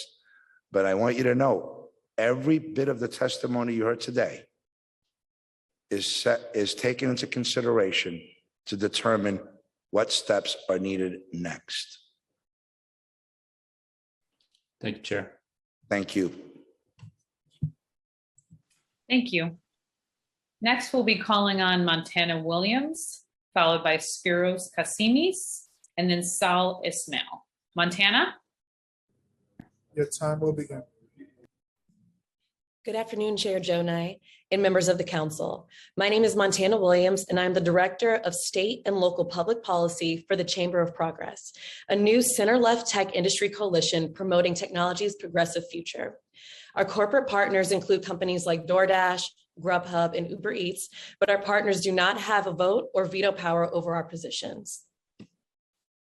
During the pandemic, Governor Andrew Cuomo designated food delivery as an essential service. Third-party delivery companies provided a safe and convenient alternative for families to get their meals. The caps that the council imposed last year may have offered some relief to restaurants in challenging times, but it also made it more expensive for New Yorkers who were trying to support local restaurants safely through delivery. That's because while restaurants were paying lower fees, delivery services still had to pay drivers, conduct background checks, and handle customer inquiries. Families ordering local delivery ended up covering restaurants' tabs through higher prices or recovery fees, creating a domino effect. These families started ordering less, leading restaurant sales volumes to decrease 4 to 7% in some cities. This translated into lost wages for delivery drivers and lost sales tax revenue, which could ultimately mean a New York tax revenue loss of $5 million annually. Though times are notably still tough, local restaurants are now on the path to recovery. New York restaurants have been functioning at full capacity since May 19th, and the federal government is administering $29 billion in grants. Because of this, they are no longer in need of these delivery fee caps. As we emerge from the pandemic, we encourage the City Council to leave the delivery fee cap behind. Thank you for your time, and I'm here to answer any questions. Thank you, Ms. Williams. The number you quoted, $5 million loss in tax base, is that what you said? Yes, loss in tax revenue for New York. Due to the pandemic and the forced closure and not allowing New Yorkers to frequent restaurants. Is that the number that you're referring to? No, I was more so, like I said, because of the delivery caps, that would be kind of an unintended consequence of keeping the fee caps consistent. So, Ms. Williams, the argument is, and restaurants are entrepreneurs. Yep. They're going to make adjustments to make a profit to stay in business. Many restaurants didn't offer delivery service prior to pandemic, and they weren't prepared for it. All of their in-house employees obviously had to be, there was no need for bar backs and waiters and waitresses and busboys. The in-house dining was shut down. They were forced to rely on pickup or delivery only when their businesses were not set up for it. If you heard the testimony that the profit margins are between 6 and 9%, and they're paying fees currently with a cap at 20%. The translation is on every transaction, it's yielding a net loss to that restaurant. That's not good for anyone, because when that restaurant shuts down, there is no need for a delivery person. There is no need for a kitchen staff or a cleaning staff or a waiting staff. We need to ensure this industry survives. And the measures that were taken were done so to give them time to adapt their business models to this new world. E-commerce is here to stay. Third-party food delivery apps will remain. We just need time for our businesses to adopt and become real partners where they benefit from it as well. And it just can't be passed on to customers. Because when those fees or the menu prices go so high, There will be no one ordering, and there will be no need for a driver or for a kitchen staff. And that's our concern. But I hope you submitted your testimony in writing so that we can refer to it as well. And we'll stay in touch with any follow-up. Thank you. Thank you. Next, we'll be calling Spiros Kasimis, followed by Sal Ismail, and then Carmine Matroni. Spiros? Your time will begin.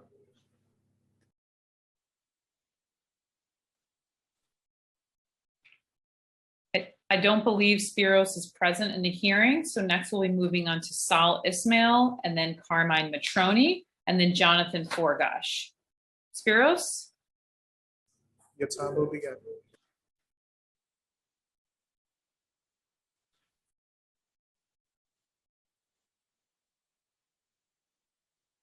Next, we'll be calling Sal Ismail, Carmine. Oh, sorry, I apologize for repeating myself. Is Sal present at the hearing?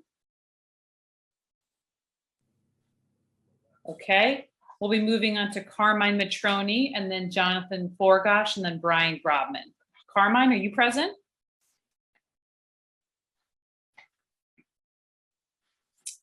Okay, next we'll be moving on to Jonathan Forgash, Brian Grobman, and then Karina Morote. Is Jonathan present? I am. Okay, please proceed, Jonathan. Thank you. You're welcome. Thank you for having me. My name is Jonathan Forgash. I'm the executive director of Queens Together, a nonprofit association of diverse restaurants supporting each other in business and working with communities in crisis. We are located in Queens, New York. By our very nature, our diversity, multiculturality, geography spread makes us ripe for predatory practices by groups such as these here today, the third-party delivery apps. And let me start by saying that the third-party delivery and ordering platforms offer valuable services to the restaurant community. Without them, we might not have been able to get through the pandemic. But that being said, these services are not being sold to restaurants as a standard business offerings to help their bottom line. Many of the larger third-party delivery and ordering platforms are using these services in a predatory manner to dominate the market, control a restaurant's online presence, and exploit our restaurant community for profit. How? With exorbitant fees, hidden fees, confusing contracts, false websites, and phone numbers. An example of this is over the last year, one of our member restaurants, a small pizzeria in Western Queens, paid a total of $178,000 in fees to third-party delivery platforms. That's about 23% of each order. These exorbitant fees leave very little room, if any, for profits. And as you heard earlier, standard profit in a restaurant is 6 to 9%. A lot was said here today, so I'm going to skip ahead to something that I found very important, and that was commentary by Daniel McCarthy. He spoke about the transference of $19 billion from the restaurant industry to these third-party platforms. And it's not just the restaurants. That is transfer of wealth from communities, the restaurant, the customer, and the community itself. So by taking the money out of the community, we're losing much more than perhaps restaurants. You know, you're taking money from tax base, from local employees. All these things really need to be discussed. And, you know, Grubhub mentioned earlier that they are a publicly traded company and they need to have their right to profit protected. Wow, I would love the same for our restaurants in New York City. But unfortunately, we can't do that, nor is that democratic. We are here to fight for our business and fight for ourselves. That type of protection really shouldn't be allowed. And we applaud the efforts by the City Council to pass these bills. We support every bit of it. We need to help our restaurants survive and thrive in today's economy. Thank you for your time. Chairman, I really applaud your comments here today, and I welcome your questions.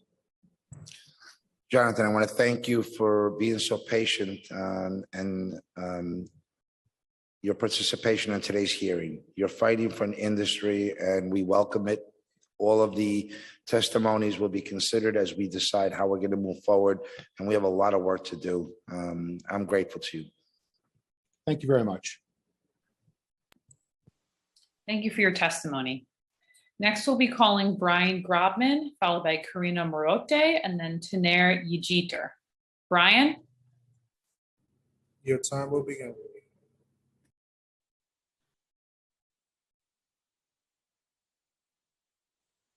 I don't believe Brian is present at the hearing, so we will move on to Karina Marote, followed by Taner Yajiter, and then John Capitanos. Karina?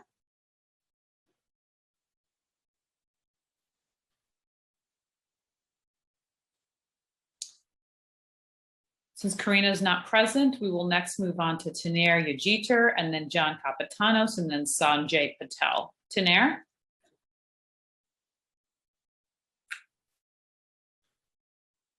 Since Taner is not present, we'll move on to John Capitanos, and then Sanjay Patel, and then finally Spiros Kokosis. John, are you present?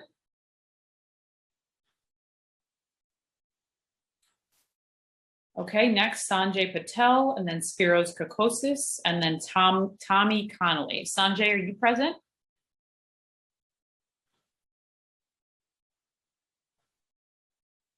Okay, next we have Spiros Kokosis, Tommy Connolly, and then Johnny Marrero. Is Spiros present?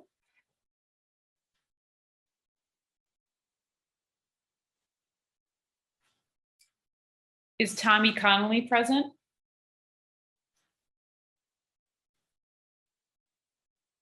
Okay, since Spiros and Tommy are not present, we'll move on to the next panelists. We have Johnny Marrero, and then Zoe Darman, and then Avida Bonvigi.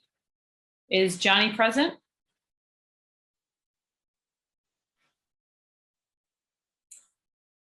Okay, next, Zoe Darman, are you present at the hearing?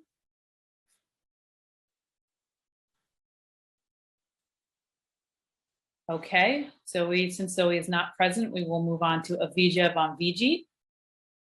Avija, are you here? Okay. Next in line, we have Bon Yaji, and then Yutaka Takai, and then Nicholas Hartman. Bon, are you here? Yes. Okay, great, thank you. Please proceed. Hi, my name is Bon Yagi. I represent Japanese Restaurant Association. We have about 1,000 Japanese restaurants in New York City. And during the pandemic, we had so much hard time. But again, Chairman and the New York City Council Committee, thank you very much for having this opportunity to express myself as the third party delivery charge. Before pandemic, myself have a restaurant, and some of the restaurant, we had a charge by different percentage. One is 20%, one was 25. So we had a negotiated with that, but then you made a cap. These cap will be over in August 19. So permanent cap on the third party delivery fee, because a temporary cap on third party delivery fee is scheduled to expire 90 days, which is August 19. We like to possible keep that the number low, be surviving after COVID to recover. We still need it. And also we have a problem, require permission to list the restaurant. This legislation will require third party delivery service agreement with the restaurant before listing them their site. So that we need that also. Prohibit the bogus fee for phone calls. Those we have a lot of problem. And transparent phone numbers. The third party service sometimes create the second number, and we lose our own business. Again, the third party and the restaurant, that's like a husband and a wife. We have to survive, so we need them, but they need us. So we should make some kind of compliment, some kind of conversation, and we can come up with the numbers. And if a committee can help, it'll be very great. But then third party, they need to do more work because they don't help us too much. Because when we have a delivery service and we have a trouble, but they depend on us, and they don't take care any phone calls, food nobody picks up for 2 hours. Then we have to start making another one fresh. and they still charge the same amount. I know they give sometime, okay, the customer, they never pick up, we're gonna pay for you. But again, it's not that. We wanna satisfy customer. So we need to make customer satisfied. We gotta work together. So please, the committee help us to keep this number very low so we can survive. Thank you very much. Thank you, Mr. Yagi. You brought something to my attention that I was not aware of. So because you specialize in Japanese restaurants and a lot of the food that you are preparing has to be is temperature controlled, so it doesn't spoil. Yes. Sushi. You're saying that you can have an order come in and it could be waiting for pickup to the point where it's not transportable and you have to redo the order? Yes. And how does the third-party food delivery platforms address this issue? They, like I say, they don't answer right away. We have to keep calling like 4 or 5 times. And also we have a noodle, Japanese noodle. It's like you have to serve same thing within certain time. Otherwise it gets very soggy, the faster than pasta. Pasta can stay longer, but a Japanese soba, it takes very, very quick. Even ramen noodle, the ramen is in now. It's in New York City. How many ramen shops? They need to pick up right away and the customer have to eat right away. It's not like you can reheat again, you can reheat it once, but you can't heat it a long time because then you lose the flavor. So again, the third party, they're helping us in certain way. Yeah, very quickly order coming in, but sometimes they don't pick up and we call them. I say, oh, somebody gonna be on the way. They don't care too much. So that's no good. Again, we gotta work together. It's like a husband, wife. We wanna help them. They gotta help us. And please give us a little break on the numbers. The restaurant have to survive. Cutting our profit, 20% take out from the, our revenue. It's cutting like 2-3% of our profit. To explain that, please, Mr. Yagi. What is your profit? You said you represent 1,000 Japanese restaurants, correct? No, Japanese restaurants 1,000 in New York City right now, but our members right now is about 150. We just started our organization. You remember John McCarthy? He's our representative. He's attorney for us, advisor, and he addressed the issue. And we again started an NPO right before the pandemic. Right. What is the profit margins for the food that you sell? Our food cost is, especially sushi, is very expensive, like a 35, 40. So then if you take out the third party delivery, we rather not to do it too much. So that's another problem right there.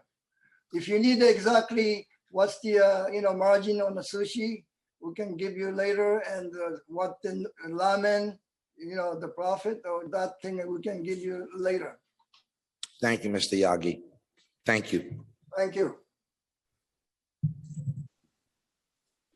Thank you. Next, we'll be calling Yutaka Takai, followed by Nicholas Hartman, and then Natsumi Yamase. Yutaka? Your time will begin.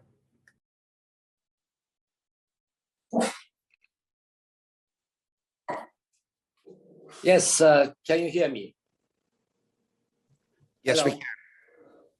Hello, Chairman. Yeah, I hear you fine. Yeah, okay. Well, thank you for the opportunity today. Well, I am the same as Mr. Yagi. I am a board member of the Japanese Restaurant Association. My basic position is the same as Mr. Yagi, and also Mr. Andrew Rich, New York Hospitality Alliance, and John McCarthy of the New York Japanese Restaurant Association as well. I am a board member. At the same time, I'm running the 4 restaurants in New York. Of course, yes, we suffered a tremendous loss in the pandemic. First. Second, we need quick recovery at this moment. And because of the customers' habit changes, we have no choice but rely on third-party delivery platform.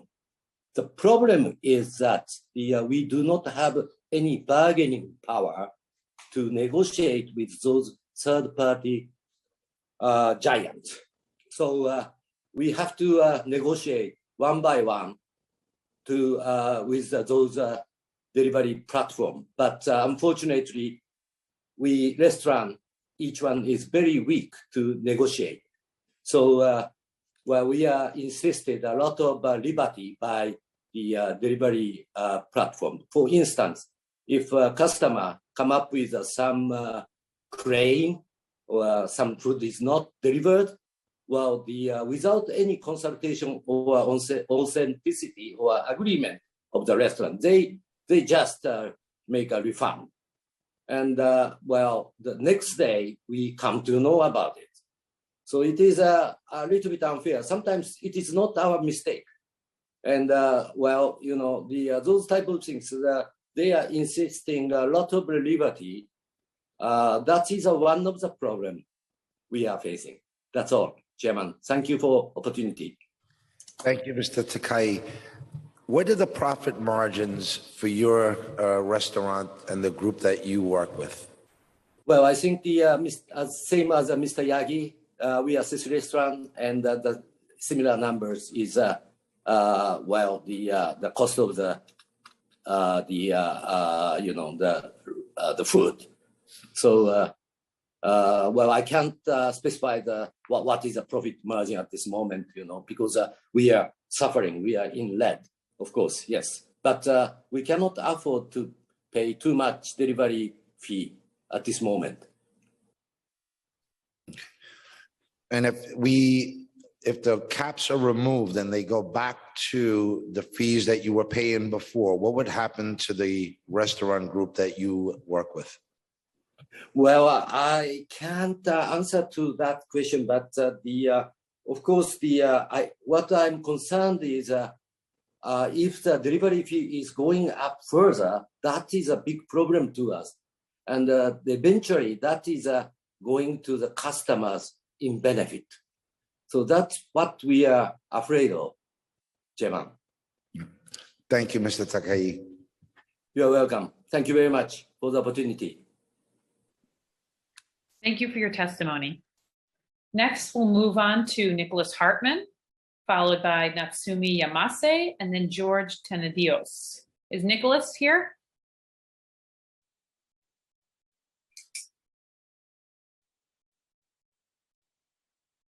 Since Nicholas does not appear to be present, we will move on to Natsumi Yamase, followed by George Tenedios, and then Michael Trank. Natsumi?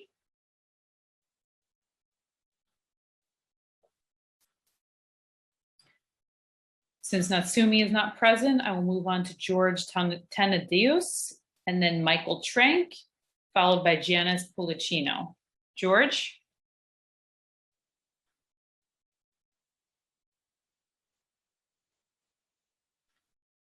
Since George is not present at the hearing, we will call Michael Trank next, and then Janice Pulicino, followed by William Rubin. Michael?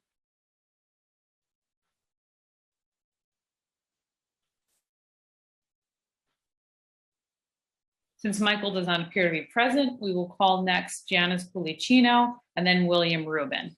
Janice?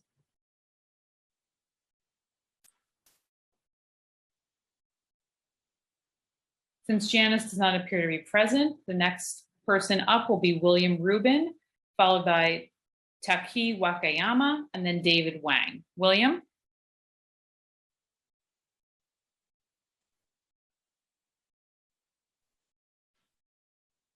Since William is not present at the hearing, the next up will be Taiki Wakayama, and then David Wang, and then Jeremy Walatis. Taiki?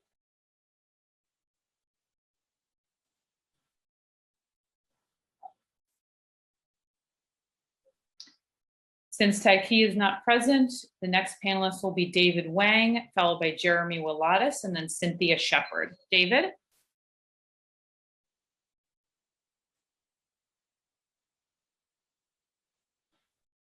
Since David is no longer present at the hearing, next up will be Jeremy Wilatis, and then Cynthia Shepard, and finally Igor Segota. Jeremy?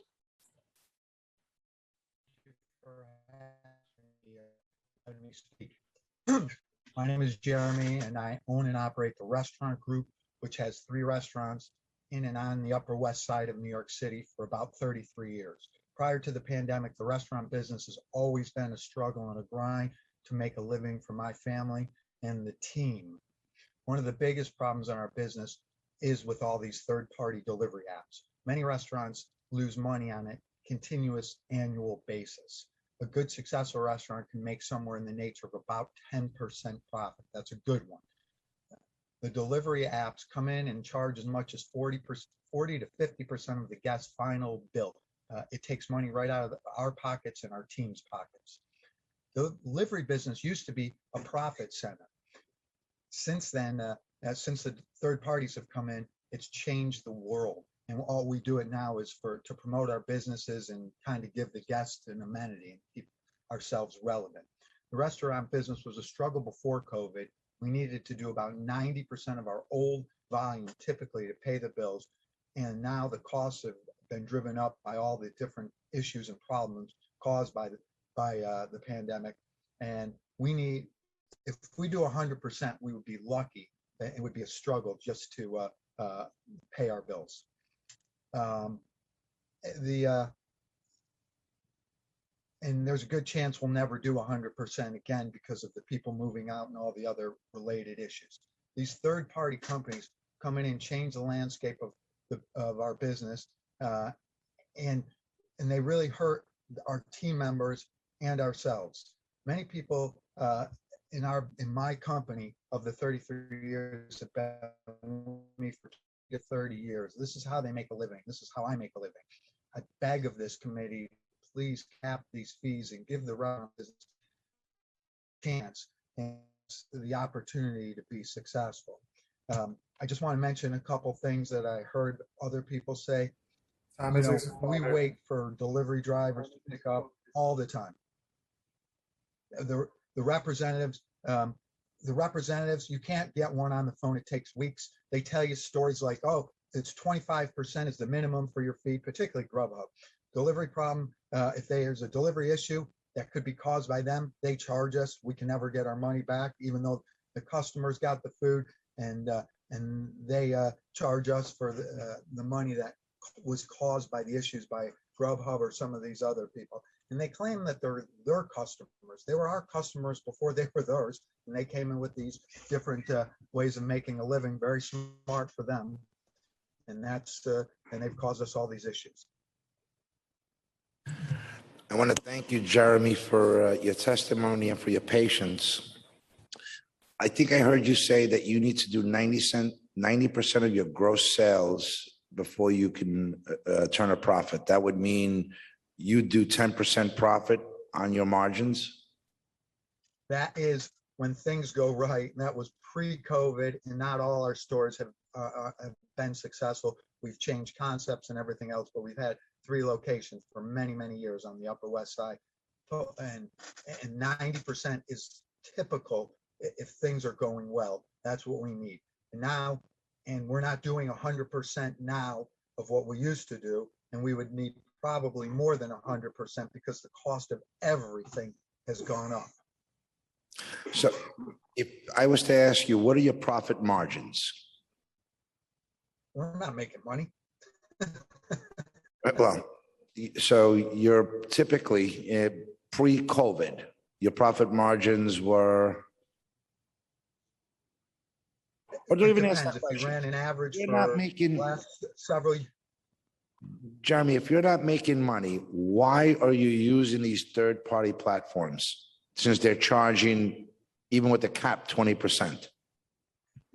Because it gives people work. It keeps the wheels turning. It's an amenity to the guest, and it's a promotion. If we stop delivering, people will forget about who we are.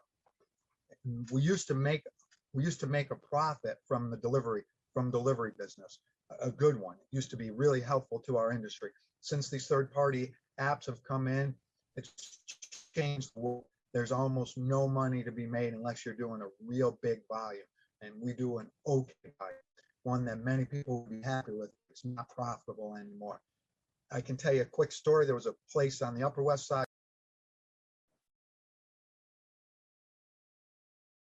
We lost you, Jeremy. The reason he closed, and I didn't even believe him, was because of the delivery apps. We lost you there for a second, Jeremy. I just want to repeat the question, if you don't mind. So you're using, when prior to COVID and third-party food delivery apps, you had your own delivery people? Sorry, guys.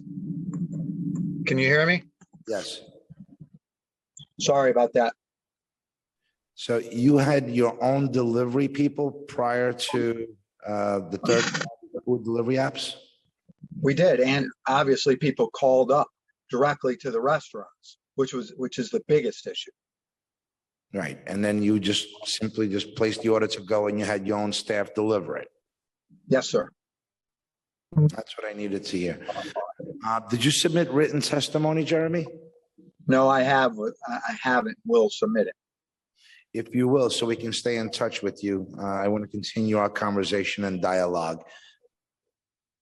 Thank you. I appreciate everything you guys are doing. Survive, Jeremy. Just survive. We will. We're fighters and grinders. It's the restaurant business. Thank you. Next, we'll be calling Cynthia Shepard, and then Igor Segota, and then finally Zoe Darman. Cynthia? Your time will begin. Hi, hello. My name is Cynthia. My mom is Maria. We're a business. We had two restaurants, Corazon de Mexico and La Delita de Woodside. Unfortunately, due to the pandemic, we had to close one in Long Island City, and we currently are trying to survive with our the one that we have here now in Queens. We are not just, we are a restaurant, but we also assist and provide work for women who've been suffering from abuse or is trying to stand up. So most of our target markets are to provide opportunity for them, as well as to serve our community. That was one of the things that we did during COVID. Due to these platforms, I was able to at least pay, not cover everything, basically survive, but I was able to pay the employees that were working during the time of COVID. So it was, due to the cap that was placed, we were able to at least have a little breathing air, besides of everything that was going around us. And it helped us to survive through it. As things been opening, I got really excited thinking that maybe people are gonna come back to normal like it used to be, people coming in, but it has definitely changed our model a lot. Most of our people are still ordering through these platforms, which our small business depend on. We still struggling. I heard that there were grants and stuff given away. We were successful to get our first PPP, but all the other grants and all that has been offered, we haven't been lucky enough as small business to gain in, to have that breathing air. So most of the things that we are making, we are depending on these deliveries, catering. I'm going out there trying, I had to recreate myself, selling potteries, to try to get people inside, bread, bakeries, everything. So I've been trying everything, and then through the platform, we've been able to sell most of this. Time is expired. Cynthia? Hi, yes, Mark. So I don't know if you finished or you want to wrap it up.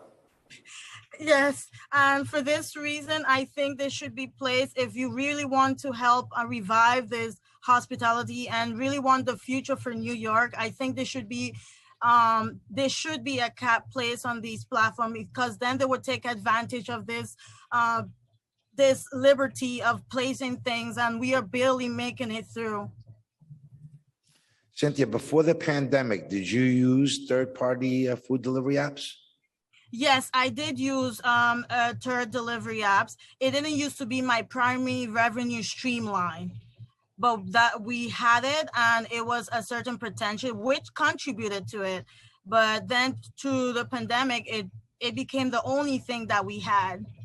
Right. And now as we transition, it still has been like people are still in demand. It hasn't changed. It's still, we trying to giving out, but there's people, I don't know, because of what happened last year, it was historic, dramatic. And I think this is something that's gonna stay for a while as we try to recover. So Cynthia, when you get an order through a third-party food delivery app, are you breaking even, or are you losing money, or are you making money on that order? We basically breaking even. What has happened that most of the delivery, for example, the plates, the bags, and all of this has increased tremendously. Also for group orders as well. So when it used to be, let's say, a tray, now everything is individually packed because now it's becoming a requirement, and these are costs. And instead of things staying stable, things are going up, including the meat. Everything is ridiculous. And I'm happy that I would like to personally applaud you because you kept us informed during, and you've been fighting for our small businesses. And I truly appreciate that, because not in my community, there are many people who, like right now, I'm able to connect because I'm, computer savvy, but you see my mom and those mom and pop who are struggling and they don't have this ability to represent them. I'm representing them today as well, because I know the struggle is real over here in our end. Thank you, Cynthia. Please submit your information so we can stay in touch with you after this hearing. No problem, I will. Thank you. Thank you. Thank you. Next, we'll be moving on to Igor Segota and then finally Zoe Darman. Igor?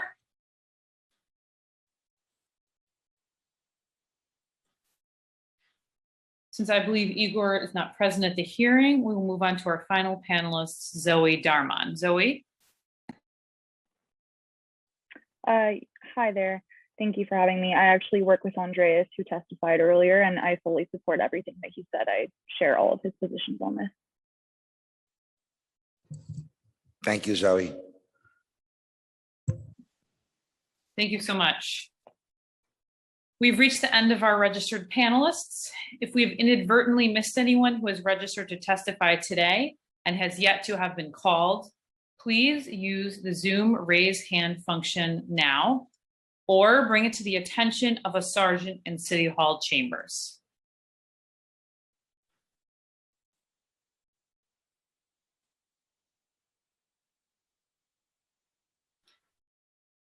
Seeing that there are no further panelists, I will now turn it over to Chair Jonai to offer closing remarks. Chair? Stephanie, I want to thank you for your hard work and the entire team from NOAA. And I want to thank Rachel here and all of you for working so hard on this hearing, and the testimony that we heard and those that we could not hear but have submitted their testimonies in writing. We will be following up with you. I want to thank all of you for your patience and your time and your input. It is extremely important that we hear from stakeholders as we determine how we're going to shape the future. I want to thank Councilwoman Brooks Powers for sitting in for me and for participating. I'm grateful to all. This hearing is now adjourned. Thank you.